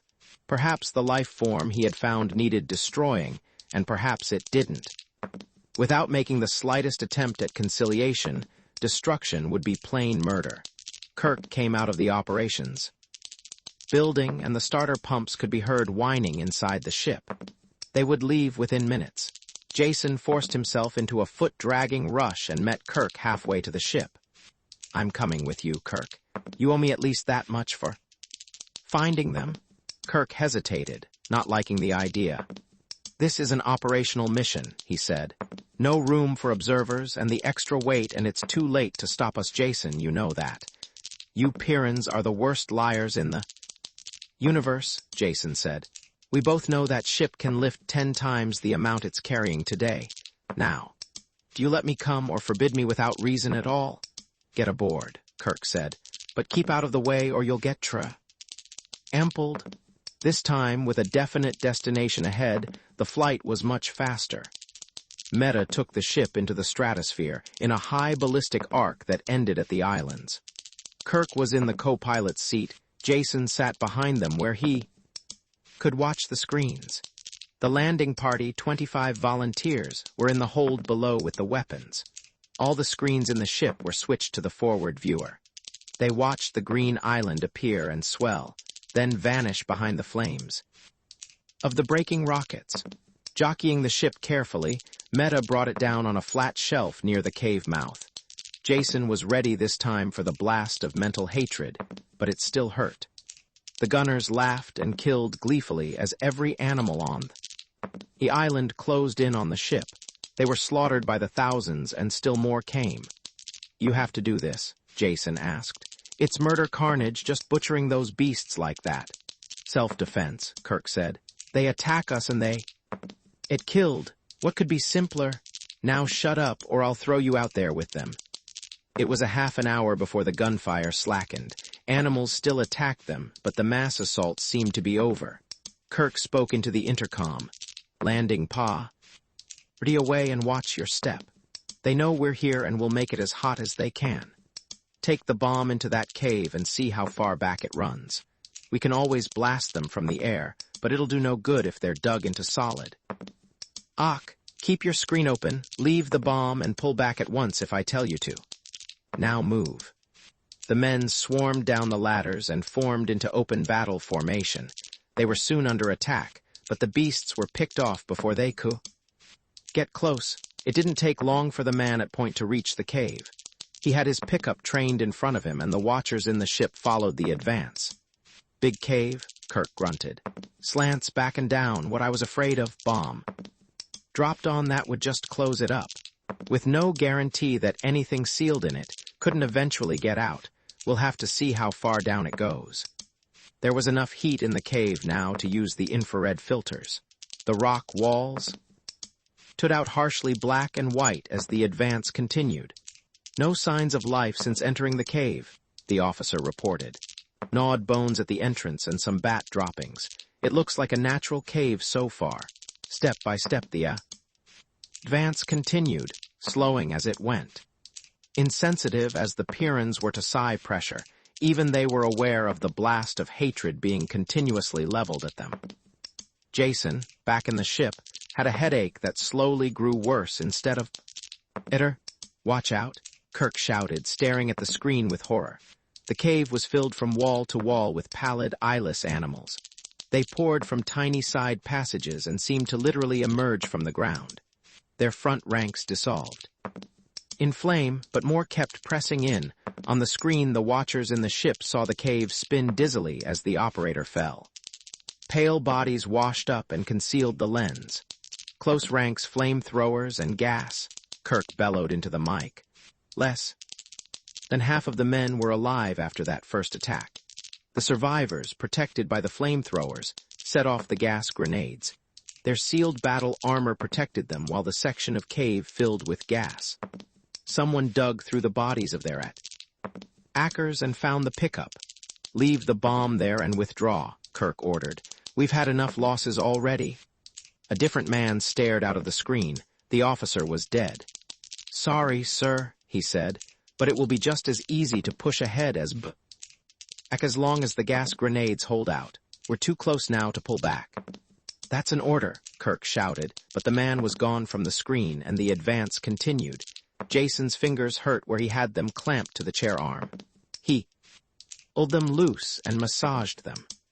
On the screen, the black and white cave flowed steadily towards them. Minute after minute went by this way. Each time the animals attacked again, a few more gas grenades were used up. Something ahead looks different. The panting voice cracked from the speaker.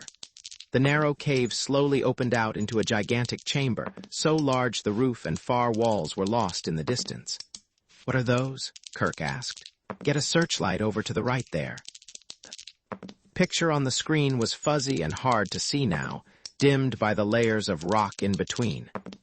Details couldn't be made out clearly, but it was obvious this was something unusual.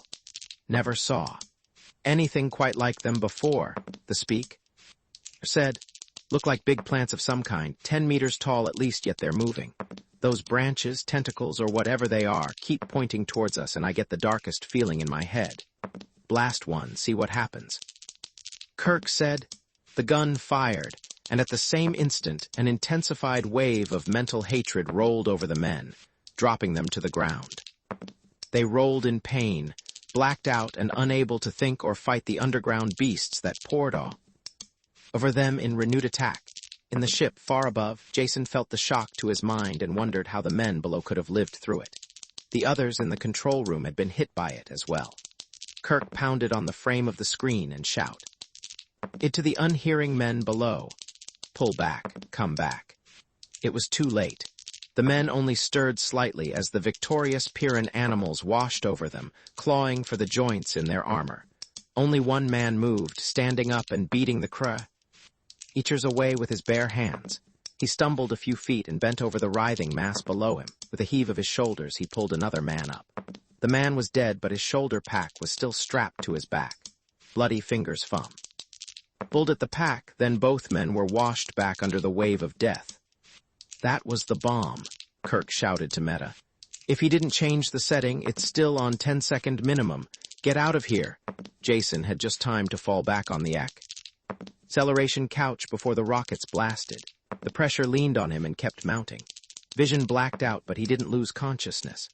Air screamed across the hull, then the sound stopped as they left the atmosphere behind, just as Etta cut the power. A glare of white light burst from the screens. They turned black instantly as the hull pickups burned out.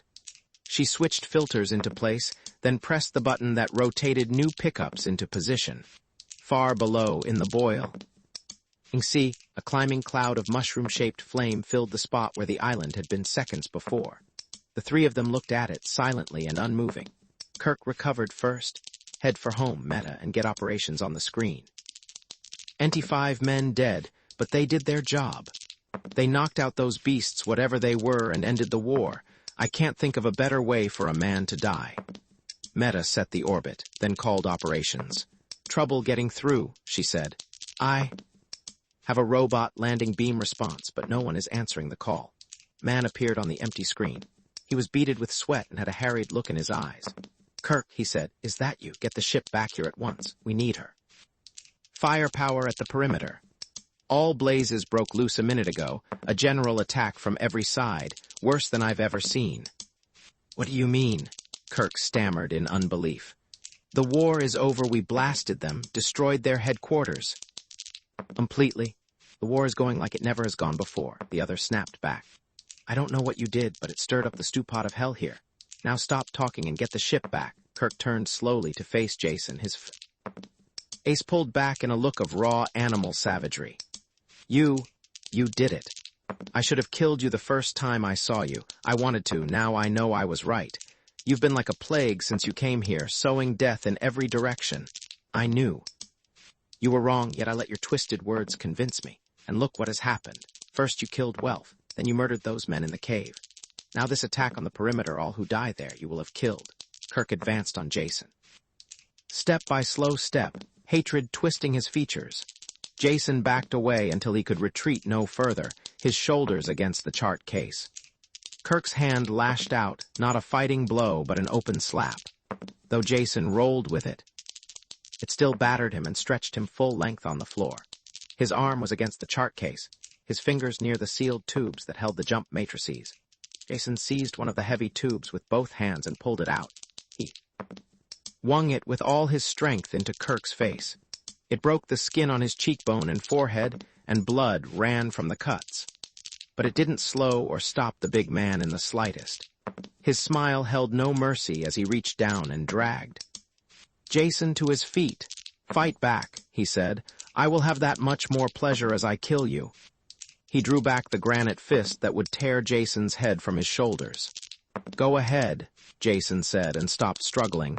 Kill me. You can. Do it easily. Only don't call it justice. Welf died to save me, but the men on the island died because of your stupidity. I wanted peace and you wanted war. Now you have it. Kill me to soothe your conscience, because the truth is something you can't face up to. With a bellow of rage, Kerk drove the pile driver fist down. Meta grabbed the arm in both her hands and hung on, pulling it aside before the blow could land.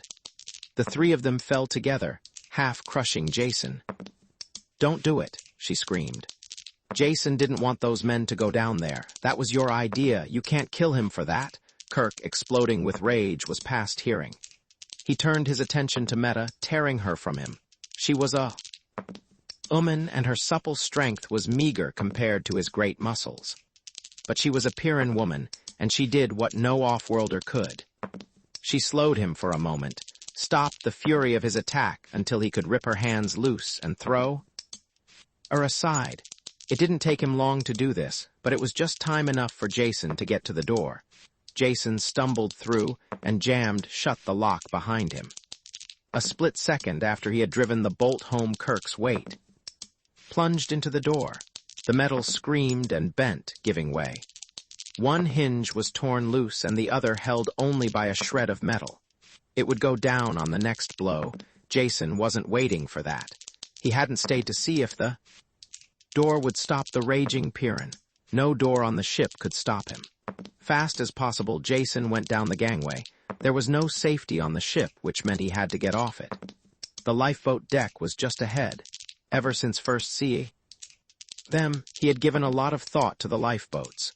Though he hadn't looked ahead to this situation, he knew a time might come when he would need transportation of his own. The lifeboats had seemed to be the best bet, except that Meta told him they had no fuel. She had been right in one thing: the boat he had been in had empty tanks. He had checked.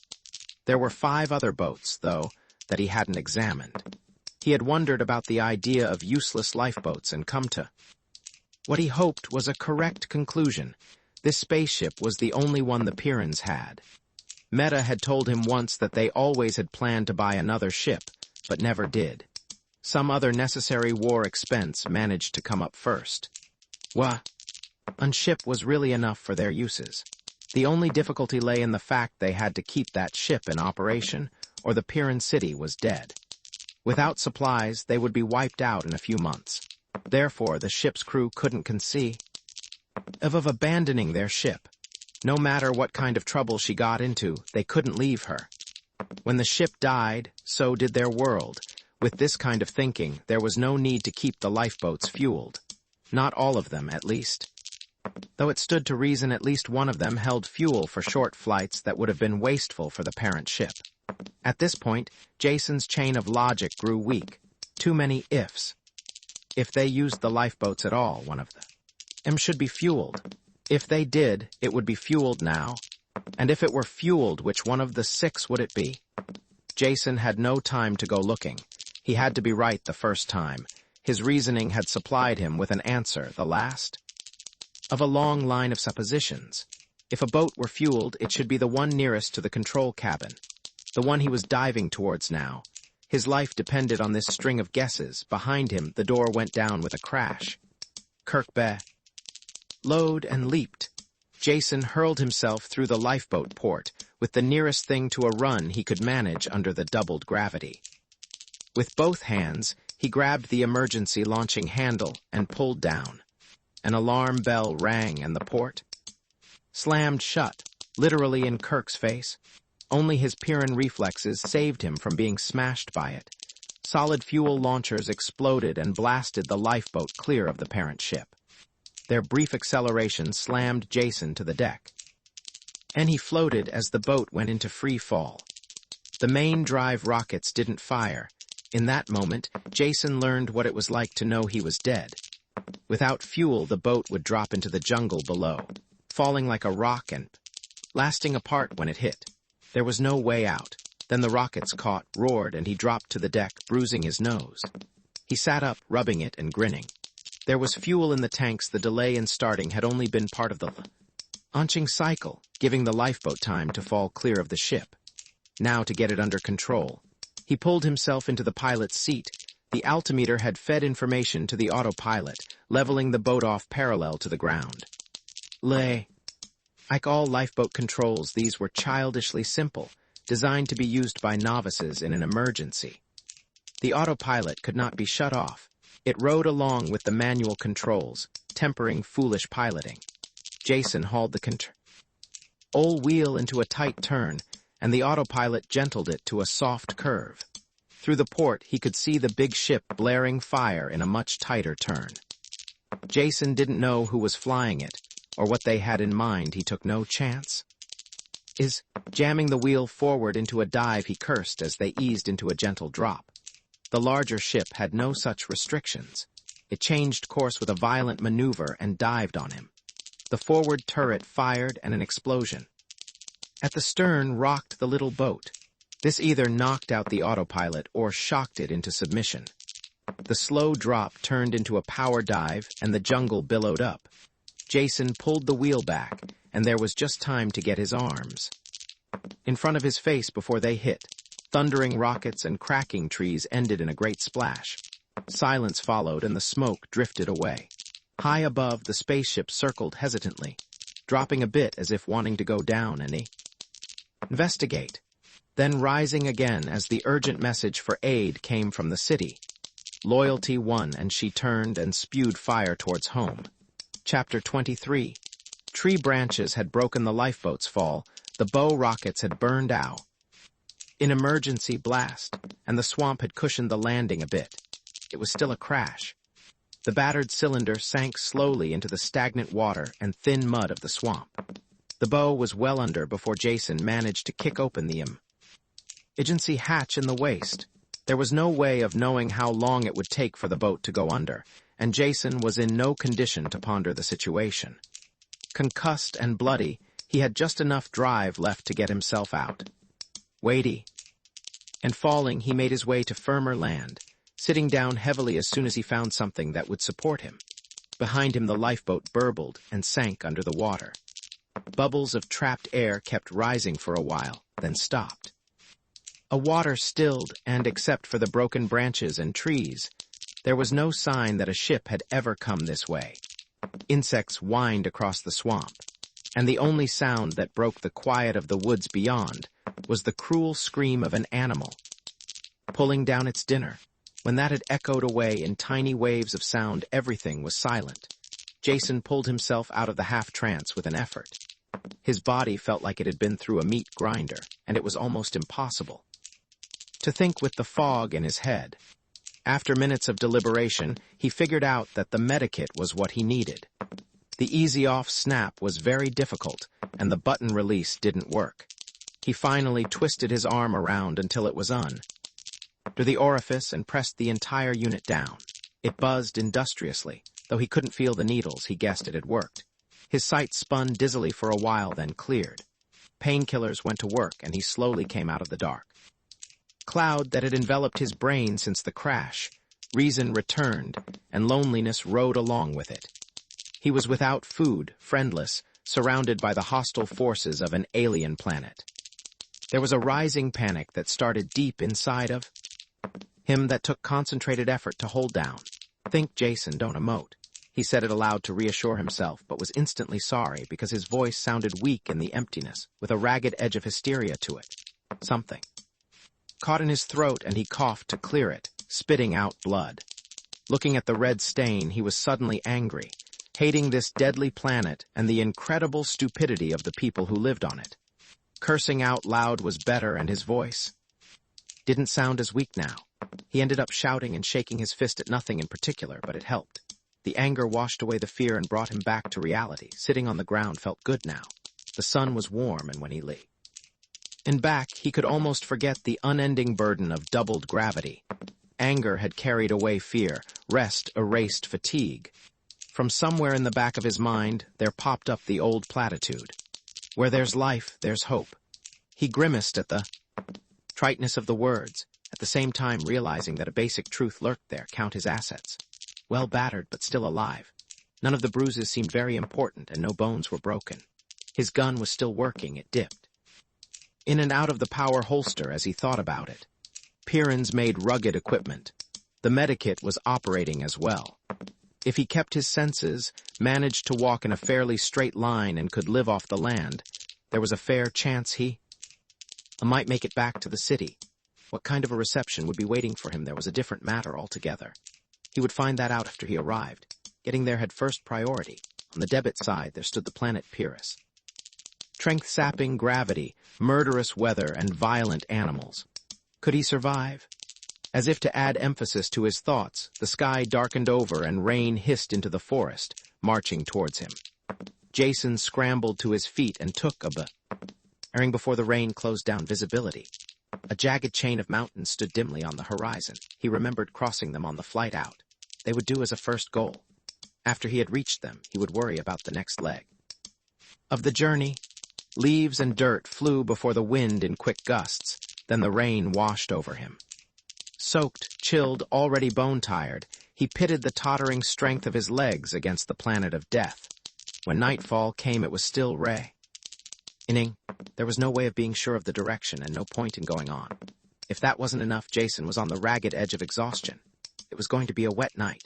All the trees were thick-boled and slippery. He couldn't have climbed them on a 1G world. The sheltered spots that he investigated, under fallen trees and beneath thick bushes, were just as wet as the rest of the forest. In the end, he curled up on the leeward side of a tree and fell asleep, shivering. With the water dripping off him, the rain stopped around midnight and the temperature fell sharply. Jason woke sluggishly from a dream in which he was being frozen to death, to find it was almost true. Fine snow was sifting through the trees, powdering the ground and drifting against him.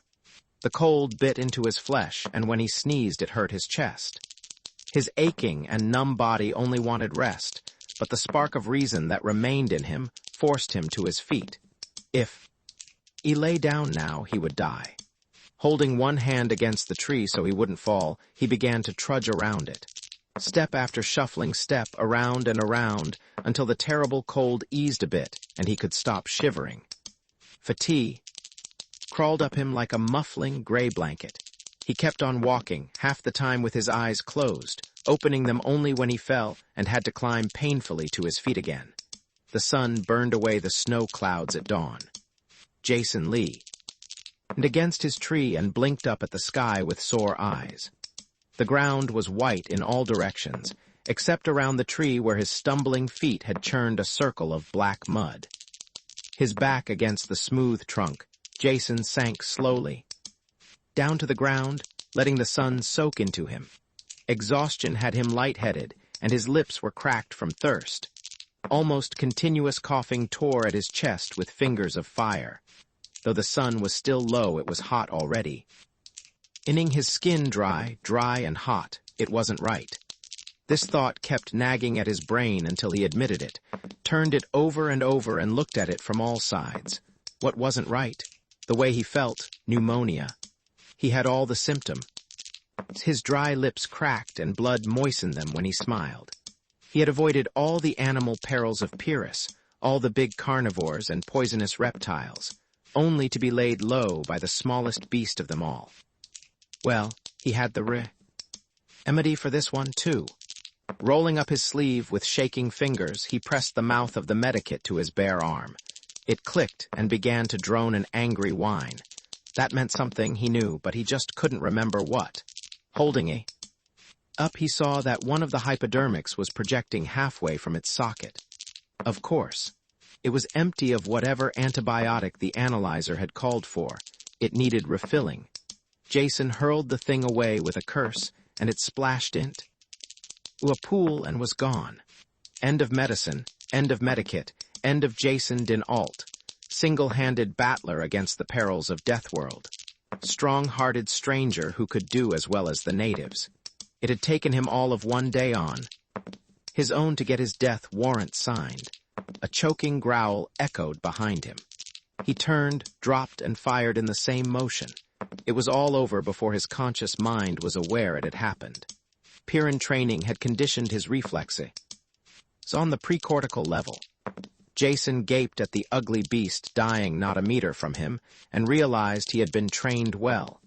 His first reaction was unhappiness that he had killed one of the grubber dogs. When he looked closer, he realized this animal was slightly different in markings, size, and temper. Though most of its forequarters were blown away, blood pumping out in dying spurts, it kept trying to reach Jason. Before the eyes glazed with death, it had struggled its way almost to his feet. It wasn't quite a grubber dog, though chances were it was a wild relative, bearing the same relation as dog to wolf. He wondered if there were any other resemblances between wolves and this dead beast. Did they hunt in packs, too? As soon as the thought hit him, he looked up not a moment too soon. The great forms were drifting through the trees, closing in on him. When he shot two, the others snarled with rage and sank back into the forest. They didn't leave. Instead of being frightened by the deaths, they grew even more enraged. Jason sat with his back to the tree and waited until they came close before he picked them off. With each shot and dying scream, the outraged survivors howled.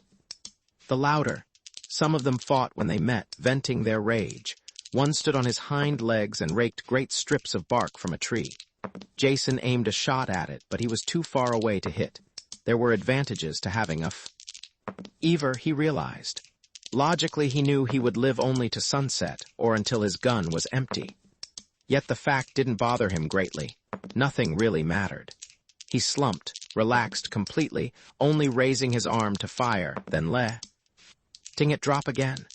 Every few minutes he had to move to look in back of the tree and kill any of them that were stalking him in the blind spot. He wished dimly that he were leaning against a smaller tree, but it wasn't worth the effort to go. To one, sometime in the afternoon, he fired his last shot. It killed an animal he had allowed to get close. He had noticed he was missing the longer shots. The beast snarled and dropped. The others that were close pulled back and howled in sympathy. One of them exposed himself, and Jason pulled the trigger. There was only a slight click. He tried again in case it was just a misfire, but there was still only the click. The gun was empty, as was the spare clip pouch at his belt. There are vague memories of reloading, though he couldn't remember how many times he had done it. This, then, was the end. They had all been right. Pyrrus was a match for him, though they shouldn't talk. It would kill them all in the end, too. Pyrrhans never die. In bed, old Pyrrhans never died. They just got et. Now that he didn't have to force himself to stay alert and hold the gun, the fever took hold. He wanted to sleep, and he knew it would be a long sleep. His eyes were almost closed. As he watched, the wary carnivores slip closer to him. The first one crept close enough to spring. He could see the muscles tensing in its leg. It leaped, whirling in midair and falling before it reached him. Blood ran from its gaping maw. But then the short shaft of metal projected from the side of his head. The two men walked out of the brush and looked down at him. Their mere presence seemed to have been enough for the carnivores, because they all vanished, grubbers. He had been in such a hurry to reach the city that he had forgotten about the grubbers. It was good that they were here, and Jason was very glad they had come. He couldn't talk very well, so he smiled to thank them. But this hurt his lips too much, so he went to sleep. Chapter 24. For a strange length of time after that, there were only hazy patches of memory that impressed themselves on Jason. A sense of movement and large beasts around him. Walls, wood smoke, the murmur of voices. None of it meant very much, and he was too tired to care. It was easier and much better just to let go. About time, Rez said. A couple more days lying there like that, and we would have buried you, even if you were still breathing. Jason blinked at him, trying to focus the face that swam above him. He finally recognized Rez and wanted to answer him, but talking only brought on a spell of body-racking coughing. Someone held a cup to his lips, and sweet fluid trickled down his throat. He rested, then tried again. How long have I been here? The voice was thin and sounded far away. Jason had trouble recognizing it for his own. 8 days. And why didn't you listen when I talked to you? Rez said. You should have stayed near the ship when you crashed. Didn't you remember what I said about coming down anywhere on this continent? No matter, too late to worry about that. Next time, listen to what I say. Our people moved fast and reached this height of the wreck before dark. They found the broken trees and the spot where the ship had sunk, and at first thought whoever had been in it had drowned. Then one of the dogs found your trail, but lost it again in the swamps during the night. They had a fine time with the mud and the snow and didn't have any luck at all in finding the spoor again. By the next afternoon, they were ready to send for more help when they heard your firing. Just made it, from what I hear. Lucky one of them. As a talker and could tell the wild dogs to clear out, would have had to kill them all otherwise, and that's not healthy. Thanks for saving my neck, Jason said. That was closer than I like to come. What happened after? I was sure I was done for. I remember that much. Diagnosed all the symptoms of pneumonia. Guaranteed fatal in my condition without treatment. Looks like you were wrong when you said most of your remedies were useless. They seem to work well on me. His voice eyed off as Rez shook his head in a slow no, lines of worry sharp cut into his face. Jason looked around and saw Naxa and another man. They had the same deeply unhappy expressions as Rez. What is it? Jason asked, feeling the trouble. If your remedies didn't work, what did? Not my medikit. That was empty. I remember losing it or throwing it away. You were dying, Rez said slowly. We couldn't cure you. Only a Junkman medicine machine could do that. We got one. From the driver of the food truck. But how? Jason asked, dazed. You told me the city forbids you medicine. He couldn't give you his own medikit. Not unless he was. Rez nodded and finished the sentence. Dead. Of course he was dead. I killed him myself with a great deal of pleasure. This hit Jason hard. He sagged against the pillows and thought of all those who had died since he had come to Pyrrus. The men who had died to save him, died so he could live, died because of his ideas. It was a burden of guilt that he couldn't bear to think about. Would it stop with Cranon, or would the city people try to avenge his death? Don't you realize what that means? He gasped out the words. Crannon's death will turn the city against you. There'll be no more supplies. They'll attack you when they can, kill your people. Of course we know that. Rez leaned forward, his voice hoarse and intense. It wasn't an easy decision to come to. We have always had a tray. Ding agreement with the junkmen. The trading trucks were inviolate. This was our last and only link to the galaxy outside, and eventual hope of contacting them. Yet you broke that link to save me. Why? Only you can answer that quest. Shin completely. There was a great attack on the city, and we saw their walls broken. They had to be moved back at one place. At the same time, the spaceship was over the ocean, dropping bombs of some kind. The flash was reported. Then the shipwreck turned, and you left it in a smaller ship. They fired at you, but didn't kill you. The little ship wasn't destroyed either. We are starting to raise it now. What does it all mean? We had no way of telling. We only knew it was something vital. Important. You were alive, but would obviously die before you could talk. The small ship might be repaired to fly. Perhaps that was your plan, and that is why you stole it for us. We couldn't let you die, not even if it meant all out. War with the city. The situation was explained to all of our people who could be reached by screen, and they voted to save you. I killed the junkman for his medicine, then rode 2 Dorams to death to get here in time. Now tell us what does it mean? What is your plan? How will it help us? Guilt leaned on Jason and stifled his mouth. A fragment of an ancient legend cut across his mind about the Jonah who wrecked the spacer so all in it died. Yet he lived. Was that he? Had he wrecked a world? Could he dare admit to these people that he had taken the lifeboat only to save his own life? The 3 Pyrrans leaned forward, waiting for his words. Jason closed his eyes so he wouldn't see there. Aces, what could he tell them? If he admitted the truth, they would undoubtedly kill him on the spot, considering it only justice. He wasn't fearful for his own life anymore, but if he died, the other deaths would all have been in vain. And there still was a way to end this planetary war. All the facts were available now. It was just a matter of putting them together. If only he wasn't so tired he could see the solution. It was right there, lurking around a corner in his brain. Waiting to be dragged out. Whatever he did, he couldn't admit the truth now. If he died, all hope died. He had to lie to gain time, then find the true solution as soon as he was able. That was all he could do. You were right, Jay. Ison said haltingly. The small ship has an interstellar drive in it. Perhaps it can still be saved. Even if it can't, there is another way. I can't explain now, but I will tell you when I am rested. Don't worry. The fight is almost over. They laughed and pounded each other on the back. When they came to shake his hand as well, he closed his eyes and made believe he was asleep. It is very hard to be a hypocrite if you aren't trained for it. Rez woke him early the next morning. Do you feel well enough to travel? He asked. Depends what you mean by travel, Jason told him. If you mean under my own power, I doubt if I could get as far as that door. You'll be carried, Rez broke in. We have a litters between 2 Dorams. Not too comfortable, but you'll get there. But only if you think you are well enough to move. We called all the people within riding distance, and they are beginning to gather. By this afternoon, we will have enough men, Dorams, to pull the ship out of the swamp.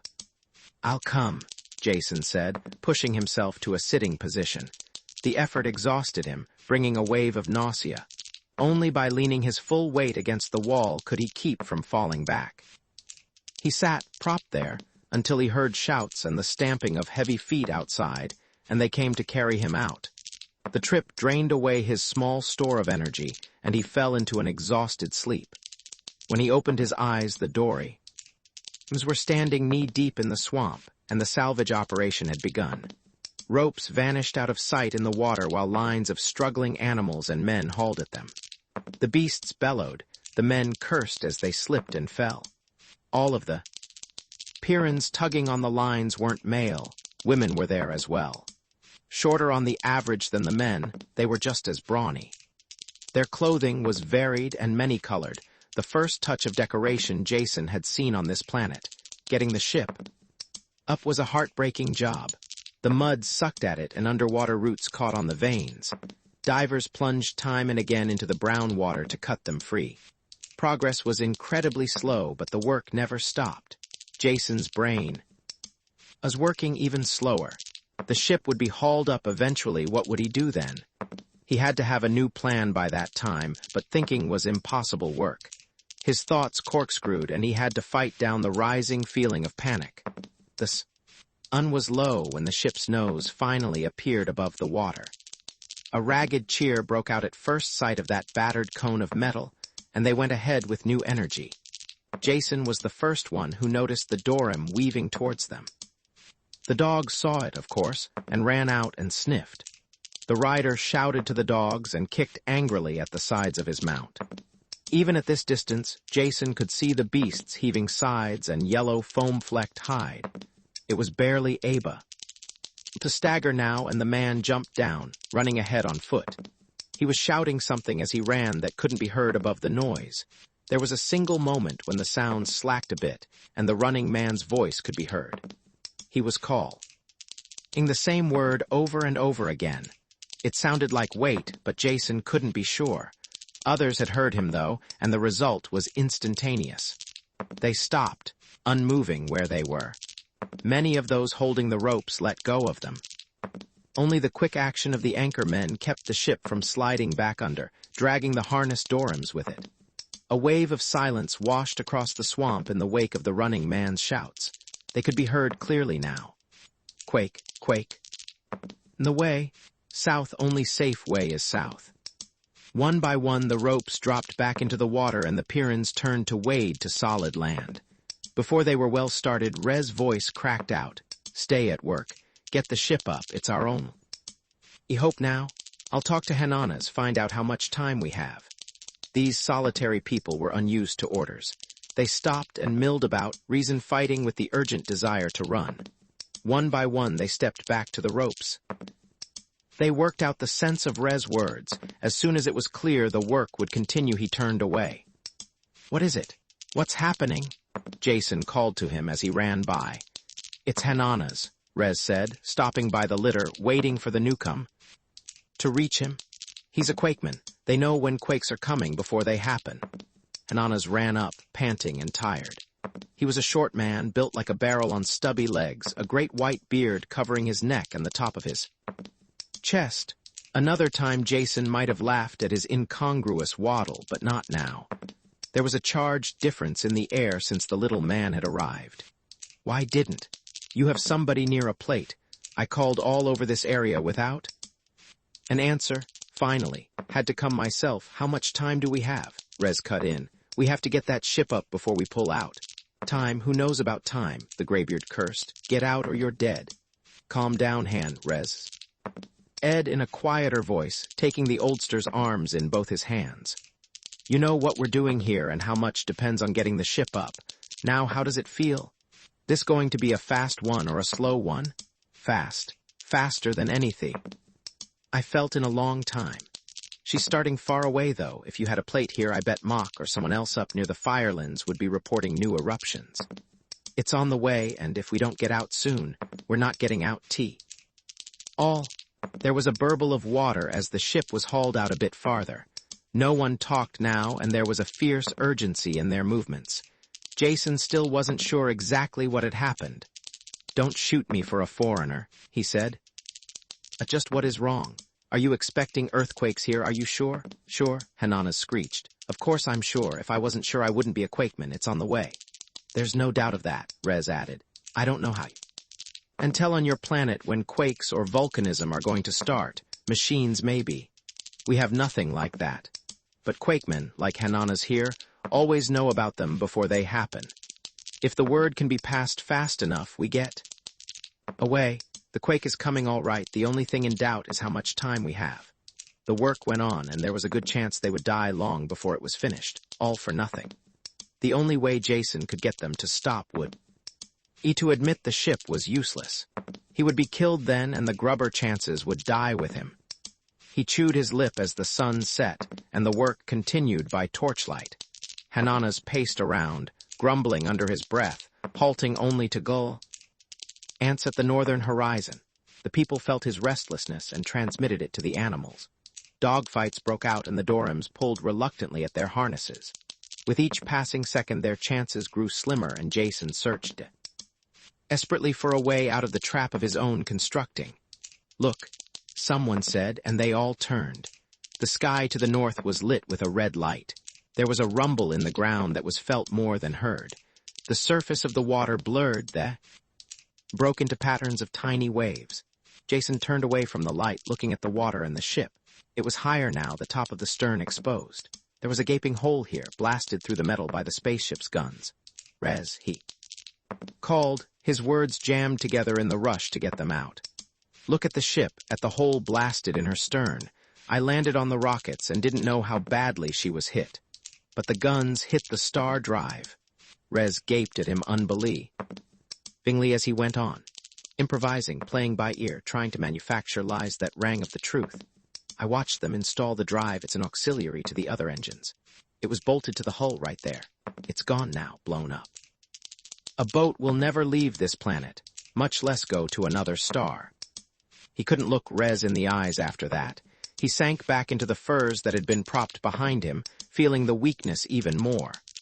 Rez was silent, and Jason couldn't tell if his story had been believed.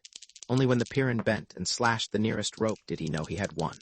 The word passed from man to man, and the ropes were cut silently. Behind them, the ship they had labored so hard over sank back into the water. None of them watched. Each was locked in his own world of thought as they formed up to leave. As soon as the Dorams were saddled and packed, they started out, Hanana's leading the way. Within minutes, they were all moving, a single file that vanished into the darkness. Jason's litter had to be left behind. It would have been smashed to pieces in the night march. Rez pulled him up into the saddle before him, locking his body into place with a steel-hard arm. The trek continued. When they left the swamp, they changed directions sharply. A little later, Jason knew why, when the southern sky exploded.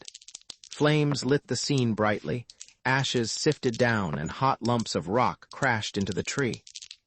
They steamed when they hit, and if it hadn't been for the earlier rain, they would have been faced with a forest fire as well. Something large loomed up next to the line of march, and when they crossed an open space, Jason looked at it in the reflected light from the sky. "Rez," he choked, pointing.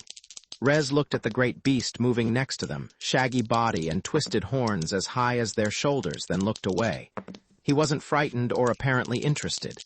Jason looked around then and began to understand. All of the fleeing animals made no sound.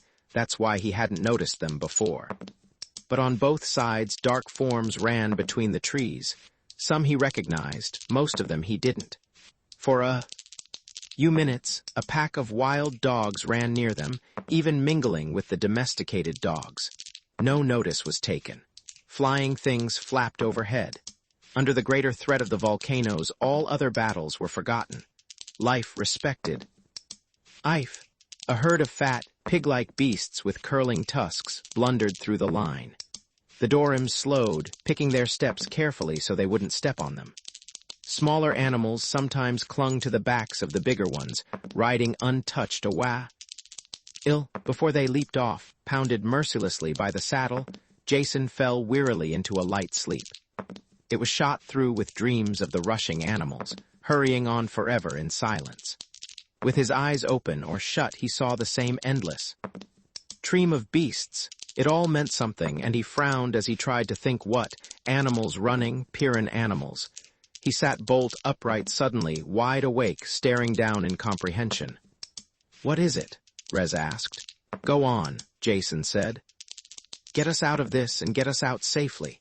I told you the lifeboat wasn't the only answer. I know how your people can get what they want, end the war now. There is a way, and I know how it can be done." Chapter 25. There were few coherent memories of the ride. Some things stood out sharply, like the spaceship-sized lump of burning scoria that had plunged into a lake near them, showering the line with hot drops of water. But mostly, it was just a seemingly endless ride, with Jason still too weak to care much about it. By dawn, the danger area was behind them, and the march had slowed to a walk. The animals had vanished as the quake was left behind, going their own ways, still in silent armistice. The piece of mutually shared danger was over. Jason found that out when they stopped to rest and eat. He and Rez went to sit on the soft grass near a fallen tree. A wild dog had arrived there first. It lay under the log. Ussels tensed, the ruddy morning light striking a red glint from its eyes. Rez faced it, not 3 meters away, without moving a muscle. He made no attempt to reach one of his weapons or to call for help. Jason stood still as well, hoping the Pyrran knew what he was doing. With no warning at all, the dog sprang straight at them. Jason fell backwards as Rez pushed him aside. The Pyrran dropped at the same time, only now his hand held the long knife, yanked from the she, strapped to his thigh. With unseen speed, the knife came up. The dog twisted in midair, trying to bite it. Instead, it sank in behind the dog's forelegs, the beast's own weight tearing a deadly gaping wound the length of its body. It was still alive when it hit the ground, but Rez was astraddle it, pulling back the bony-plated head to cut the soft throat underneath. The Pyrran carefully cleaned his knife on the dead animal's fur, then returned it to the sheath. "There usually no trub?" He said quietly, but it was excited. Probably lost the rest of the pack in the quake. His actions were the direct opposite of the city Pyrrans. He had not looked for trouble nor started the fight. Instead, he had avoided it as long as he could. But when the beast charged, it had been neatly and efficiently dispatched. Now, instead of gloating over his victory, he seemed troubled over an unnecessary death. It made sense. Everything on Pyrrus made sense. Now he knew how. A deadly planetary battle had started, and he knew how it could be ended. All the deaths had not been in vain. Each one had helped him along the road a little more towards the final destination. There was just one final thing to be done. Rez was watching him now, and he knew they shared the same thoughts.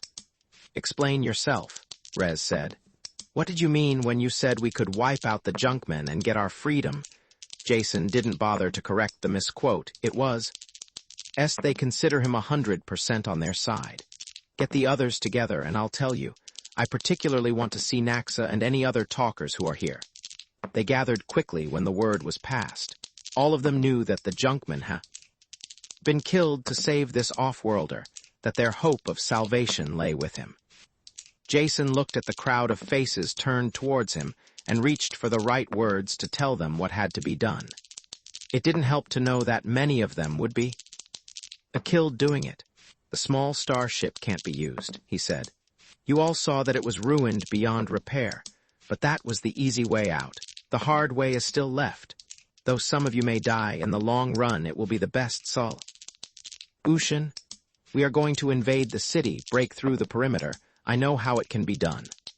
A mutter of sound spread across the crowd. Some of them looked excited, happy with the thought of killing their hereditary enemies. Others stared at Jace, and as if he were mad. A few were dazed at the magnitude of the thought, this carrying of the battle to the stronghold of the heavily armed enemy. They quieted when Jason raised his hand. "I know it sounds impossible," he said, "but let me explain. Something must be done, and now is the time to do it. The situation can only get worse from now on. The city pier. The junkmen can get along without your food. Their concentrates taste awful, but they sustain life. But they are going to turn against you in every way they can. No more metals for your tools or replacements for your electronic equipment. Their hatred will probably make them seek out your farms and destroy them from the ship. All of this won't be comfortable, and there will be worse to come. In the city, they are losing their war against this planet. Each year there are less of them, and someday they will all be dead. Knowing how they feel, I am sure they will destroy their ship first, and the entire planet as well, if that is possible. How can we stop them?" someone called out. "By hitting now," Jason answered. "I know all the details of the city, and I know how the defenses are set up. Their perimeter is designed to protect from animal life, but we could break through it if we were really determined." "What good would that do?" Rez snapped. "We crack the perimeter and they draw back, then counterattack in force. How can we stand against their weapons?" "We won't have to. Their spaceport touches the perimeter, and I know the exact spot where the ship stands. That is the place where we will break through. There is no formal guard on the ship and only a few people in the area. We will capture the ship, whether we can. Fly it or not is unimportant. Who controls the ship controls Pyrrus. Once there, we threaten to destroy it if they don't meet our terms. They have the choice of mass suicide or cooperation. I hope they have the brains to co-op. Arrate. His words shocked them into silence for an instant, then they surged into a wave of sound. There was no agreement, just excitement, and Rez finally brought them to order. Quiet, he shouted. Wait until Jason finishes before. Or you decide. We still haven't heard how this proposed invasion is to be accomplished. The plan I have depends on the talkers, Jason said. Is Naxa there? He waited until the fur-wrapped man had pushed to the front. I want to know more, Ub. Out the talkers, Naxa. I know you can speak to Dorims and the dogs here, but what about the wild animals? Can you make them do what you want? They're animals. Of course we can talk them. Th more talkers, th more power. Akem do just what we want. Then the attack will work, Jason said excitedly. Could you get your talkers all on one side of the city, the opposite side from the spaceport, and stir the animals up? Make them attack the perimeter? Could we? Naxa shouted, carried away by the idea. We'd bring in animals from all over, start biggest attack they ever saw. Then that's it. Your talkers will launch the attack on the far side of the perimeter. If you keep out of sight, the Gars will have no idea that it is anything more than an animal attack. I've seen how they work. As an attack mounts, they call for reserves inside the city and drain men away from the other parts of the perimeter. At the height of the battle, when they all their forces committed across the city, I'll lead the attack that will break through and capture the ship. That's the plan, and it's going to work. Jason sat down then, half fell down, drained of strength. He lay and listened as the debate went. Back and forth, Rez ordering it and keeping it going. Difficulties were raised and eliminated. No one could find a basic fault with the plan. There were plenty of flaws in it, things that might go wrong, but Jason didn't mention them. These people wanted his idea to work, and they were going to make it work. It finally broke up and they moved away. Rez came over to Jason. The basics are settled, he said. All here are in agreement. They are spreading the word by messenger. Sure, to all the talkers. The talkers are the heart of the attack, and the more we have, the better it will go off. We don't dare use the screens to call them. There is a good chance that the junkmen can intercept our messages. It will take 5 days before we are ready to go ahead. I'll need all of that time if I'm to be any good, Jason said. Now let's get some rest. Chapter 26. It's a strange feeling, Jason said. I've never really seen the perimeter from this side. Before, ugly is about the only word for it. He lay on his stomach next to Rez, looking through a screen of leaves downhill towards the perimeter. They were both wrapped in heavy furs in spite of the midday heat, with thick leggings and leather. Gauntlets to protect their hands. The gravity and the heat were already making Jason dizzy, but he forced himself to ignore this. Head on the far side of Burnt Corridor stood the perimeter, a high wall of varying height and text. Seemingly made of everything in the world, it was impossible to tell what it had originally been constructed of. Generations of attackers had bruised, broken, and undermined it. Repairs had been quickly made, patches thrust roughly into place. And fixed there, crude masonry crumbled and gave way to a rat's nest of woven timbers. This overlapped a length of pitted metal, large plates riveted together. Even this metal had been eaten through and bursting sandbags spilled out of it. Agate hole. Over the surface of the wall detector wires, and charged cables looped and hung. At odd intervals, automatic flamethrowers thrust their nozzles over the wall above and swept the base of the wall clear of any life that might have come. Close. Those flame things can cause us trouble, Rez said. That one covers the area where you want to break in. It'll be no problem, Jason assured him. It may look like it is firing a random pattern, but it's really not. It is a simple sweep just enough to fool an animal, but was never meant to keep men out. Look for yourself. It fires at regularly repeated 2, 4, 3, and 1 minute intervals. They crawled back to the hollow where Naxa and the others waited for them. There were only 30 men in the party. What they had to do could only be done with a fast, light force. Their strongest weapon was surprise. Once that was gone, their other weapons wouldn't hold out for seconds against the Sit. Guns.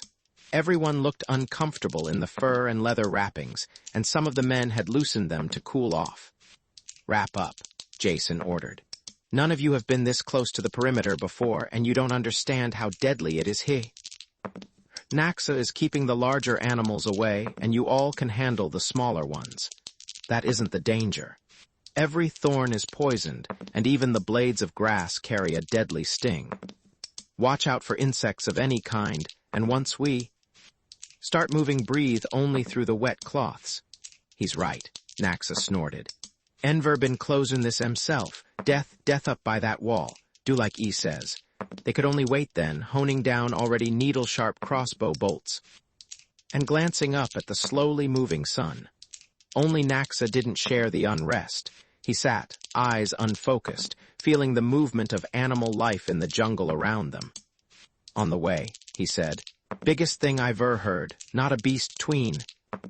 Here in the mountains, ain't howlin' his lungs out, runnin' towards the city." Jason was aware of part of it. A tension in the air and a wave of intensified anger and hatred. It would work, he knew, if they could only keep the attack confined to a small area. The talkers had seemed sure of it. They had stalked out quietly that morning, a thin line of ragged men, moving out in a mental sweep that would round up the Pyrran life and send it charging against the city. They hit. Naxa said suddenly. The men were on their feet now, staring in the direction of the city. Jason had felt the twist as the attack had been driven home, and knew that this was it. There was the sound of shots and a heavy booming far away. Thin streamers of smoke began to blow above the treetops. "Let's get into position," Rez said. Around them, the jungle howled with an echo of hatred. The half-sentient plants writhed, and the air was thick with small flying things. Naxa sweated and mumbled as he turned back the animals that crashed towards them. By the time they reached the last screen of foliage before the burned-out area, they had lost 4 men. One had been stung by an insect. Jason got the medikit to him in time, but he was so sick he had to turn back. The other 3 were bitten or scratched, and treatment came too late. Their swollen, twisted bodies were left behind on the trail. "Damn beasts hurt him, head," Naxa muttered. "When we go in, not yet." Rez said, "We wait for the signal." One of the men carried the radio. He sat it down carefully, then threw the aerial over a branch. The set was shielded so no radiation leaked out to give them away. It was turned on, but only a hiss of atmospheric static came from the speaker. "We could have timed it," Rez said. "No, we couldn't," Jason told him. "Not accurately. We want to hit that wall at the height of the attack when our chances are best. Even if they hear the message, it won't mean a thing to them inside, and a few minutes later it won't matter." The sound from the speaker changed. A voice spoke a short sentence, then cut off. "Bring me 3 barrels of flour." "Let's go," Rez urged as he started forward. "Wait," Jason said, taking him by the arm. "I'm timing the flamethrower. It's due in." "There." A blast of fire sprayed the ground, then turned off. "We have 4 minutes to the next one we hit the long period. They and stumbling in the soft ashes, tripping over charred bones and rusted metal. 2 men grabbed Jason under the arm and half-carried him across the ground. It hadn't been planned that way, but it saved precious seconds. They dropped him again. It's the wall, and he fumbled out the bombs he had made. The charges from Crannon's gun, taken when he was killed, had been hooked together with a firing circuit. All the moves had been rehearsed carefully, and they went smoothly now. Jason had picked the metal wall as being the best spot to break in. It offered the most resistance to the native life, so the chances were it wouldn't be reinforced with sandbags or fill the way other parts of the wall were. If he was wrong, they were dead. The first men had slapped their wads of sticky congealed sap against the wall. Jason pressed the charges into them, and they stuck, a roughly rectangular pattern as high as a man. While he did this, the detonating wire was run out to its length, and the raiders pressed back against the base of the wall. Jason stumbled through the ashes to the detonator, fell on it, and pressed the switch at the same time. Behind him, a thundering bang shook the wall and red flame burst out. Rez was a first one there, pulling at the twisted and smoking metal with his gloved hands. Others grabbed on and bent the jagged pieces aside. The hole was filled with smoke, and nothing was visible through it. Jason dived into the opening, rolled on a heap of rubble, and smacked into something solid. When he blinked the smoke from his eyes, he looked around him. He was inside the city. The others poured through now, picking him up as they charged in so he wouldn't be trampled underfoot. Some unspotted the spaceship, and they ran that way. A man ran around the corner of a building towards them. His Pyrran reflexes sent him springing into the safety of a doorway the same moment he saw the invaders. But they were Pyrrans, too. A man slumped slowly back onto the street, 3 metal bolts sticking out of his body. They ran on without stopping, running between the low storehouses. The ship stood ahead. Someone had reached it ahead of them. They could see the outer hatch. Slowly grinding shut. A hail of bolts from the bows crashed into it with no effect. "Keep going," Jason shouted. "Get next to the hull before he reaches the guns." This time 3 men didn't make it. The rest of them were under the belly of the ship when every gun let go at once. Most of them were aimed away from the ship. Still, the scream of shells and electric discharges was ear-shattering. The 3 men still in the open dissolved under the fire. Whoever was inside the ship had hit all the gun trips at once, both to knock out the attackers and summon aid. He would be on the screen now, calling for help. Their time was running out. Jason reached up and tried to open the hatch while the others watched. It was locked from the inside. One of the men brushed him aside and pulled at the inset handle. It broke off in his hand, but the hatch remained closed. The big guns had stopped now, and they could hear again. "Did anyone get the gun from that dead man?" he asked. "It would blow this thing open." "No," Rez said. "We didn't stop." Before the words were out of his mouth, 2 men were running back towards the buildings, angling away from each other. The ship's guns roared again, a string of explosions across one man. Before they could change direction and find the other man, he had reached the buildings. He returned quickly, darting into the open to throw the gun to them. Before he could dive back to safety, the shells caught him. Jason grabbed up the gun as it skidded almost to his feet. They heard the sound of wide-open truck turbines screaming towards them as he blasted the lock. The mechanism sighed and the hatch sagged open. They were all through the airlock before the Pyrrus truck appeared. Naxa stayed behind with the gun to hold the lock until they could take the control room. Everyone climbed faster than Jason once he had pointed them the way, so the battle was over when he got there. The single city. Irin looked like a pincushion. One of the techs had found the gun controls and was shooting wildly, the sheer quantity of his fire driving the trucks back. "Someone get on the radio and tell the talkers to call the attack off," Jason said. He found the communication screen and snapped it on. Kerk's wide-eyed face stared at him from the screen. "You," Kerk said, breathing the word like a curse. "Yes, it's me," Jason answered. He talked without looking up while his hands were big. "See at the control board. Listen to me, Kerk, and don't doubt anything I say. I may not know how to fly one of these ships, but I do know how to blow them up. Do you hear that sound?" He flipped over a switch, and the Farah. A whine of a pump droned faintly. "That's the main fuel pump.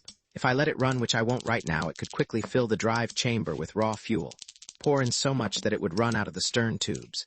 Then what do you think would happen to your one and only spacer if I pressed the firing button? I'm not asking you what would happen to me, since you don't care, but you need this ship the way you need life itself." There was only silence in the cabin now. And who had won the ship turned to face him. Kerk's voice grated loudly through the room. "What do you want, Jason? What are you trying to do? Why did you lead those animals in here?" His voice cracked and broke as anger choked him and spilled over.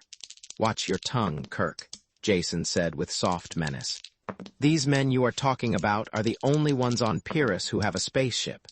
If you want them to share it with you, you had better learn to talk nicely. Now come over here at once and bring Brucko and Meta." Jason looked at the older man's florid and swollen face and felt a measure of sympathy. Don't look so unhappy. It's not the end of the world. In fact, it might be the beginning of one. And another leave this channel open when you go. Have it hooked into every screen in the city so everyone can see what happens here. Make sure it's taped, too, for replay.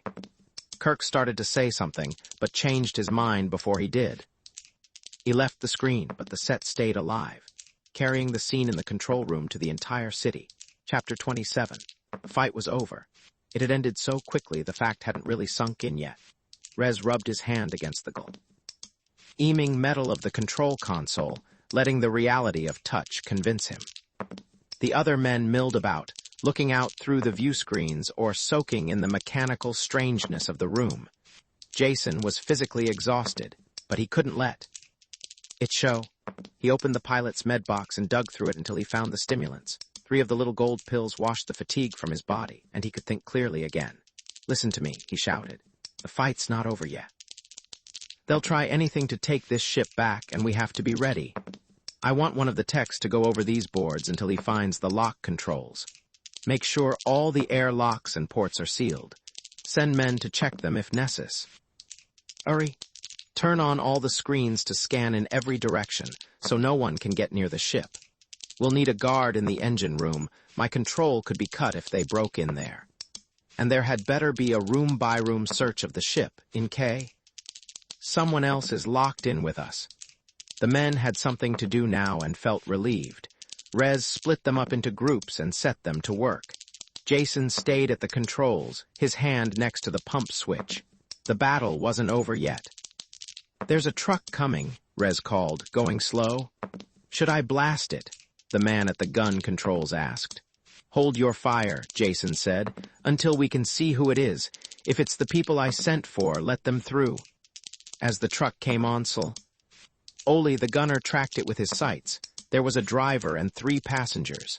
Jason waited until he was positive who they were. "Those are the ones," he said. "Stop them at the lock, Rez. Make them come in one at a time. Take their guns. As they enter, then strip them of all their equipment. There is no way of telling what could be a concealed weapon. Be specially careful of Brucko. He's the thin one with a face like an axe edge. Make sure you strip him clean. He's a specialist in weapons and survival. And bring the driver, too. We don't want him reporting back about the broken air lock or the state of our guns." Waiting was hard. His hand stayed next to the pump switch, even though he knew he could never use it, just as long as the others thought he would. There were stampings and muttered curses in the corridor. The prisoners were pushed in. Jason had one look at their deadly expressions and clenched fists before he called to Rez. "Keep them against the wall and watch them. Bowmen, keep your weapons up." He looked at the people who had once been his friends and who now swam in hatred for him. Meta, Kerk, Brucko. The driver was Scop, the man Kerk had once appointed to guard him. He looked ready to explode now that the roles had been reversed. "Pay close attention," Jason said, "because your lives depend upon it. Keep your backs to the wall and don't attempt to come any closer to me than you are now. If you do, you will be shot instantly. If we were alone, any one of you could undoubtedly reach me before I threw this switch. But we're not. You have Pyrran reflexes and muscles, but so do the bowmen. Don't gamble, because it won't be a gamble. It will be suicide. I'm telling you this for your own protection, so we can talk peacefully without one of you losing his temper and suddenly getting shot. There is no way out of this. You are going to be forced to listen to everything I say. You can't escape or kill me. The war is over. And we lost, and all because of you. You traitor." Meta snarled. "Wrong on both counts," Jason said blandly. "I'm not a traitor because I owe my allegiance to all men on this planet, both inside the perimeter and out. I never pretended differently. As to losing, why, you haven't lost anything. In fact, you've won. Won your war against this planet, if you will only hear me out." He turned to Rez, who was frowning in angry puzzlement. "Of course your people have won also, Rez. No more war with the city. You'll get medicine, off-planet contact, everything you want." "Pardon me for being cynical," Rez said, "but you're promising the best of all Possible worlds for everyone. That will be a little hard to deliver when our interests are opposed so. You strike through to the heart of the matter, Jason said. Thank you. This mess will be settled by seeing that everyone's interests are not opposed. Peace between the city and farms, with an end to the useless war you have been fighting. Peace between mankind and the Pyrran life forms, because that particular war is at the bottom of all your troubles. The man's mad, Kerk said. Perhaps you'll judge that after you hear me out. I'm going to tell you the history of this planet, because that is where both the trouble and the solution lie. When the settlers landed on Pyrrus 300 years ago, they missed the one important thing about this planet, the factor that makes it different from any other planet in the galaxy. They can't be blamed for the oversight. They had enough other things to worry about. The gravity was about the only thing familiar to them, the rest of the environment was a shocking change from the climate-controlled industrial world they had left. Storms, volcanism, floods, earthquakes, it was enough to drive them insane, and I'm sure many of them did go mad. The animal and insect life was a constant annoyance, nothing at all like the few harmless and protected species they had known. I'm sure they never realized that the Pyrran life was telepathic as well. That again, Brucko snapped. True or not, it is of no importance. Was tempted to agree with your theory of psionic-controlled attack on us, but the deadly fiasco you staged proved that theory wrong. I agree, Jason answered. I was completely mistaken when I thought some outside agency directed the attack on the city with psionic control. It seemed a logical theory at the time, and the evidence pointed that way. The expedition to the island was a deadly fiasco, only don't forget that attack was the direct opposite of what I wanted to have. Done. If I had gone into the cave myself, none of the deaths would have been necessary. I think it would have been discovered that the plant creatures were nothing more than an advanced life form with unusual psi ability. They simply resonated strongly to the psionic attack on the city. I had the idea backwards, thinking they instigated the battle. We'll never know the truth, though, because they are destroyed. But their deaths did prove one thing. It allows us to find the real culprits, the creatures who are leading, directing, and inspiring the war against the city. Who? Kerk breathed the question rather than spoke it. Why, you, of course, Jason told him. Not you alone, but all of your people in the city. Perhaps you don't like this war. However, you are responsible for it, and keep it going. Jason had to force back a smile as he looked at their dumbfounded expressions. He had to prove his point quickly, before even his allies began to think him insane. Here is how it works. I said Pyrran life was telepathic, and I meant all life. Every single insect, plant, and animal. At one time in this planet's violent history, these psionic mutations proved to be survival types. They existed when other species died, and in the end, I'm sure they cooperated in wiping out the last survivors of the non-psi strains. Cooperation is the key word here, because while they still competed against each other under normal conditions, they worked together against anything that threatened them as a whole. When a natural upheaval or a tidal wave threatened them, they fled from it in harmony. You can see a milder form of this same behavior on any planet that is subject to forest fires. But here, mutual survival was carried to an extreme because of the violent conditions. Perhaps some of the life forms even developed precognition like the human quakemen. With this advance warning the larger beasts fled. The smaller ones developed seeds or burrs or eggs that could be carried to safety by the wind or in the animal's fur, thus ensuring racial survival. I know this is true, because I watched it myself when we were escaping a quake. Admitted, all your points admitted, Brucko shouted. But what does it have to do with us? So all the animals run away together, what does that have to do with the war? They do more than run away together, Jason told him. They work together against any natural disaster that threatens them all. Someday, I'm sure, ecologists will go into raptures over the complex adjustments that occur here in the advent of blizzards, floods, fires, and other disasters. There is only one reaction we really care about now, though. That's the one directed towards the city people. Don't you realize yet they treat you all as another natural disaster? We'll never know exactly how it came about, though there is a clue in that diary I found, dating from the first days on this planet. It said that a forest fire seemed to have driven new species towards the settlers. Those weren't new beasts at all, just old ones with new attitudes. Can't you just imagine how those protected, over-civilized settlers acted when faced with a forest fire? They panicked, of course. If the settlers were in the path of the fire, the animals must have rushed right through their camp. Their reaction would undoubtedly have been to shoot the flea. In creatures down. When they did that, they classified themselves as a natural disaster. Disasters take any form. Bipeds with guns could easily be included in the category. The Pyrran animals attacked, were shot, and the war began. The survivors kept attacking and informed all the life forms what the fight was about. The radioactivity of this planet must cause plenty of mutations, and the favorable survival mutation was now one that was deadly to man. I'll hazard a guess that the psi function even instigates mutations. Some of the deadlier types are just too one-sided to have come about naturally in a brief 300 years. The settlers, of course, fought back and kept their status as a natural disaster intact. Through the centuries, they improved their killing methods. Not that did the slightest good, as you know. You city people, their descendants, are heirs to this heritage of hatred.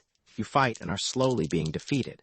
How can you possibly win against the biologic reserves of a planet that can recreate itself each time to meet any new attack? Silence followed Jason's words. Kerk and Meta stood white-faced as the impact of the disclosure sunk in. Brucko mumbled and checked points off on his fingers, searching for weak spots in the chain of reason. The fourth city Pyrran, Scop, ignored all these foolish words that he couldn't understand or want to understand. It would have killed Jason in an instant. There had been the slightest chance of success. It was Rez who broke the silence. His quick mind had taken in the factors and sorted them out. "There's one thing wrong," he said. "What about us? We live on the surface of Pyrrus without perimeters or guns. Why aren't we attacked as well? We're human, descended from the same people as the Junkmen." "You're not attacked," Jason told him, "because you don't identify yourself as a natural disaster. Animals can live on the slopes of a dormant volcano, fighting and dying in natural competition. But they'll flee together when the volcano erupts. That eruption is what makes the mountain a natural disaster. In the case of human beings, it is their thoughts that identify them as life form or disaster, mountain or volcano. In the city, everyone radiates suspicion and death. They enjoy killing, thinking about killing, and planning for killing. This is natural selection, too, you realize. These are the survival rates that work best in the city. Outside the city, men think differently. If they are threatened individually, they fight, as will any other creature. Under more general survival threats, they cooperate completely with the rules for Universa. Well, survival that the city people break. How did it begin, this separation, between the two groups? Rez asked. We'll probably never know, Jason said. I think your people must have originally been farmers or psionic sensity, who were not with the others during some natural disaster. They would, of course, act correctly by Pyrran standards and survive. This would cause a difference of opinion with the city people who saw killing as the answer. It's obvious, whatever the reason, that two separate communities were established early and soon separated except for the limited amount of barter that benefited both. I still can't believe it, Kerk mumbled. It makes a terrible kind of truth every step of the way. But I still find it hard to accept. There must be another explanation. Jason shook his head slowly. None. This is the only one that works. We've eliminated the other ones, remember? I can't blame you for finding it hard to believe, since it is in direct opposition to everything you've understood to be true in the past. It's like altering a natural law. As if I gave you proof that gravity didn't really exist, that it was a force altogether different from the immutable. One we know, one you could get around when you understood how. You'd want more proof than words, probably want to see someone walking on air. Which isn't such a bad idea at that, he added, turning to Naxa. Do you hear any Ulls around the ship now, not the ones you're used to, but the mutated, violent kind that live only to attack the city. Places crawling with them, Naxa said, just lookin' for something T-kill. Could you capture one? Jason asked. Without getting yourself killed, I mean. Naxa snorted contempt as he turned to leave. Beast's not born yet, that'll hurt me. They stood quietly, each one wrapped tightly around by his own thoughts, while they waited for Naxa to earn. Jason had nothing more to say. He would do one more thing to try and convince them of the facts. After that it would be up to each of them to reach a conclusion. The talker returned quickly with a stingwing, tied by one leg to a length of leather. It flapped and shrieked as he carried it in. In the middle of the room, away from everybody, Jason told him. Can you get that beast to sit on something and not flap around? My hand good enough? He asked, flipping the creature. Up so it clung to the back of his gauntlet. That's how I caught it. Does anyone doubt that this is a real stingwing? Jason asked. I want to make sure you all believe there is no trickery here. The thing is real, Brucko said. I can smell the poison in the wing claws from here. He pointed to the dark marks on the leather where the liquid had dripped. If that eats through the gloves, he's a dead man. Then we agree it's real, Jason said. Real and deadly, and the only test of the theory will be if you people from the city can approach it like Naxa here. They drew back automatically when he said it, because they knew that stingwing was synonymous with death. Past, present, and future. You don't change a natural law. Meta spoke for all of them. We can't. This man lives in the jungle like an animal himself. Somehow he's learned to get near them, but you can't expect us to. Jason spoke quickly before the talker could react to the insult. Of course I expect you to. That's the whole idea. If you don't hate the beast and expect it to attack you, why it won't. Think of it as a creature from a different planet, something harmless. I can't, she said. It's a stingwing, as they talked, bruh. Ukko stepped forward, his eyes fixed steadily on the creature perched on the glove. Jason signaled the bowmen to hold their fire. Brucko stopped at a safe distance and kept looking steadily at the stingwing. It rustled its leathery wings uneasily, and hissed. A drop of poison formed at the tip of each great poison claw on its wings. The control room was filled with a deadly silence. Slowly he raised his hand. Carefully putting it out over the animal, the hand dropped a little, rubbed the stingwing's head once, then fell back to his side. The animal did nothing except stir slightly under the touch. There was a concerted sigh, as those who had been unknowingly holding their breath breathed again. How did you do it? Meta asked in a hush. Voice. HMMM what? Brucko said, apparently snapping out of a daze. Oh, touching the thing. Simple, really. I just pretended it was one of the training aids I use, a realistic and harmless duplicate. I kept my mind on at single thought, and it worked. He looked down at his hand, then back to the stingwing, his voice quieter now as if he spoke from a distance. It's not a training aid, you know. It's real, deadly. The off-worlder is right. He's right about everything he said. With Brucko's success as an example, Kerk came close to the animal. He walked stiffly, as if on the way to his execution, and runnels of sweat poured down his rigid face. But he believed, and kept his thoughts directed away from the stingwing, and he could touch it unharmed. Meta tried, but couldn't fight down the horror it raised when she came close. I am trying, she said, and I do believe you now, but I just can't do it. Scop screamed when they all looked at him, shouted it was all a trick, and had to be clubbed unconscious when he attacked the bowman. Understanding had come to Pyrrus. Chapter 28. What do we do now? Meta asked. Her voice was troubled, questioning. She voiced the thoughts all the Pyrrans in the room and the thousands who watched in their screens. What will we do? They turned to Jason, waiting for an answer. For the moment their differences were forgotten. The people from the city were staring expectantly at him, as were the crossbowmen with half-lowered weapons. This stranger had confused and changed the old world they had known, and presented them with a newer and stranger one, with alien problems. Hold on, he said, raising his hand. I'm no doctor of social ills. I'm not going to try and cure this planet full of muscle-bound sharpshooters. I've just squeezed through up to now, and by the law of averages, I should be 10 times dead. Even if all you say is true, Jason. Etta said, you are still the only person who can help us. What will the future be like? Suddenly weary, Jason slumped into the pilot's chair. He glanced around at the circle of people. They seemed sincere.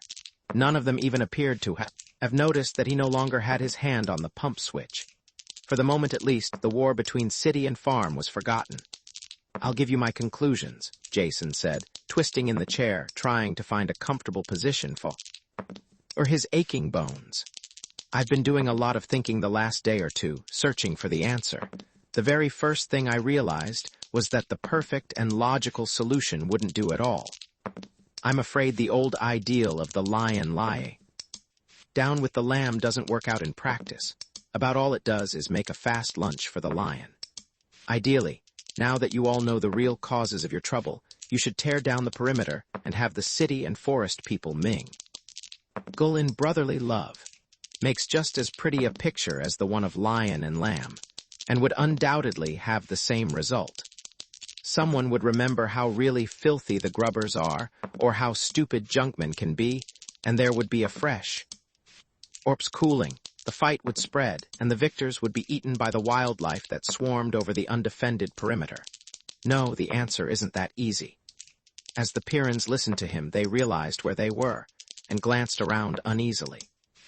The guards raised their crossbows again, and the prisoners stepped back to the wall and looked surly. See what I mean? Jason asked. Didn't take long, did it? They all looked a little sheepish at their unthinking reactions. If we're going to find a decent plan for the future, we'll have to take inertia into consideration. Mental inertia, for one. Just because you know a thing is true in theory doesn't make it true in fact. The barbaric religions of primitive worlds hold not a germ of scientific fact, though they claim to explain all. Yet if one of these savages has all the logical ground for his beliefs taken away, he doesn't stop believing. He then calls his mistaken beliefs faith, because he knows they are right, and he knows they are right because he has faith. This is an unbreakable circle of false logic that can't be touched. In reality, it is plain mental inertia.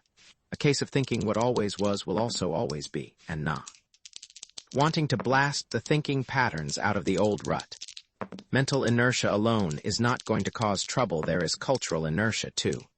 Some of you in this room believe my conclusions and would like to change. But will all your people change? The unthinking ones, the habit-ridden, reflex-formed people who know what is now will always be. They'll act like a drag on whatever plans you make, whatever attempts you undertake to progress with the new knowledge you have. Then, it's useless, there's no hope for our world, Rez asked. I didn't say that, Jason answered. I merely mean that your troubles won't end by throwing some kind of mental switch. I see 3 courses open for the future, and the chances are that all 3 will be going on at the same time. First and best will be the rejoining of city and farm Pyrrans into the single human group they came from. Each is incomplete now and has something the other one needs. In the city here, where you have science and contact with the rest of the galaxy, you also have a deadly war. Out there in the jungle, your first cousins live at peace with the world, but lack medicine and the other benefits of scientific knowledge, as well as any kind of cultural contact with the rest of mankind. You'll both have to join together and benefit from the exchange. At the same time, you'll have to forget the superstitious hatred you have of each other. This will only be done outside of the city. Away from the war. Every one of you who is capable should go out voluntarily, bringing some fraction of the knowledge that needs sharing. You won't be harmed if you go in good faith, and you will learn how to live with this planet rather than instead. Eventually, you'll have civilized communities that won't be either grubber or junkmen. They'll be Pyrran. But what about our city here? Kerk asked. They'll stay right here and probably won't change in the slightest. In the beginning, you'll need your perimeter and defenses to stay alive, while the people are leaving. And after that, it will keep going because there are going to be any number of people here who you won't convince. They'll stay and fight and eventually die. Perhaps you will be able to do a better job in educating their children. What the eventual end of the city will be, I have no idea. They were silent as they thought about the future. On the floor, Scop groaned but did not move. A's, Meta said. What is the third? The third possibility is my own pet scheme, Jason smiled. And I hope I can find enough people to go along with me. I'm going to take my money and spend it all on outfitting the best and most modern spacer, with every weapon and piece of scientific equipment I can get my hands on. Then I'm going to ask for Pyrran volunteers to go with me. What in the world for? Meta frowned. Not for charity, I expect to make my investment back and more. You see, after these past few months, I can't possibly return to my old occupation.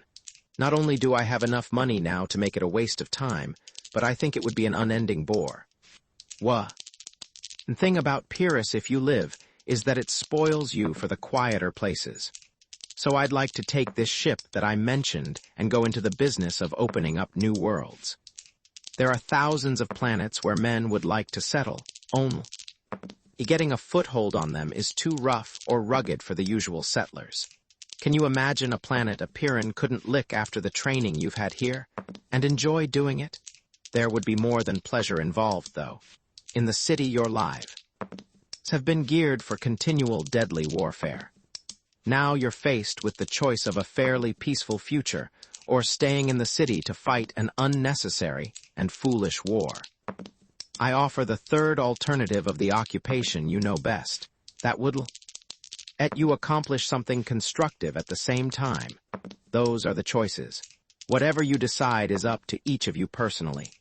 Before anyone could answer, livid pain circled Jason's throat.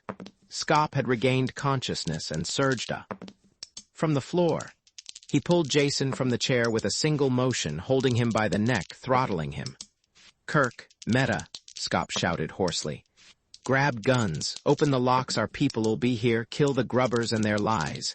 Jason tore at the fingers that were choking the life out of him, but it was like pulling at bent steel bars. He couldn't talk, and the blood hammered in his ears. Meta hurtled forward like an uncoiled spring, and the crossbows twanged. One bolt caught her in the leg, the other transfixed her upper arm. But she had been shot as she jumped, and her inertia carried her across the room to her fellow Pyrran and the dying offworlder. She raised her good arm and chopped down with the edge of her and it caught Scop a hard blow on the biceps, and his arm jumped spasmodically, his hand leaping from Jason's throat. What are you doing? He shouted in strange terror to the wounded girl who fell against him. He pushed her away, clutching Jason with his other hand. She didn't answer. Instead, she chopped again, hard and true, the edge of her hand catching Scop across the windpipe, crushing it. He dropped Jason and fell to the floor, retching and gasping. Jason what? The end through a haze, barely conscious. Scop struggled to his feet, turned pain-filled eyes to his friends. You're wrong, Kerk said. Don't do it. The sound the wounded man made was more animal than human when he dived towards the guns. On the far side of the room, the crossbows twanged like harps of death. When Brucko went over to help Meta, no one interfered. Jason gasped air back into his lungs, breathing in life. The watching glass eye of the viewer carried the scene to every one in the city. Thanks, Meta, for understanding, as well as helping. Jason had to force the words out. Scop was wrong and you were right, Jason, she said. Her voice broke for a second as Brucko snapped off the feathered end of the steel. Ult with his fingers and pulled the shaft out of her arm. I can't stay in the city. Only people who feel as Scop did will be able to do that. And I'm afraid I can't go into the forest. You saw what luck I had with the stingwing. If it's all right, I'd like to come with you. I'd like to very much. It hurt when he talked, so Jason could only smile, but she knew what he meant. Kerk looked down in unhappiness at the body of the dead man. He was wrong, but I know how he felt. I can't leave the city, not yet. Someone will have to keep things in hand while the changes are taking place. Your ship is a good idea, Jason. You'll have no shortage of volunteers. Though I doubt if you'll get Brucko to go with you. Of course not, Brucko snapped, not looking up from the compression bandage he was tying. There's enough to do right here on Pyrrus.